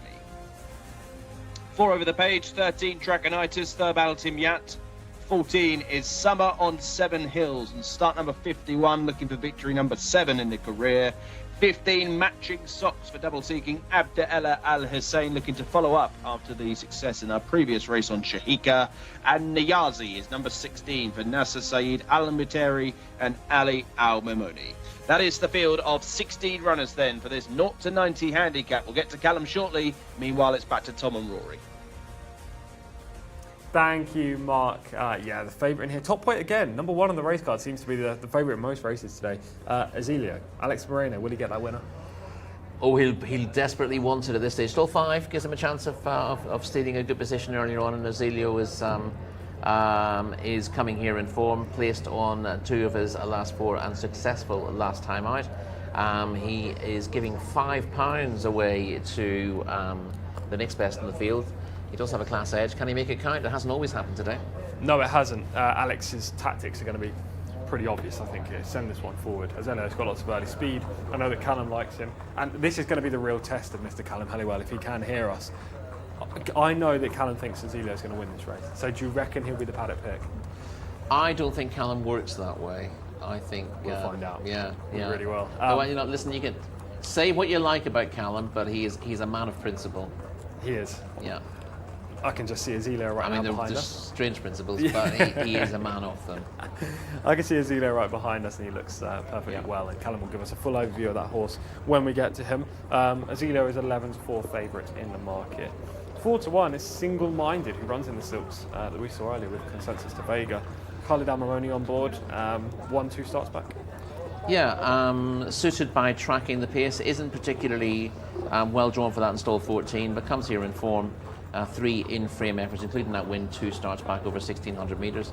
This trip will be fine, and the key with Single Minded is for Khalid Al-Mamoni to get him in a good spot in the first furlong or 2, and from then he can ride a race. But it's never easy from stall 14.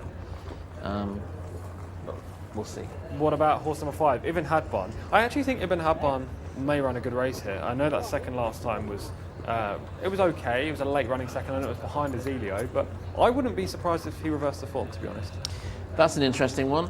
He's coming from stall 16, which isn't great. He did a lot of good weight work to finish second to Azilio last time out. He does get a swing at the weights as well. He's been higher in the handicap in the past.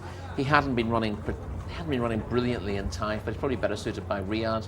And indeed, the return to Riyadh saw him run one of his better races last time out. So he'd be on your short list. You just have that concern about the draw. Yeah, there is Ibn Hadban right now in shot. It sounds like Callum's ready, as we're about to see Tath Beat. Callum, the word is on the street that Tath Beat's looking good. Right now, you need to stop right now. That is not, we are not doing this. We did it all last year. We're not doing it again. I will be on the first plane home if we continue this. Just like Azilio, maybe the first past the post here. Top weight in a wide open handicap. I've been looking forward to this race all day. This horse looks in perfectly good nick, really well in the coat, fit enough to do the business. Is getting a little bit warm between the back 2 legs, but certainly is one that you have to put on your shortlist. Alex Moreno will have to be at his absolute best to win this. But you have to remember, he's not a claiming jockey. There are plenty of other horses with high weights in this race who have claiming jockeys aboard as well. So Azilio will have to put up arguably one of the career best efforts to win here. Let's go back and look at horse number 4 here in the parade ring. And then we'll go back to horse number 7. I've got my cameraman all confused. We'll have a look at horse number 4 first, and then we'll go to horse number. That's Mr. Raj just in shot there. Looks very good in the coat. Let's go to horse number 7, Mustafa. That was totally my fault. Let's have a look at Atomic Impact. This is the one that was a real eye catcher for me. Looks really well in the coat and arguably looked fit enough to do the business. Not the tall, leggy type that we just saw with Azilio, but certainly can't be discounted. Had a lovely walk. Let's focus on this walk. What's the way the hind legs go all the way through? This is a good moving individual, and Atomic Impact would certainly make my short list. We're going to go back a couple more as well and have a look at a few others in here. Horse number 10 is the one we're going to bring up next, because horse number 10 looks immaculate in the coat as well. Going for Connections, who have already had a winner today. Let's have a look at this. This is Castle in the Sand. Haven't seen too much of this horse so far, so I'm really happy to get to look at this in the flesh. A good mover, no doubt about it, and looking resplendent in the coat, looking really, really well. Strong back end, short coupled, strong neck, certainly the star so far in the parade ring. We'll go back a couple more, because horse number 12 is the other one we're looking at. This is my paddock negative here. This is horse number 12, Nazrawi. Has got really, really over the top in this parade ring, and and is going to give my cameraman a bit of a fright here as he keeps lunging forward. Has got quite warm as well, all over. Nasrallah is a big, strong individual, and if this horse was more settled, he'd be right up there in my shortlist. But unfortunately for me, this horse is just getting a little bit edgy in the parade ring, getting a little bit warm. But remember, we saw a horse get warm earlier on the card and go ahead and win. It's an interesting contest, but number 12 certainly won't be my eye catcher. That's the negative, boys.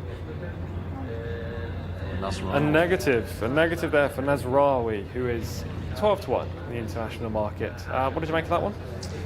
Not the easiest one to weigh up, Nasrawi, because he'd been off the track for quite a while and took a while to re-find his form last season. Was fourth to Luganini in a 2,100 metre open in March. That was, one of those silly season races where the form, Luganini in the same colours was pretty productive last year, but difficult to know how solid that form is. Nasrawi obviously has another break since then, so if he's ready to go, he's got a chance on the figures. Might just need a run to sharpen up them. Let's go back to those at the top of the market then. Horse number 4, Mr. Raj, 7-1, drawn gate 1. Can't really knock gate 1, can you? By Bolt Doro out of the mare Sonia's Angel. Has only won one of his 17 starts. Runs in those familiar Al Ghuraban stable colours. He'd been out of form for a while. Again, runners from this yard tend to be very streaky. They're kept busy, and they often sort of run down the field, look out of form, but they drop down the handicap as a result. And Mr. Raj showed signs of revival when fourth last time out. He's become well handicapped. He's suited by this track, and he's drawn in stall 1. I was tempted by him despite the purse track rate. Not drawn as well is Castle in the Sand, who makes his debut in Saudi Arabia for Al-Dahani. Yeah, I find him really hard to weigh up. He's got plenty of abilities. Rated 80. He was second 5 times on different services and over different trips for Andrew Balding this year, and has changed hands to come to Tamer Al-Dahani here. Obviously, he's in extremely good hands. His worst 2 runs were his last 2 in the UK, so he's just beginning to train off a little bit. They weren't terrible, but he'd looked very consistent, and then he finished 4th and 6th in his last 2. He's drawn out in stall 15 as well. I could see him running a stinker. I could see him running really well, and it's a really difficult call to know how he's going to run first time out. He hasn't had much of a break. He was running in. He was certainly running at the back end of the summer in the UK, so he's not been here that long. Normally, this year I would have said that's a negative, but we actually did see a couple of horses come here and win first time out off short breaks who were imported from the UK, so even that is a bit of a toss-up. Yeah, I thought it was a complete joker in the pack. Surface we don't know, track we don't know, trip we don't know, first time in Saudi we don't know, but he's got the ability. He could feature.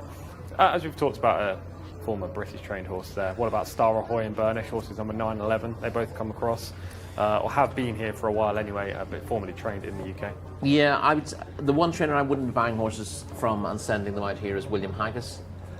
He did, this is Star Ahoy number 9, who showed decent form for William Haggis, was rated 86 in the UK, hasn't shown much since switching. Has dropped to a mark of 79, but that's not really enough of a drop, I think, to make Star Ahoy competitive. I think Burnish used to be Haggis as well, actually. Yeah, again, perhaps not an ideal one there. He's been beaten quite a long way in Taif this year, and hasn't shown the form he did in the UK since switching here. This track might suit him better, but you're stretching it a little bit with Burnish, and stall 12 isn't a massive help. I have a theory that Kingmans definitely want turf and don't want the dirt here. Yeah. I've had this all last year and this year, so I mean Burnish will run better when he gets to run on grass, but probably not today. And he's 33-1, which kind of indicates that. Star Ahoy might be exactly the same as well. Yeah, definitely. These actually Star Ahoy's owner, trainer, jockey tend to do better with their horses on turf here anyway. Let's go back to the top of the race card. We haven't talked about horse number 8, Red Kite. Another British import, Red Kite, who's pretty consistent. Before that, we'll see Azilio in action in this race right now. It was a 0-85 handicap, wasn't it, recently? And he's won it pretty handsomely. Field well stretched out behind him. Ibn Habban about to run into second. Yeah, Ibn Habban runs on late to snatch second on the inside there. This is a stronger race on paper. The handicapper's, given him a fair rise in the weights, but he was very impressive there. And he looked really, really well in the parade ring too. So he's clearly still at the top of his game, and he's fairly drawn. So it makes perfect sense that he's favourite for this race. But it is a race full of quite interesting horses as well. Let's get back to Red Kite. Yeah, Red Kite was a winner in the UK in 2022. He ran well several times early in the year in 2023, but was then off the track for quite a long time before finishing down the field at Taif last month. If you want to be positive, you'd say that he was pretty consistent before. Taif probably not his track, and that would have put an edge on him for the switch back to Riyadh. So if he's gained the benefit of that run, he could be a player, and he's run stall 2, which gives him a chance as well. Another one really with a turf pedigree, it has to be said, by Glen Eagles, and was bred by Liam Phelan. But yeah, Red Kite has chances if coming forward for that run, but he's been lightly raced in recent times as well. And on to horse number 7, Atomic Impact, who's actually going to be my selection in this race, and I'll go into some detail as to why in a second. But what did you make of this horse? He did catch the eye. He was only 5th last week, but he ran into trouble at a crucial stage of that race, and was a lot better than the bare result. The downside, of course, is that although he's clearly got plenty of ability, he's only won one of his 27 starts, so he doesn't need too much bad luck in running to knock him out of things. But he's clearly in good form, better form than the form figures would suggest, and he should be competitive. Whether you can trust him to put his head in front is the crucial question. Yeah, I completely agree with what you said there. 1 from 27 is the big negative, but he gets a Del Alfaredi today, which is a positive. It suggests that Connections believe this horse can come run back a week later and go close. And last week, I'm pretty sure he would have been second best. He wouldn't have won that race, but he was poorly hampered by a loose horse who unshipped his rider in the early stages. Alex Moreno was trying to steer the loose horse and Atomic Impact at the same time. Loose horse went in front, hampered him, and he still managed to rally and get up for 5th in the latter stages. So I like Atomic Impact in here. I think 8 to 1's very fair. I wouldn't have been surprised if it was half the price. Callum, over to you. Thanks, Tom. Yes, Atomic Impact's a very interesting player here. Certainly looks red hot, fit and ready to go. I'd be slightly concerned about just the way he moved around the parade ring. He wasn't a fluid mover, and that's not a negative here. We're talking about dirt horses, so it's often that they don't look great walking around the parade ring, but something about the way he just moved across the ground just put me off a little bit, despite the fact I put him on my shortlist. But yeah, I just had to look elsewhere. Zelio would be the heart selection, but if I was looking at the horse that looked the best in the parade ring, it was Castle in the Sand, who really caught the eye.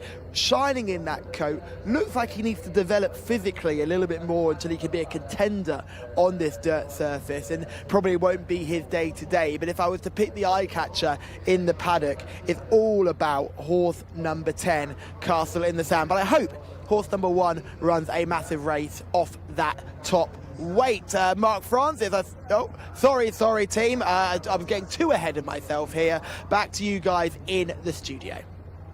You can throw to Mark Francis if you like, that's absolutely fine. We're a little bit early. We are a little bit early. Right, Rory, we've talked about the majority.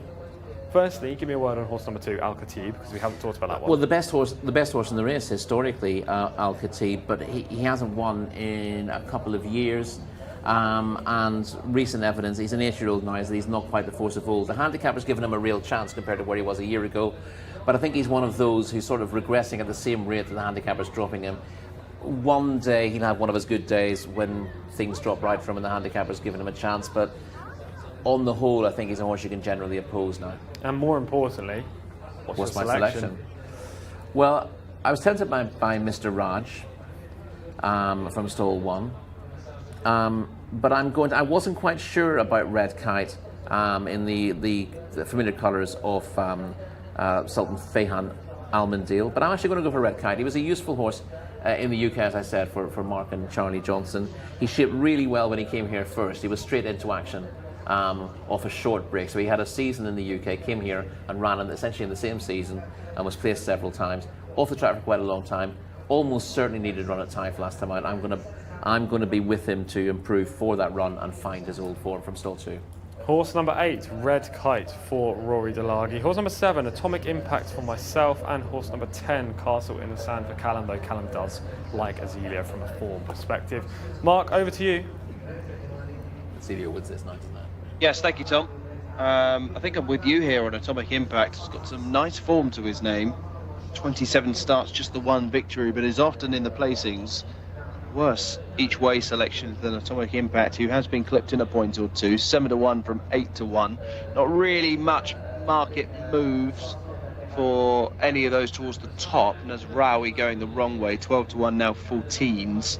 Trachonitis a bit of support, 25s, was 33s. Azelio 5-2 favourite here, as we see an excellent shot of the sky. I guess a giant 9 with the round course and the shoot here for the mile and a quarter, 6 and 7 furlong races.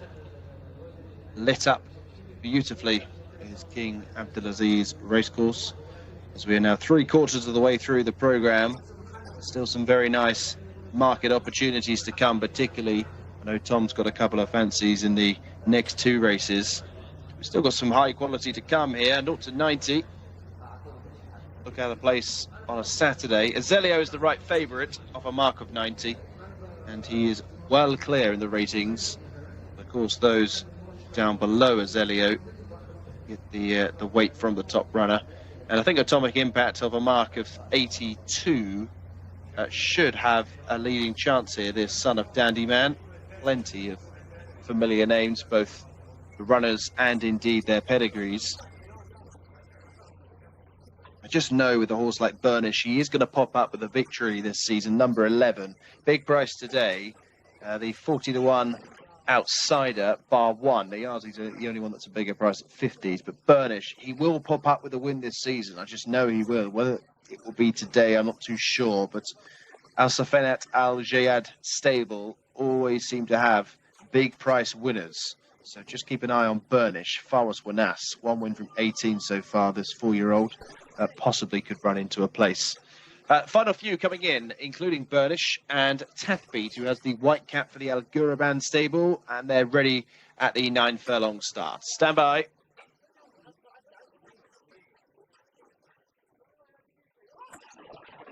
And they're off. Nice clean beginning for the 9th race on the programme. This 0-90 handicap. Extreme left as we look is Ibn Habam, who has now just dropped in to tuck in behind runners with Niyazi towards the back end of the field. Burnish and Summer on 7 Hills make up the final 4.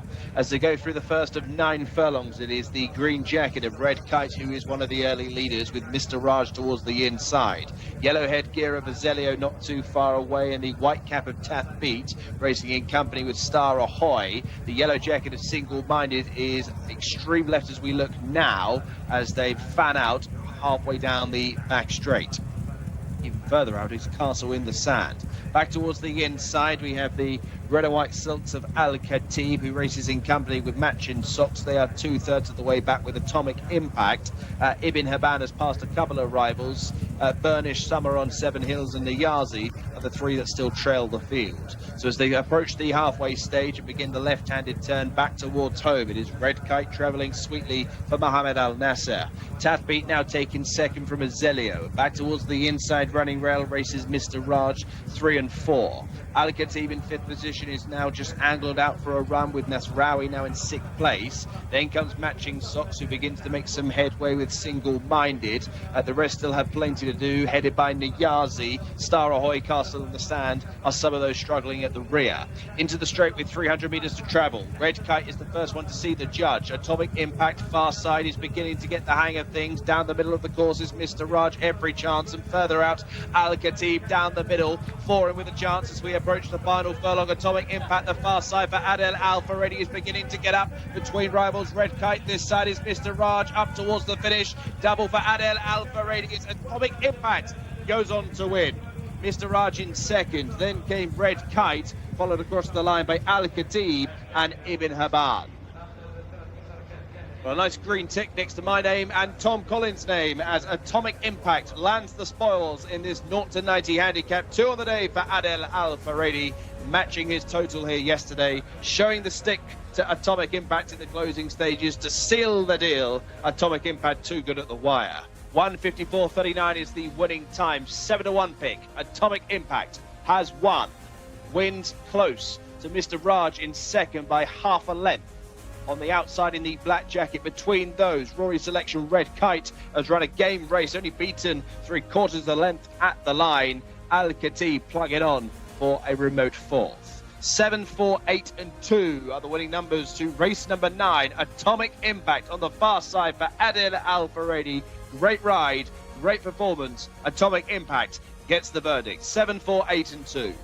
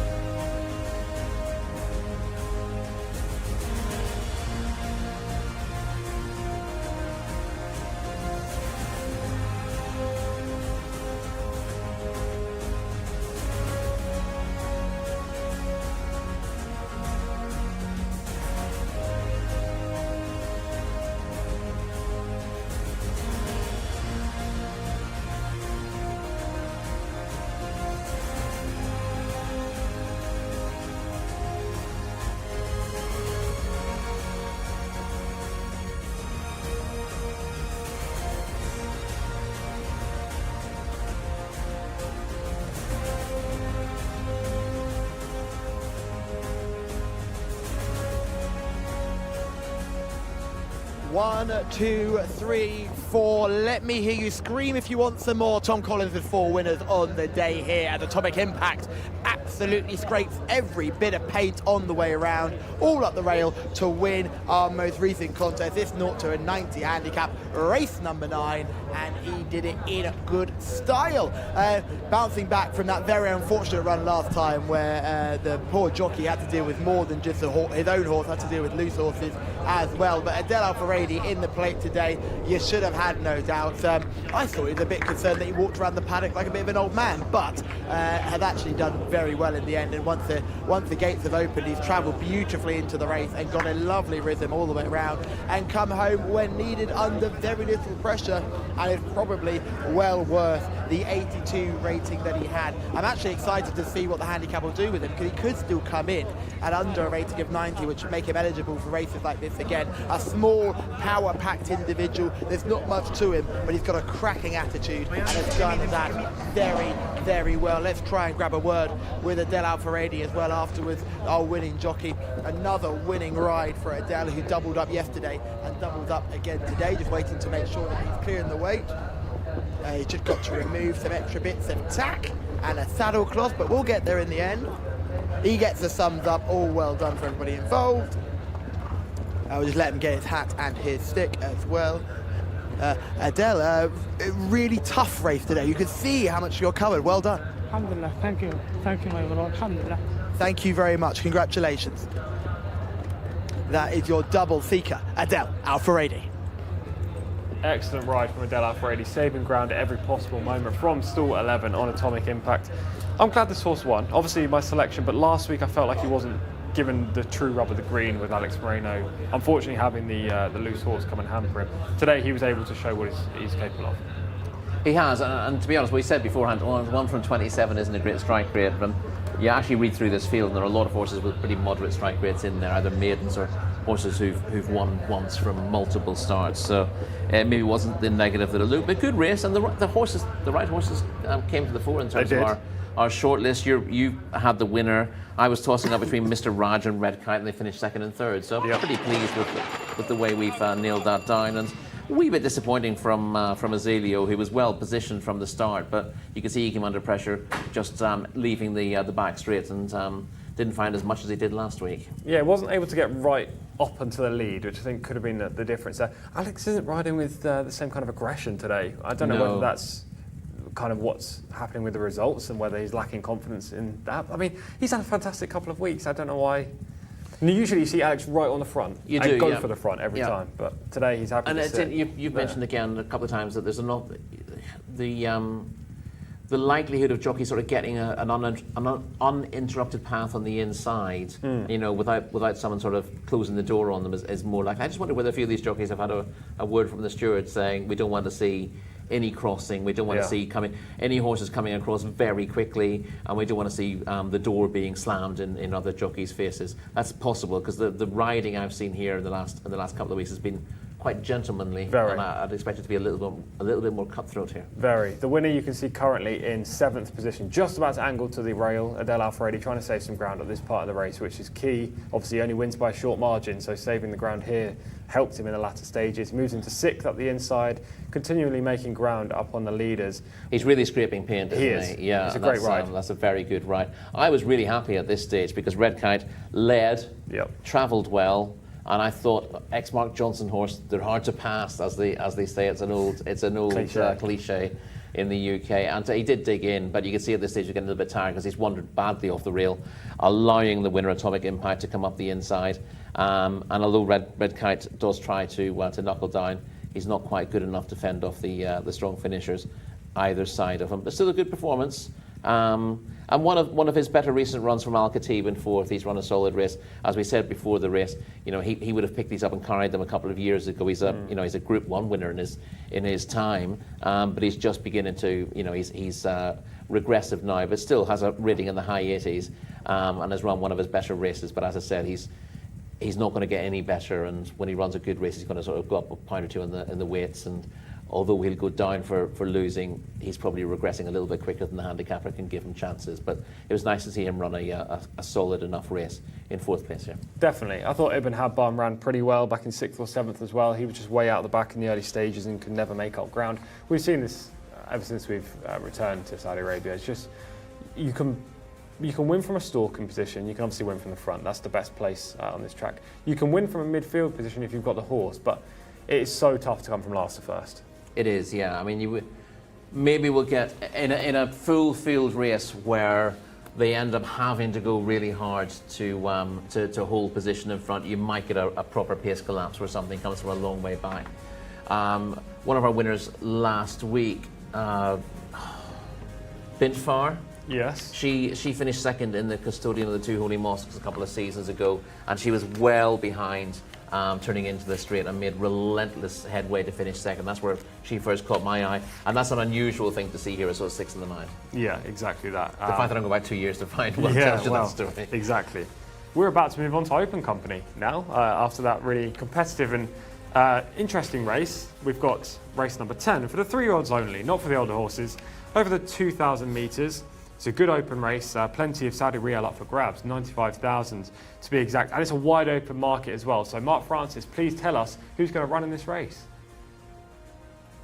Yeah, 19 runners here, Tom. Cracking open race for 3-year-olds only. 10 furlongs in front of them. They're headed by the only grey, Monsieur, for Naif Al-Anazi. 3 wins from 9 starts, operating at a 33% strike rate. Al Zuhal was a recent winner. Salman Al-Rashid on board the 2. Lucas Gaitan looking to keep up the good recent form with number 3, Labe. Alex Moreno, 2 wins from 3. A winner on debut and a winner last time. 4 is Kontar. They had Mr. Raj in the previous race, the Al Guraban stable, hoping to go one better with Kontar, Ali Al Mamoni, all the 2s, 2 wins from 22. Sardan is 5, prominent enough in the market. Yusuf Al Hussein, who rode a winner in his colours yesterday, 2 wins from 4. 6, Al Albani for Abdullah Al Sayyidi in the burnished colours, completes that capture, number 6. Turning the page to number 7, Al Aham for Mohammed Al Hubail. 8 is Al Shaheen for Ahmed Al Tayar. 9 is Hamoud Al Khayer for Khalid Al Mamoni. Marjad is 10 for hat-trick seeking Adel Al Faredi. 4 winners already so far this weekend. 11 is Mujtaz for Abdullah Al Farouz. Western City, Mohammed Al Daham once again can keep the colours of Sheikh Abdullah Al Malek Al Sabar on. 13 is Causeway, second in here for Prince Al bin Salman Abdulaziz with Berto Ramos. 14 is Ghazi for Mohammed Al Habib. The rest of these all maidens, by the way. At 15, Karam Al Anea for Farhed Al Faredi. 16 is Light the Road for Fawas Wanas. Rich Max is 17, Azil Al Sahani. Super Fluidity is number 18 for Abdullah Alorfi, bidding for a hat-trick as well. And Desert Jewel, the filly, I should say, has won a race. Abdullah Al Credis 1 win from 14. Desert Jewel right down the bottom for Nasser Saeed Al Muteri. 9 runners for this cracking open race, due off at 7:30. 3-year-olds only. Labbe catches the eye on paper. Does he catch the eye of Callum Helliwell in the paddock? Let's find out. Thank you, Mark. Yes, he does catch the eye in the paddock, but so do a few of these. I'm going to run you through my eye catcher. Then we start with number 1, Mashur, who has come on massively physically since we last saw him. This horse has stepped forward massively since I last saw him on a racetrack, and he's grown into that big lanky frame we saw as a 2-year-old and a low 3-year-old when he was 2 rising 3 last season. Looking forward to see how he gets on in this contest. Big, strong, strapping type. Interesting to see how he runs. Let's go back to Labbe, the talking horse of this race, representing Lucas Gaitan. A completely different type of animal here, much lighter, much more effeminate, much more bony, and probably a bit leggier, and still has to fill that frame. But there's certainly plenty of positives about it. He's got those gorgeous quarter marks that the Gaitan team do so well with. He looks fit enough to do the business today. He's not getting overly warm. He's a little bit warm on his belly, but I think he's handling the prelims very well. I'm not sure whether Rory would be slightly concerned about it. He's a little bit lethargical, and he's not really marching out with his walk, but he's certainly got enough positives. He's not a massive negative for me. Let's go back to the best looking horse I've seen today, though. This is Sarden, horse number 5. Straight up my paddock pick. This thing is absolutely drop dead gorgeous. I have not seen a horse as good looking as this today, and I'm dead excited to see how Sarden gets on. Straight up, absolutely stunning. I have no notes. Absolutely gorgeous. Let's track back though to one of the horses that will also be running in the same colours as Sarden. This is horse number 13, Causeway. We've got to track all the way back to see Causeway. The jockey is already on board, so hopefully we'll get to see another lap from Causeway. Here's Causeway in shot here. This is another one for the same ownership as we just saw. Wiggy on board this one. Hello, Wigberto. Good luck in this race. He is just he's a good individual. He's a much bigger, stronger type than what we just saw. Looks like a horse that would be suited to a drop-in trip, really, with the power in his hind quarters. And he's a lovely looking individual. Really caught my eye. And then finally, we'll get to horse number 15, which is Karam Alanaya. This is the final horse that I made on my shortlist. Just look how well this horse looks in the coach. You've got a really good jockey on board as well with Farhad Al-Faradi in the saddle. He's getting a real bit warmed up here. He's probably just noticed the camera and wanted to give it a bit of a buck and a squeal, but the jockeys are on. Farhad is in the plate, and there is no one you would feel more confident with than Farhad Al-Faradi in the saddle, and this horse, number 15, looks very, very well. Karam Alanaya, another for an absolutely packed out shortlist.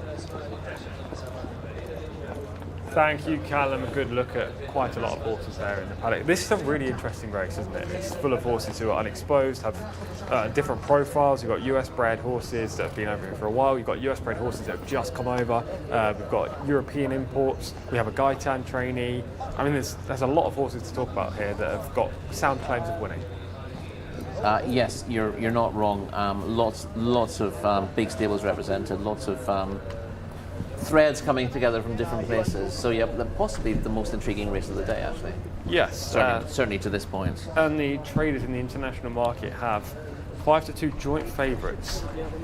You don't know the prices. I don't know the prices. So I got the price of the top one, and that's okay. It really. 5-2 joint favourites: Mashur and Sarden, horses number 1 and 5. Let's talk about Mashur first, then.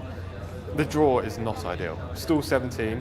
Naif Al-Nazi yet to have a winner since we've been here, which was the start of last week. Mashur is now the 9-4 favourite, I'm being told. Definitely the standard setter in this race with an official rating of 95. Yes, absolutely. Won twice in open company. And yeah, the others have a bit to find. I just think there's potential for improvement in various quarters here. And stall 17 is not ideal for Mashur, so I thought he was... Listen, he'd nearly be favourite with me, maybe with just shade favouritism, but he wouldn't be a red-hot favourite. No, I think his hopes lie on Naif Al-Nazi getting to the front, and that's not guaranteed from that stall. Well, that's the thing. Naif's good when he gets to the front, but it's going to be hard from there. Yeah. And I think he's less effective a rider when he's got to hold the horse up. The other, second favourite is Sarden, horse number 5. For an informed team, Nicolas Bachelard and Prince Sal bin Salman, they had a couple of winners yesterday. The son of Mendelssohn. Yeah, I mean, won his first two outings here last season. Was fourth in a Saudi Derby qualifier as well. Off for a while. He's got a rating of 90. He's fairly lightly raced and could do better still. I do like Nicolas Bachelard. He's doing well this season. He's not badly drawn in stall 9. His jockey Yusuf Al Hassin would not be one of the leading riders here. And that, I'd say that maybe it would be the weakness with the Prince Saud yard, that they don't always have a top rider on board. It used to be Luis Morales, but we haven't seen Luis since we've been here. No sign of Luis Morales so far this season. So obviously one or two of the leading jockeys missing at the moment. We may see them later on, but that's a little bit of a negative for Saadin, but he's got a solid profile otherwise. You can just see a horse being resaddled there. I think that's horse number 4, Konza, by Ali Al Mamoni. We'll go back to those towards the top of the market then. The third in is horse number 10, Majid, a horse who you think is very interesting in this spot, ridden by Adel Al-Faradi. Yeah, he was a winner in the all-weather in the UK a year ago. Made a promising start here, went 5th to Arabian Pleasure in a 1600 metre open. Recently, Arabian Pleasure's been going from strength to strength. I thought he shaped much better than the bare result on that occasion. Has got a good record all told. Very good jockey on board with Adel Al-Faradi. Stall 15 just was a little bit of a sticking point, but again, doesn't have much to find with a rating of 86 and could still do better from that. I thought he was shortlist material. Yeah, he's very interesting, Majid, in here. Probably one of the most interesting horses. We'll move on to a couple of others in a second, but firstly, thank you very much, Salem, for your comments. Continue to tell us who you like, especially in this race, because it is so wide open. We would love to know your guys' thoughts. Another horse that's coming here, first start actually, in Saudi Arabia. Majid's second start, but first start, Causeway. Now, I watched this horse several times in the US. Only had the 3 outings. It was trained by Chad Brown. You don't see too many Chad Brown horses come here as a start. Also was bred by Juddmonte and raced in the Juddmonte Silks. Another interesting factor. It showed some promise, but was a little bit disappointing. But the main angle here is, obviously, would like the track. Yep. The draw's wide. Roberto Ramos hasn't had a winner for a while, but these connections do so well with imports. I thought Causeway was very interesting. Yeah. The bookies haven't missed him though, 8-1. No, that's the point. It has yet to fulfil his potential, but has got an eye-catching pedigree, like a lot in these colours. Wiggy not being the jockey of old this season, but he's just had the one winner so far this term, which is very unusual for him. And Causeway's got a draw in stall 16, so. Not the easiest spot, but a decent performer. We're going to see Saadin in action now in those Prince Saud colours, the white with the blue braces. We're actually seeing Mashur going to post at the moment, which kind of suggests we're going to see Mashur first. Correct. There is Mashur.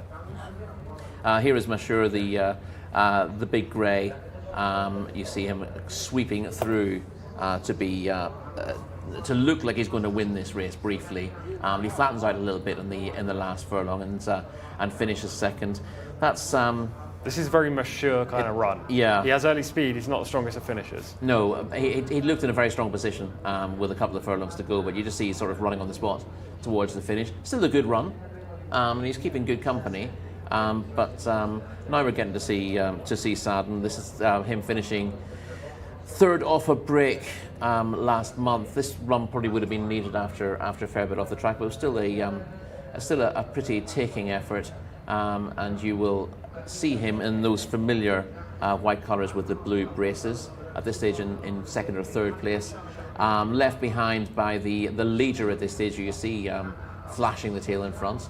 He just fades out of it a little bit, but keeps plugging. I thought for a while he was going to be right out of the frame here, but he actually keeps plugging away in third. I would have thought the track wouldn't be ideal for him at Taif. I thought he'd come on for a run as well. So we expect a bigger run from him. Just hangs on for third in the end. That's not the best of his efforts, but he did show plenty of promise here in his first 3 starts last year. Very much so. So that was a look at Mashur and Saadin. A couple of form clues from what we've seen so far this season, and these are the 2 horses at the top of the market, with the international market just marginally preferring Mashur at this stage for Naif Al-Nazi. Kind of want that horse to win just so we can hear from Naif. He hasn't had the best couple of weeks since we've been here. Let's move on to the horse that I'm most interested in then. Horse number 3, L'Abbe. Lucas Gaitan. We've talked about him a lot over the last couple of days. He had a very good winner yesterday. He had a runner earlier who perhaps didn't show what Lucas was hoping for. I think Labe's a huge contender. Alex Moreno on board. Maybe Alex can now finally get that winner. Yeah, again, it'd be great to have a winning interview with Alex. Just be good to see him smiling today, because he's not looked the happiest, unsurprisingly, because he would have expected to have a winner earlier in the day. Was beaten on a very short odds runner. Not that he did anything wrong in the race, the horse just ran flat. But Labe, as you said, has won 2 from 3. Was impressive over 1,800 metres here first time out. Probably just needed the first run back. Was still a fair third, and improved on that to win impressively last time out. Very low mileage. 83 gives him £12 to find, or actually £10 to find with Mashur, because Mashur is giving £2 away. So he needs to improve again on the figures, but he's definitely going the right way. He looks really well in the prelims as well, doesn't he? As all Lucas Gaitan's horses do. So yeah, you'd be again putting positive comments forward for Labe. I loved how he kicked clear last time. He looked like he was going to be potentially challenged on the home turn, but he really powered up and accelerated. You could see his cadence increase, and he galloped all the way to the line. I love that performance. Most interesting for me is that it's a Lucas Gaitan unexposed horse against quite a lot of horses in here who are exposed. There are a few that have only had 4 or 5 starts, or Causeway, for example, has only had the 3 outings and none here. However, there are a lot with plenty of runs. Even Mashur, who's had the 9 runs, not exposed as such, 3 from 9, could still easily be improving. But we know what Mashur is capable of. We don't necessarily know with Labe. I'm willing to put a line through that 3rd place finish on the 2nd outing, as he wasn't fit. Let's talk about a couple of others, including Western City, number 12. Yeah, Western City is quite an interesting contender as well. He's not the easiest to weigh up. I mean, the second one in these colours, who's a European import with an interesting profile, who you're not entirely sure about. We know he handles the all-weather because he was an impressive winner on his debut at Dundalk. He was then sent off 4-1 on for a handicap on his 2nd start, in which he finished slightly disappointing 3rd. Off the track for a while before finishing 6th in a race where he looked to, 8th rather, in a race he looked to need. And it's slightly surprising that Joseph O'Brien was getting rid of him so quickly, given he still looked unexposed. Didn't cost a fortune to join Current Connections, but they tend to do well with their horses, and he's one you can't rule out. Difficult to select him with confidence, but he does look yet another interesting recruit to Saudi Arabia. I'm going to have to confirm my producer who Callum has picked here as his paddock pick, while number 5 is Sarden. Okay, the 2nd favourite for Callum. That's a shorter price pick for Callum. He's been finding paddock picks at long odds today, but Sarden is his paddock pick here. I'm going to be with horse number 3, Labe. Rory, you're 2 behind in the studio challenge. Who are you going for? 3 races left. I could go with Labe and still hit you with the last 2 winners, couldn't I? We've also got tomorrow, so you've got loads of time. But I'm creating pressure for no reason. But you eat pressure, Rory. Yeah, so they for breakfast. So they say. Yeah, it gives you indigestion after a while, though, it must be said. Ooh, I'm going to go with Labe as well, I'm afraid. I know it means I can't beat you on the day, but I can join you. Okay, so Labe, horse number 3 for myself and for Rory. Callum's going with Sarden. Mark, you with Labe, Sarden, maybe even Mashur? No, Labe for me. I'm not ignoring this Lucas Gaitan horse, who I kept an eye on at Taif in the summer, 2 from 3. Ran well on the 2 victories.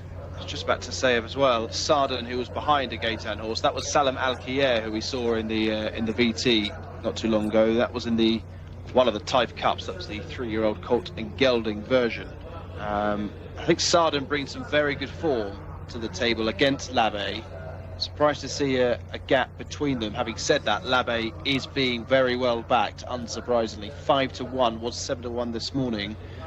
So well supported again, a Gaitan horse. Sarden 11-4 is pretty solid. 5-2 Mashur, is the outright favourite. I don't think it's got the right jockey on board from stall 17. As much as I love Naif Al-Anazi, I think he might do too much too soon, and it will suit a closer, possibly Sarden from 9, Labe next door in 8. So I'm going with Labe to match Rory and Tom in the studio.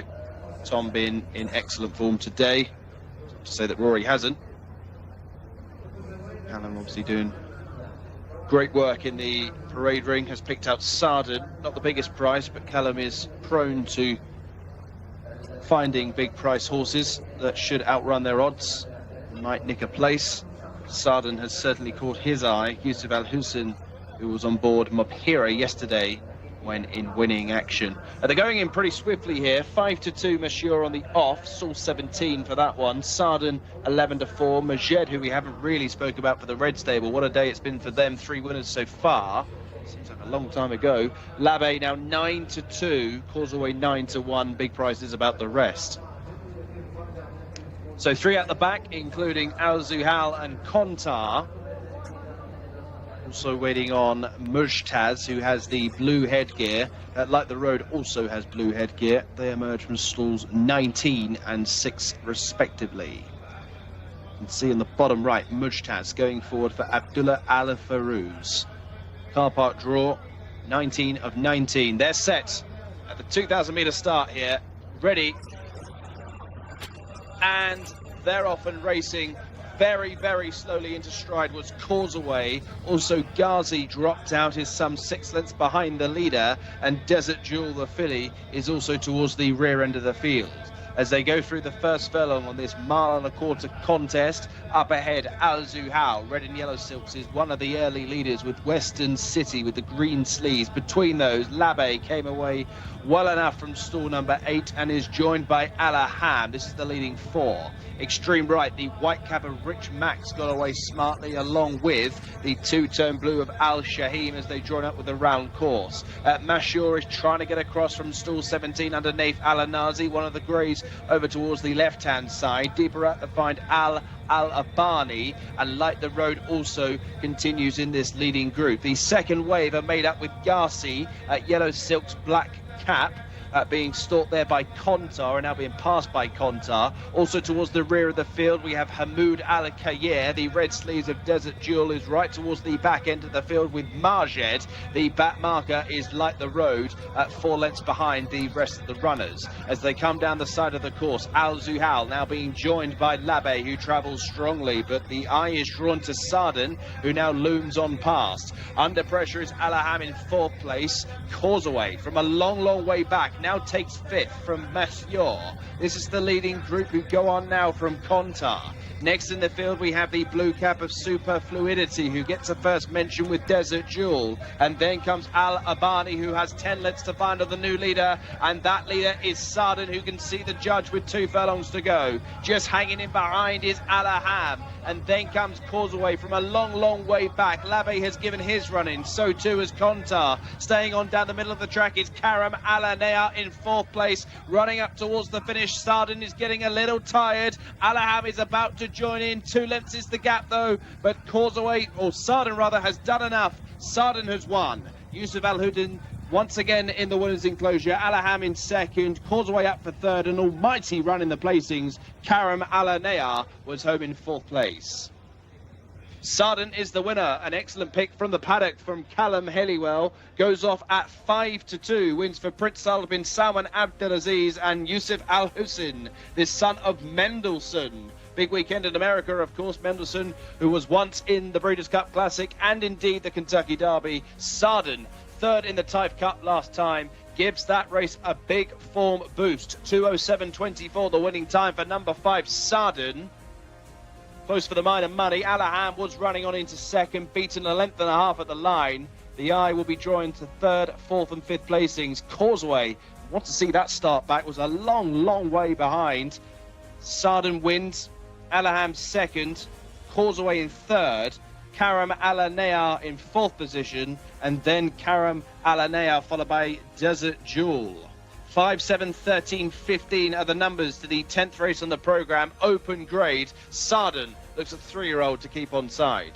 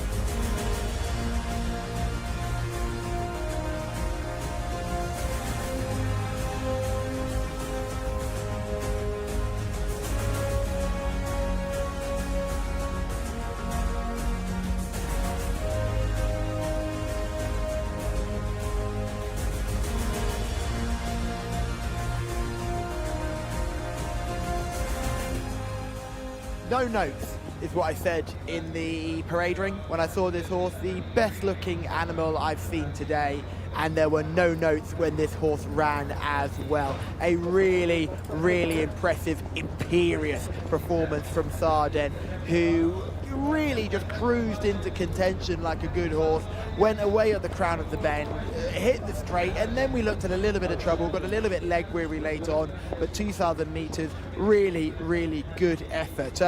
Keep this race in the archive here, because I think the third, Causeway, is the one you want to take out of this. That horse missed the kick by about 20 lengths and ended up still coming home to finish third. Mustafa, my cameraman, did make a good point. They didn't go that far, so the time may flatter Causeway's performance, but take nothing away from your winner here. For the same ownership, Prince Sal bin Salman bin Abdulaziz in the shape of Sarden, who has done very well to bounce back from a okay run at Taif to really hit the frame here well at King Abdulaziz Racecourse. So looking forward to seeing what this horse can do throughout the rest of this Riyadh season. Looking forward to what this trainer can do in the shape of Nicholas Bachalard, who has trained a few good winners already since we've been here in Riyadh. And these colours and this trainer and this jockey are connections we all need to keep on the right side of, because they're all very, very, very talented. And I think this horse is just another on the end of the conveyor belt. They're going to make sure they're going to walk it into the right place and get the photo. Not the biggest type at all. I think when you saw Causeway, it kind of dwarfs this boy, but take nothing away from this winning performance. This is a good horse, and I think the only way is up. We will grab a word with Nicholas Bachalard as well after this, even though he really will not want to talk to me, but I'm very persuasive, you see. I'll definitely grab it. Everybody just be careful here. Remember, front end bites, back end kicks. Lovely photos there, lovely scene. We're going to wait for connections to all gather around.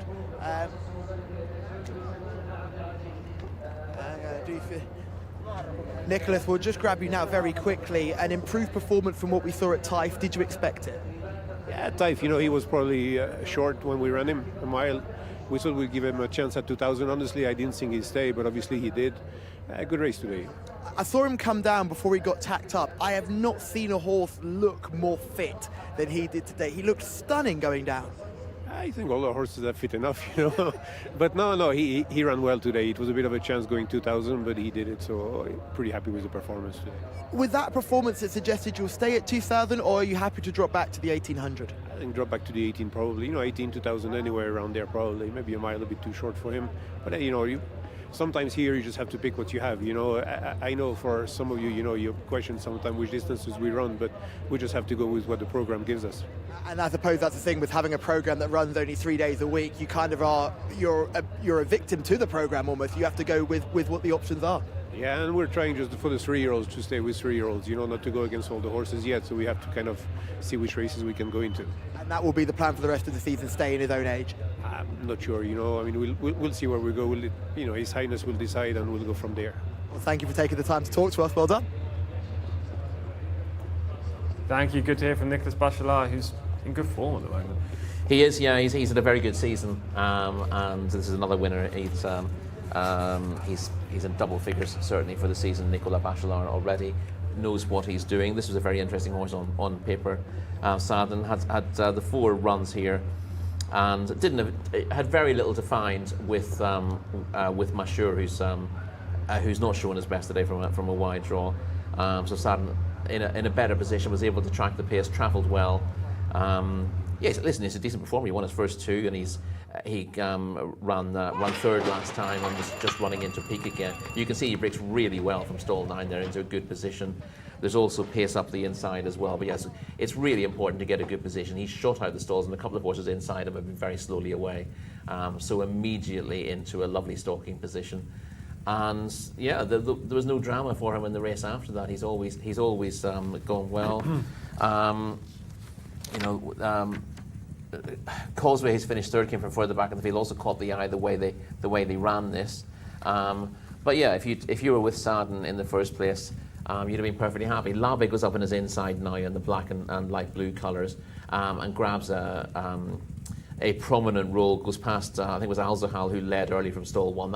That sort of backed out of things a little bit at this stage, so the Labe gets a slot in the rails, and you've been quite happy if you're with him. But of course, no questions at all had been asked of Sarden, who's taken his rider there purely on his own steam, and it was just a case of when he wanted to get a little bit closer, and he moves up between Labe at this stage and the horse who finishes second in the end, Albaham.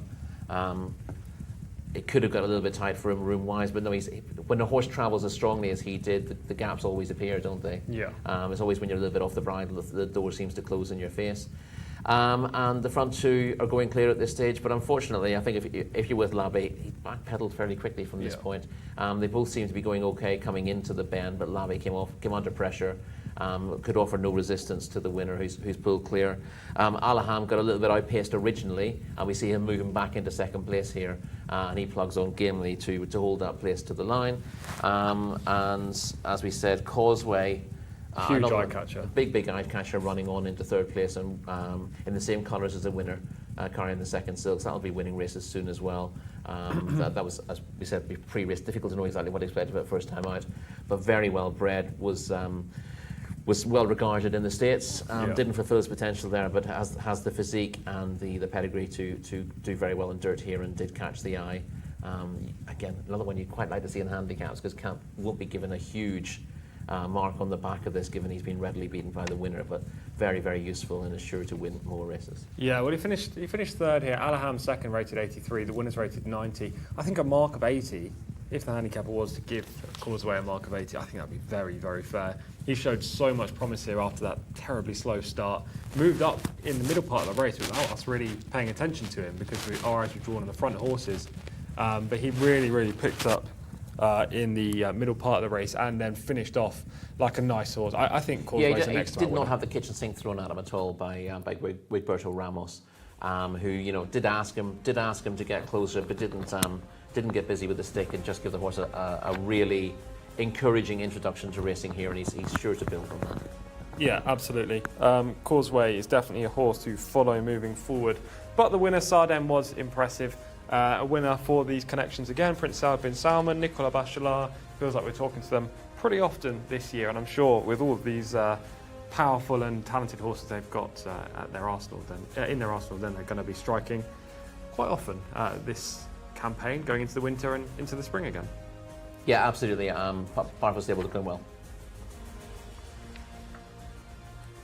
Mark, runners and riders, please, for the Fillies Open, race number 11.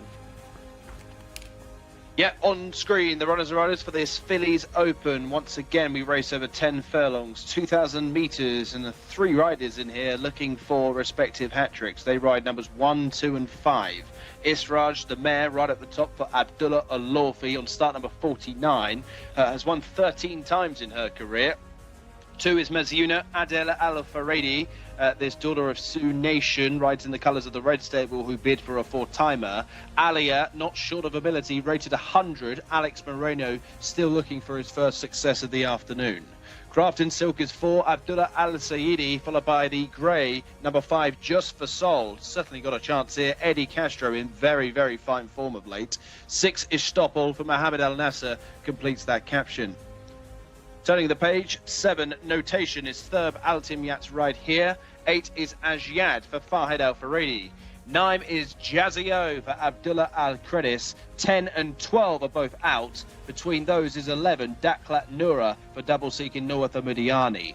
13, Momtenar for Ali Al-Matib. And the bottom one on that graphic is Rocket Money for Rakan Al-Abaid. 4 over the page, Direct Security is 15 for Mohamed Al-Hubail. 16 is Juju for Fahed Al-Mimoni. 17 is Simt Naif Al-Anazi, will be doing her best work towards the finish. 18 is Pack Ice for Hamid Al-Daham, looking for a second winner of the day. So we're down to a field of 16 then for this Fillies Open. 95,000 Saudi Riyal in the prize fund. It's back to Callum, who's looking at them in the parade ring. Thanks, Mark. Yeah, plenty to update you all on paddock action as well. Let's start with horse number 5, has been removed from the parade ring because that horse was turning itself inside out. Just for Sol, massive negative. Let's look at some positives though. 1 is Israj, who is fit. She does carry this condition all the time. She's a mare, that's not a surprise. The older they get, the more condition they carry. She looks fairly fit enough. I imagine she could come on fitness-wise, but she's a good-looking individual, and we know she's a classy girl as well. She's got plenty of ability and she'll be one to watch in this. This is the horse number 2, Mezuna. For me, if this horse wasn't just getting a little bit warm, I'd say this is the Paddock eye catcher. It may still be the Paddock eye catcher because she is fit, ready to go. Look at the shoulder on her. She's got a real big, powerful body type, strong neck, great hindquarters. She's taking it all in. Yes, she's ready to go, but she's not blowing up, which we saw with horse number 5, who's already going down to post and awash with sweat. I really like the 5. I really like the 2, sorry. I just hope she can just calm down when she's let go. We'll go back to the next horse, which is number 3, Alia. Alex Moreno just getting the last minute leg up on this one. Looking forward to seeing how she goes. She's gorgeous. She's a really pretty individual. She's got a lovely head on her, beautiful kind eyes, and she walks like she knows what she's doing, and she's taken everything in her stride. While everyone else has been getting on their toes, she has been nice and relaxed. I certainly be putting you on her anyone's shortlist. She will come on for this run fitness wise. We've got one more to look at, and that is horse number 6, Estoppel, a horse who we know very well from last season in both Taif and Riyadh. A horse for me that just looked very correct and ready to go. A lovely walk on Estoppel. We know she's got a very calm temperament as well. She's a good looking individual. She has maybe again another one to come on for this for fitness and not quite as ready as horse number 2, but horse number 6 should certainly be a positive. So to wrap that up, 5 big negative. 1, 2 and 6 very positive. 3 positive but needs the run. I think I'm going to stick with horse number 2. Thank you, Callum. As you know it is then for Callum in the preliminaries. He gave quite a few comments there, positives and negatives. Negatives for Sol, who was the third, or is the third favourite in the international market at 130. That's horse number 5, ridden by Eddie Castro, who's looking for yet another winner. He's not playing it safe, Callum. He's calling it as he sees it in the paddock. If you wanted to give paddock positives and negatives that kind of matched the market, you wouldn't be going there. Just for Sol, ridden by a jockey who's absolutely on fire at the moment, with solid form to his name, a rating of 99, leaves at sort of second highest rated in the race, coming from stall 6 as well.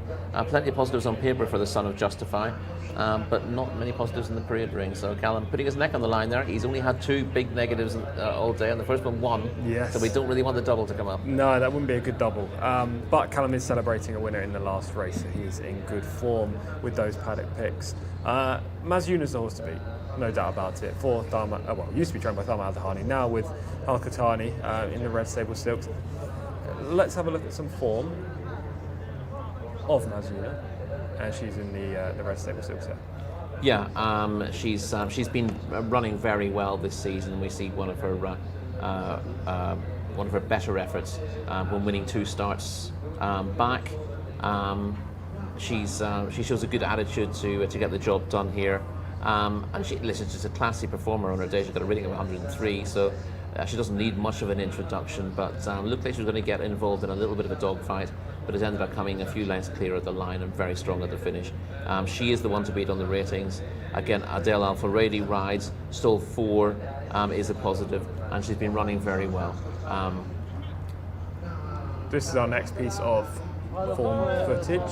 Alia in the blue silk. It's going to be ridden by Alex Moreno today, second favourite. Yeah, Alia number 3, running a solid race, coming from quite a long way back to grab a third. Again, didn't really pose a win threat in this race, but keeps galloping to the line. We're seeing a few of them in action at Taif, which again doesn't seem to suit Alia particularly well, but she's running very well. She's been first in 2 of her last 5 races, placed in a couple of others, running very well at the moment. Was an impressive winner over 1,800 metres here earlier in the season. This 2,000 metre trip should be okay. And again, she's a player. She's got a rating of 100 on the same weight as Mazuna, so £3 to find in official ratings, but stall 1 is an excellent place for her to start, and you'd be pretty positive about what you've seen in her record overall. Unfortunately, the footage we saw of her isn't the most flattering. No, but she's a very good horse. We saw her last year. I think she was trained by Jeff Woodruff. I think you're right, who yes. doesn't have any horses this season. Looks like they've all been moved to another trainer, whether that be his assistant or if Jeff's just not here anymore, I'm not sure. But Alia was improving, and I think Eddie Castro rode Alia a couple of times last year because he was riding forwards rough. But now, obviously, Eddie's got that partnership with Prince Sultan bin Mishal and Shala Al-Adiani, and he's on Just for Soul here, horse number 5. A couple of others then that are relatively short, or short enough priced in the market. Horse number 15. Direct Security. Mohammed Al Hubail rides his daughter of Sioux Nation. We spoke about Sioux Nation earlier with one of Jimmy Jerkins' runners. She breaks from stall 9. She does. I mean, she's been running well enough. She's been in the frame a couple of times of late. Stall 9 is okay. Mohammed Al Hubail on board, but she's not won a race. She's not from 15, and this looks a pretty hot contest. So yeah. I don't think the fair effort she's been putting in of late are quite good enough to win. Again, it's worth pointing out that we're talking about her being a maiden. She's in no way a moderate performer. She's got a rating in the mid-80s. She should find a maiden very easily, but she's not running a maiden race as a general rule. She's running in much tougher contests. She's got a reasonable chance of being placed here, but I'd be surprised if she's good enough to win. And what about horse number 1, Israj? Kind of the opposite profile. Had 13 wins from 48 starts rather than a maiden, so super prolific performer. But is she regressing? Yeah, that is the question. Israj has been around for a while, had 48 runs to date, and as a 6-year-old mare, she may be on the downgrade. It's not that long ago since she's won, but her recent efforts haven't been particularly strong, and she's probably best when able to dominate, and I think she might struggle to get to the front from stall 10. Yeah, it definitely seems like a possibility. Are there any huge prices? And obviously you don't know the actual prices right now because I've kind of kept them from you, but are there any that we haven't spoken about so far that you think you can play a part in the finish?Maybe Daklat Nora or something? Yeah, well, let's talk about a couple.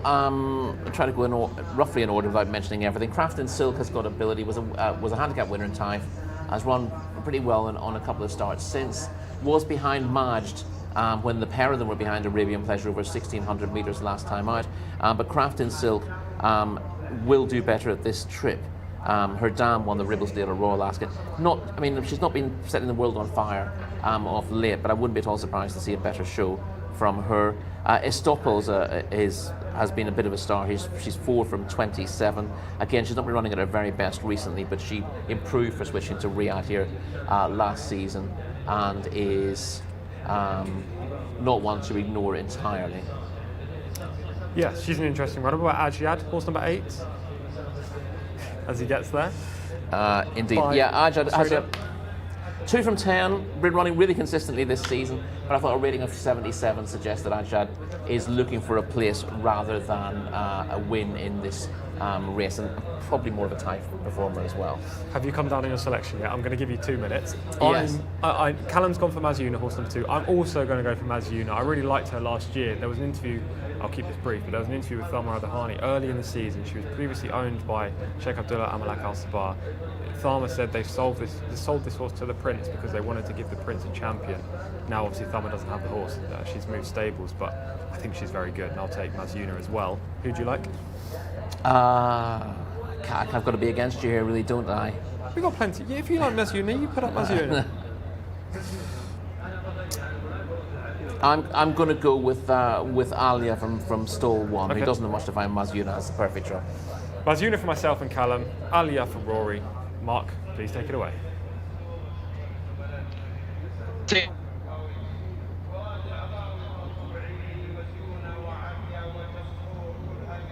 Well, hat-trick seeking Adel Al-Faredi. Red Stable are having a really good day.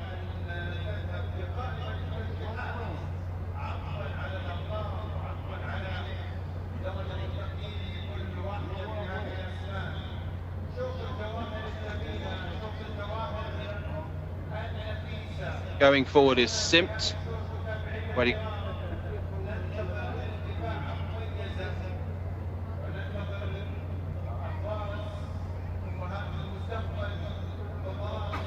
Last few coming into line.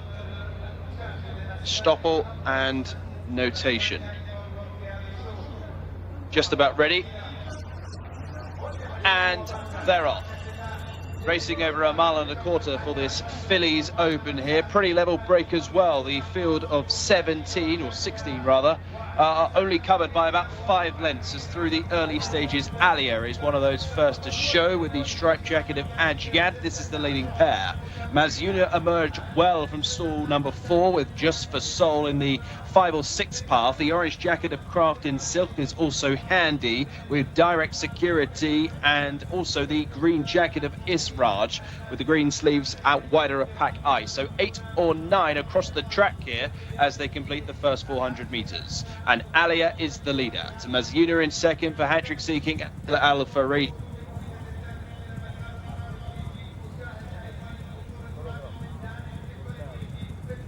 Israj also involved with the green sleeves on the wide outside as they approach the turn. That is Pack Ice.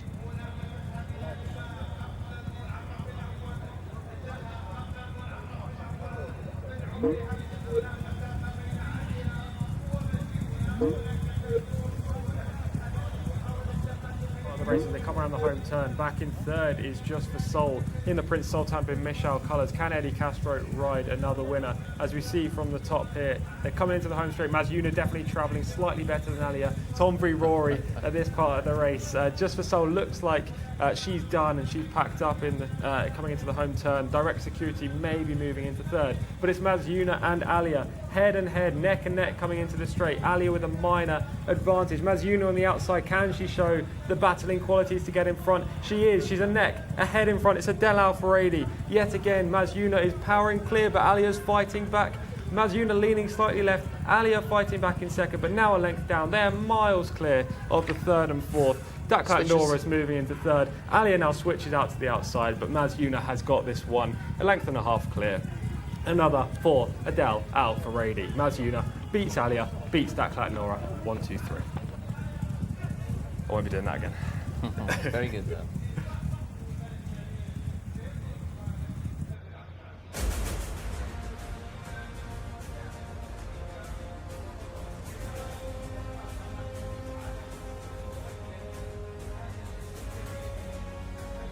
Between these two, they're both very well drawn. They're both coming here in form, both reliable performers.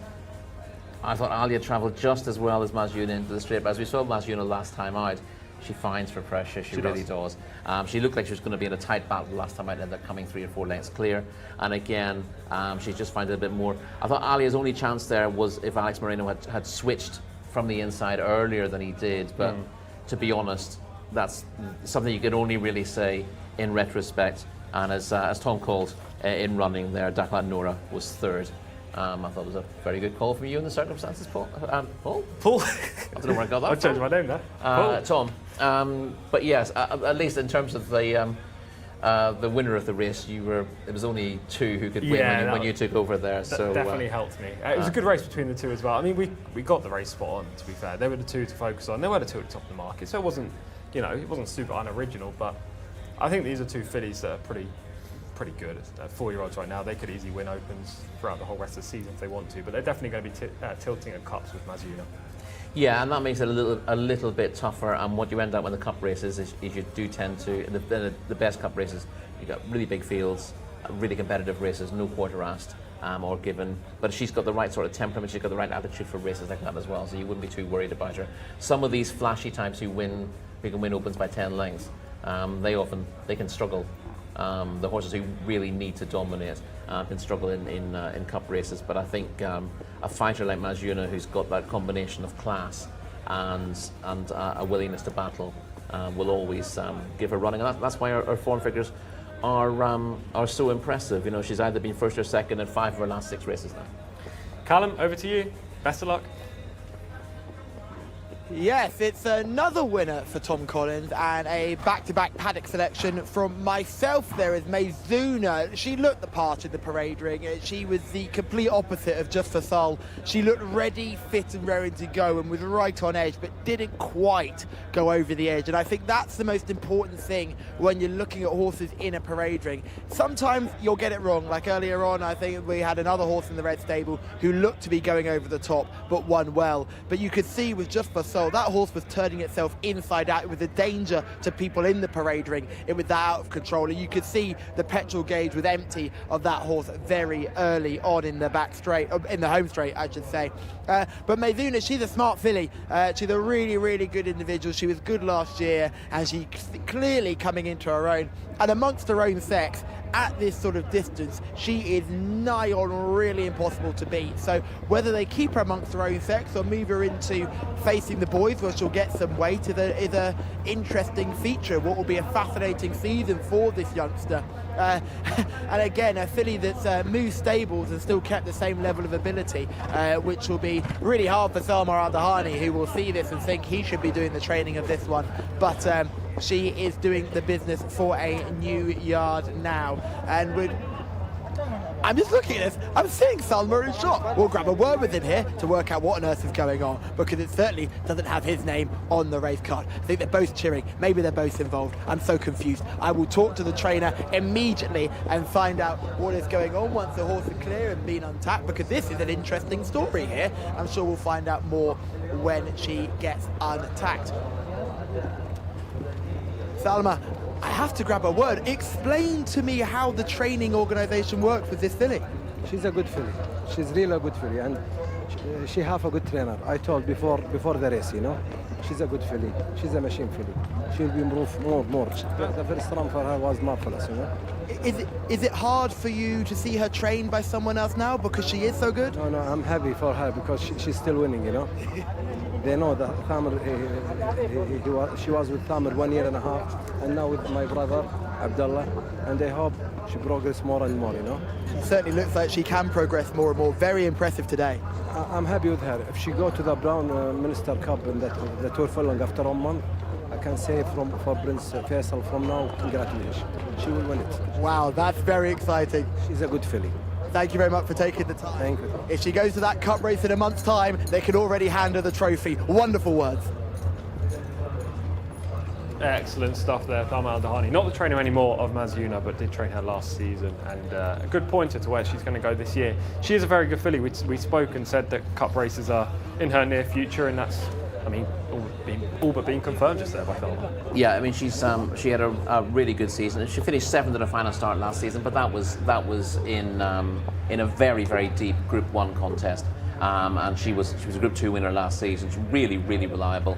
Again, we've said that, you know, if you're in races that are as tough as they are in Saudi, it's very difficult for horses to have the form figures that she has and keep hitting the frame. But she hasn't missed a beat here. She and the runner-up both got fairly good starts, and it was well, she's never really more than a length off the lead, was she, at this stage? I kind of thought watching it live that Alia got a little bit of a start on her, but Alia, you see, moves up on the inside from the rail to dispute the lead. But she actually had the lead in the first place, Maizuna, but there was no real need for Adel Faradi to sort of push that. He was more than happy to let her sit there, knowing that she will battle in the closing stages. The one thing he doesn't want to do is go hell for leather from the start and leave her vulnerable to something catching her cold. So he's allowed Alia to range along the inside, knowing Alia's had to work a little bit harder to get there.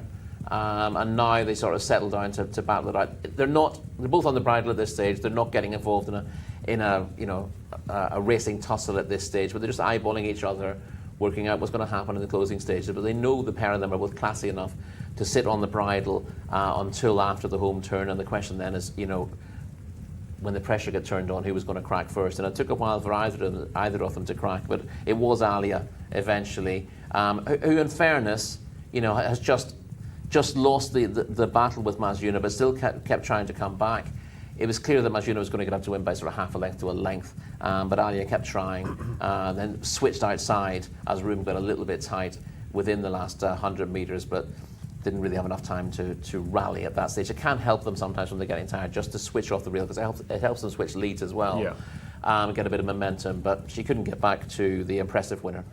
I thought Daklat Nora ran an absolute screamer in third as well. She was way back in the field, but she picked up the pieces and finished strongest of all in the race. Okay, we've got one contest left. Race number 12, local bred horses open for the 3-year-olds over the 1,800 metres. Mark Francis, over to you for the runners and riders, please. I'm so sorry, Tom Collins. I'm so sorry to do that to you. Thankfully, my producers just sent me £1 to put back in the meter to call this last race. I also gutted as well because I had my line ready, which was 4 winners for the Red Stable, 3 for Adele. Number 2, Mazuna, is number 1 at the finish, but thankfully you covered for me, and you were an absolute gent. Great call there in race 11. Quickly on to race 12. Quickly on to race 12, a local bred open over 9 furlongs. Al Kawakabi back in time for this one. Naif Al-Anazi, surely the winner here off a mark of 99. We shall see. 2 is Besht Al-Hakim Abdullah Al-Khamis. 3 is Yartafel for the White Stable. Rayan Al-Taesh looking to top and tail the programme. North Mudiani, final chance for him to ride 2 winners today on Fonda. That's number 4. Fulham in the colours of Prince Saud bin Salman Abdulaziz, and also Sardin, the winner from race 10, Alex Moreno. Meryi, also for the White Stable, Abdullah Al-Farouz. 7 is Al-Handawan for Mohammed Al-Hubail. 8 is Ala Al-Badi for Salman Al-Rashid. And the filly Bint Tawake looking to end the day with another Red Stable winner, Abdullah Al-Kredis. She's been in fine form as well, this 3-year-old. Hadabar is 10 for Abdullah Al-Lawfi, his final chance of landing the hat-trick. Adel Al-Faredi bids for a 4th-timer on number 11, Hakim. 12 is Stratford Prince, Abdulaziz Al-Faredi. 13, Taj Alanea Mohammed Al-Dahan with 1 winner today so far, looking to make that 2 here. 14 is Khalid Alays for Fahed Al-Faredi as a maiden. Likewise, 15 and 16, Mesbah Alamau, Khalid Al-Mamoni. 16, Yesha for Azil Al-Sahani. Nard is the final runner of the programme, also a 3-year-old filly. Fawas Wanas on board for Gaith Al-Gate. That is the 17 runners in the field. Looking forward to this local bred open where hopefully, Callum Helliwell, you've got eyes on number 1, Al Kawakabi.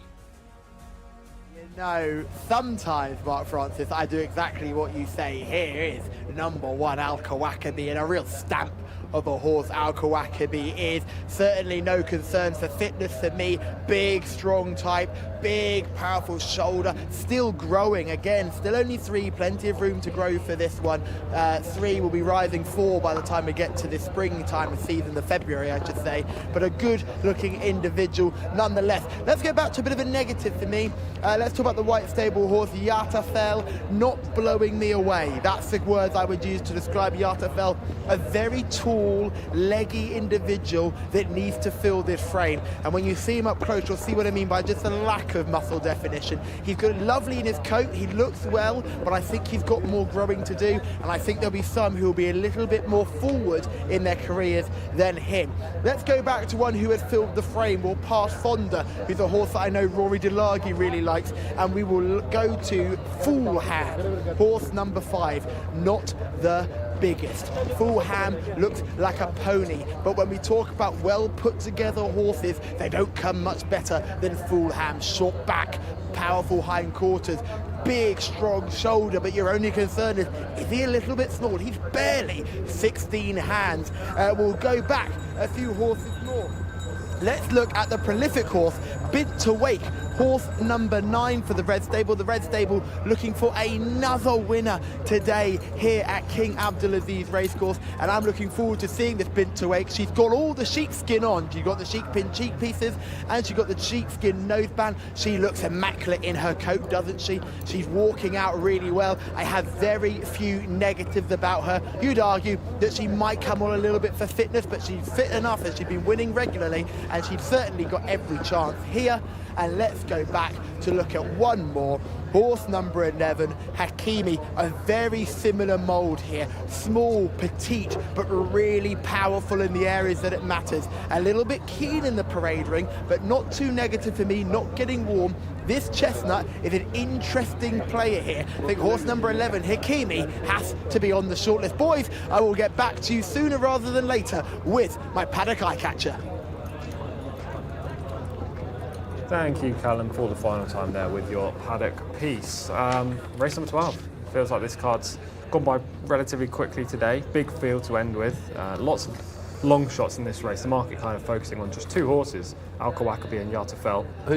Who do you have in behind the front 2? Anything less than 12 to 1? So it must be something. 2, yeah. Can you guess them? Live Fulham might be one of them. Correct. Yeah, what's he? 8. 8 to 1, and I would say the other one would be Hadaba. Correct. I'm not giving you a point in the competition for that, but Hadarba's 5-1. 5-1, yeah. Yeah, so Al Kawakabi favourite 7-4, Yartafel 15-8, Hadarba 5-1, Fulham 8-1. They're the 4 favourites. Let's start with Al Kawakabi then. He's the one that we both think will win this race, I guess. Yeah, and you're obviously looking to make it 6 winners in the day, which would be getting after a very quiet day yesterday. Would be a pretty good achievement on a day which hasn't been particularly easy to call, really. Certainly the first half of it. So you've recovered very well, and if Al Kawakabi wins this, then that'll be a 6 on the day, and yes, I won't be able to crow too much about what happened last week if you keep doing that. It's difficult. There are some nice horses in here, but I'm not sure they're necessarily in the right sort of race. The best Alachem we talked about last week, stretched by a mile. There's no doubt in my mind the best Alachem is a 1200 metre performer. Would probably do quite well at 1000 as well. Entertain me here. Like, why is he in this race? I don't really work. I don't know why the step up to 1800, but. Hopefully, we get a chance to see Al Kawakabi. Here he is, just in our shot at the moment. We get a chance to see him on the track. There's Yasafel. And here's Al Kawakabi winning what you described as a Taif Cup. There are too many. There are a few races called the Taif Cup. Obviously, they have different divisions for the purebred Arabians, for the fillies, and for the older horses. The older horses, that's the proper race. And Al Kawakabi has won this in really good style. Not just a Taif horse. A horse has shown really good form here this year. And he's a much improved horse in the first half of this year. Really like him. Yeah, he won by a street there. We now can see Fonda in the blue silks, Yatafel in the white stable silks, about to run first and second here. Yeah, Yatafel, this is a funny old race. Fonda stays on to win it. Yatafel was rushed up early to dispute the lead and then has faded. You'll see the other horse that went up there early has also faded out of it, and the horse running on into about 5th place was way behind early. They went too fast here. It flatters Fonda slightly to win this. Yatafel is capable of turning the form right, hence the prices. Fonda's 25-1, Yartafel's 15-8. That's maybe too much of a. Well, yeah. Certainly, if you watch that race, you wouldn't be pricing them up that way. But I thought Yatafel came in for a terrible ride that day, and is a lot better than the bare form. But yeah, Fonda obviously threw in a career best. Does need to improve again, but it's drawn and stall 4. It's coming off that really good run. I could see Fonda sneaking into the places, but as I said, I think that win was a lot about the way the early pace panned out, and the jockeys who were sensible in sitting off it. Yeah, I agree with that. I can't have Yatafel at all, to be honest, at 15-8. Horse has a lot of ability as a course winner. And, you can make a solid case for him, I suppose, but the white stable horses just aren't running well at the moment, and he's very short in the market. He should be 4-5-1 in my opinion, not 15-8. Al Kawakabi looks the overwhelming logical winner. He's getting quite warm here, Al Kawakabi. You'd be just a tiny bit concerned about that, but he's been so reliable this season, and a horse who's taken on some very good performers. Over to you, Callum. Thank you, team. Stuck between 2 here, but I am going to pick one because I am only allowed to pick one. It is Bint to Wake. From 17, she'll find it tough. She's against the boys, she'll find that tough, but I had no negatives about her in the prelims. She really caught my eye, and the Red Stable, we know how good form they're in right now. So Bint to Wake will be the play for me. Keep an eye on Fulham, though, lads. It's back to you. Bint to Wake is 20-1. I couldn't believe this horse was 20-1 in the market. Look, she's not my selection. I don't think she's the logical winner, but she's got lots of ability. She's banging form, and she stays extremely well. She does, and I would say this 1800 metres might be a little bit of a negative because she clearly does stay further, and the nature of the start here means I think the 1800 metre races don't always end up being as much of a test of stamina as they might be. I think sometimes the 1600 metre races are run at a more even gallop throughout. And this can throw up the occasional funny result. But yeah, she's been in the form of her life at the moment, Bint to Wake. Won 3 of her last 4. Should be running on strongly at the end of the day, as long as she can get away from what is quite an awkward draw. So not an awful call from Callum. She's a big price based on what she's done.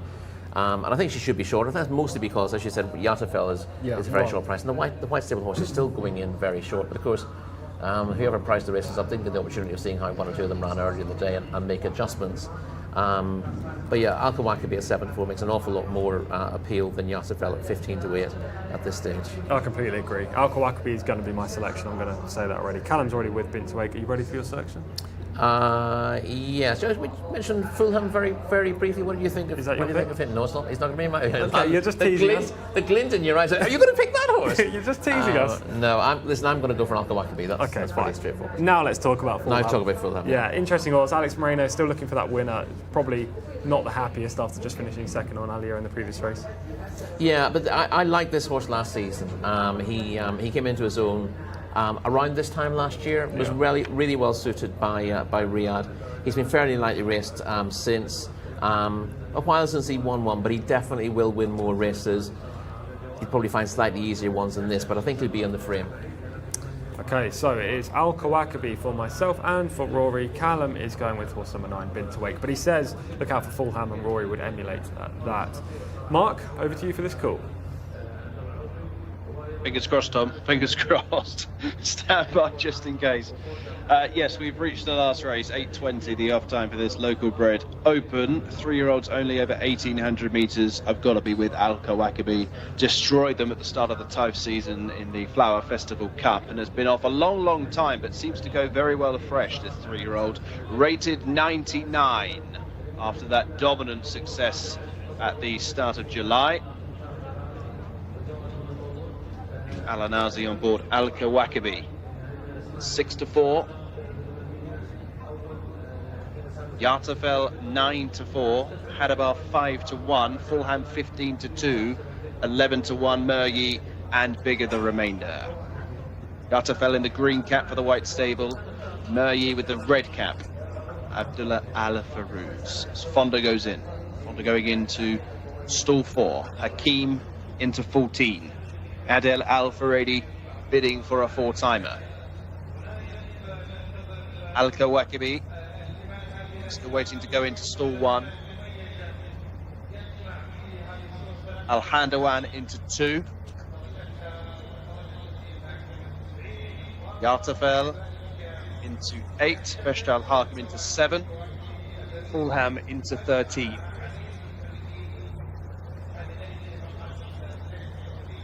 A great day here in the capital. Still got 12 races to come tomorrow. Make sure you join Tom, Rory and Callum. Steve Powell on commentary duty. 12 races here at King Abdulaziz Racecourse. 17 runners, just waiting on 3 more it seems. Bint to Wake about to go into stall 17. Besht Al Hakim into 7. Al Kawakabi still just waiting at a line. And we'd like to hear from Naif Al-Anazi after the conclusion to this race, hopefully off the back of success. Al Kawakabi, who's got to be the pick here. Favourite on the off, best horse in the race, plenty to like. Yatafel is only £4 inferior. Al Kawakabi, the back of a break, the one they're going to catch here. Stall 1 as well. They race for a furlong and a half. They join up with the round course. 2 back, Besht Al Hakim and Ala Al Badi.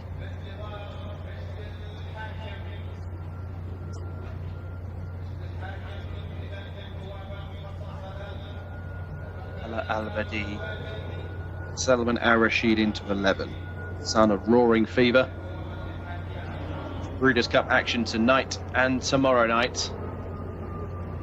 You love your dirt racing, certainly gonna have a good day. Ella Al-Badi to complete the lineup for the final race here on this Friday programme. They're ready at the 9 furlong start, flags up, and they're off and racing. All came away to a pretty decent line as they race open grade here over 9 furlongs. The early leader is Hakim, horse with the white face and noseband, white cap on Adel Al Faredi's head, is one of the early leaders with Al Handawan, red cap, blue sleeves. Behind those, Al Kawakabi emerged well from stall number 1, sits in 3rd, also prominent Stratford Prince, and further out to find the black silk Ala Al Badi. Taj Alanea is wider out of that one, with Muryi getting across from stall 16. Now extreme left as we look, just tucking in behind those is Fulham. These are then being followed by the Czech Silta Best Al Harkin. Fonda is closest to the inside, and then the green cap Yartabel, who is 2/3 of the way back with Khalid Alays. Towards the rear end of the field, we have Binta Wake, who's probably the overall back marker. Akeem, after a good start, his last boat one, and also towards the rear now is Yartabel and the red and white silks of Mesbah Alamal as they're coming down the east side of the course, and Al Handawan now about to be joined and pressed by Al Kawakabi, who is moving into contention stylishly for Naif Al-Anazi. They have broken 3 lengths clear from Taj Alanea in third. Fulham a little wide in fourth. Early reminders administered from Alex Moreno. Mesbah Alamal now beginning to make progress on the inside of Fonda. They are 5 and 6 as we turn into the straight, and Al Kawakabi can wait no more. Naif Al-Anazi presses the accelerator and extends into a 5-length lead. Now being chased by Fulham in second between rivals. Taj Alanea begins to run on well with Mesbah Alamal, but this is all about Al Kawakabi, who is extending and drawing clear of the run to the line. He's far too good, Al Kawakabi, and he'll romp home again in the finale here at Riyadh. Al Kawakabi is just too good. Second place, very tight. Fulham, the fast side of Mesbah Alanal, second and third. Then came Taj Alanea, Best Al Hakim, and Hadabar. Al Kawakabi for the Al Abdali family has absolutely pulverised them here, and Naif Al-Anazi has his winner. A punch of the air from the rider. What a performance from Al Kawakabi. He is simply in a different league to these. Won't be ready 99 much more. Al Kawakabi, a winner at the start of the Taif campaign, more or less a winner at the start of the Riyadh campaign. 155 flat for number 1, Al Kawakabi, who wins doing handstands in the closing stages. What a performance. Very, very impressive indeed. I'm not sure Naif Al-Anazi can really get to grips with it either. What a ride and what a performance from number 1, Al Kawakabi. Fulham began to close the gap inside the final furlong. Could never, ever get on terms. Al Kawakabi wins the last by 4 lengths. What a victory for Al Kawakabi, one of our favourite horses. What a victory for Al Kawakabi, one of our favourite horses. Naif Al-Anazi took the bull by the horns, went immediately forward from the outset, sat in second, picked up Al Handawan around the home turn, and Al Kawakabi kept responding to pressure all the way up the home straight. We've been joined by Mr. Callum Helliwell, joined from the outside. Thank you very much. Why weren't you with Al Kawakabi? I really liked the filly in the race. Binta Wake, I thought she looked really, really well. I thought Al Kawakabi looked a bit heavy. If I was to be totally honest, he was an eye catcher. No doubt he made the shortlist. But for me, he just looked a bit on the heavy side. And sometimes it's hard to judge with these 3-year-olds because really they're old 2-year-olds in the way I look at them, because the way the seasons work here, they've still got so much growing to do. And sometimes when they're big, heavy hitters, you often think, maybe they're going to be behind. Look at Yartafel, a prime example of another very big horse who will do better in time. Right now just isn't at that point physically to match that. But I was wrong, Al Kawakabi was very good. Yeah, he was very good today. I love the tactics from Naif Al-Anazi. I mean, it wasn't a surprise. We knew he was going to go forward. Naif has seen, as we've already talked about in the show, Rory, today, that he's seen to best effect when he is pushing the pace and then going for home early. He did so with Al Kawakabi. You could see the horse was tired in the final 100 yards. They were closing in on him, but we expected him to win and he did so. Yeah, he's an enormously likeable horse. Callum didn't see an awful lot of him last season, but we saw him pretty much through the season. But he was a bit of a shell of a horse this time last year, and just really developed into himself in the spring. And now he's a really impressive physical specimen. But yes, he's chunky, he's big, and you're never quite sure with a horse like that whether they're maybe carrying a little bit too much weight. But not with him. He's just built that way. He's very robust. And he's going to go on to better things again. That was Al Kawakabi, who beat Fulham in the feature today, the local break. Good spot with Fulham there. In race 12. We're going to go back to race 1 for the highlight, which was Falat Kier in a non-winners of 2 event to kick off the day for Gaith Al Gaith and Adele Al Faredi in the white stable silks with the red cap. A good day for Adele. 3 wins today, Rory. Yeah, this was an impressive performance, a good race, and a race that set up really nicely for the winner, Falat Kier, who was having her first outing in the white stable colours. So that the issue we're talking about with some of the stable, not really an issue here because she was in training with someone else and then recently bought. But she's a really good looker. She had the race set up for her by early speed from Aliat Tawik, number 7, and Messamia, number 4. Messamia, really impressive winner of a maiden race last time out over 6 furlongs.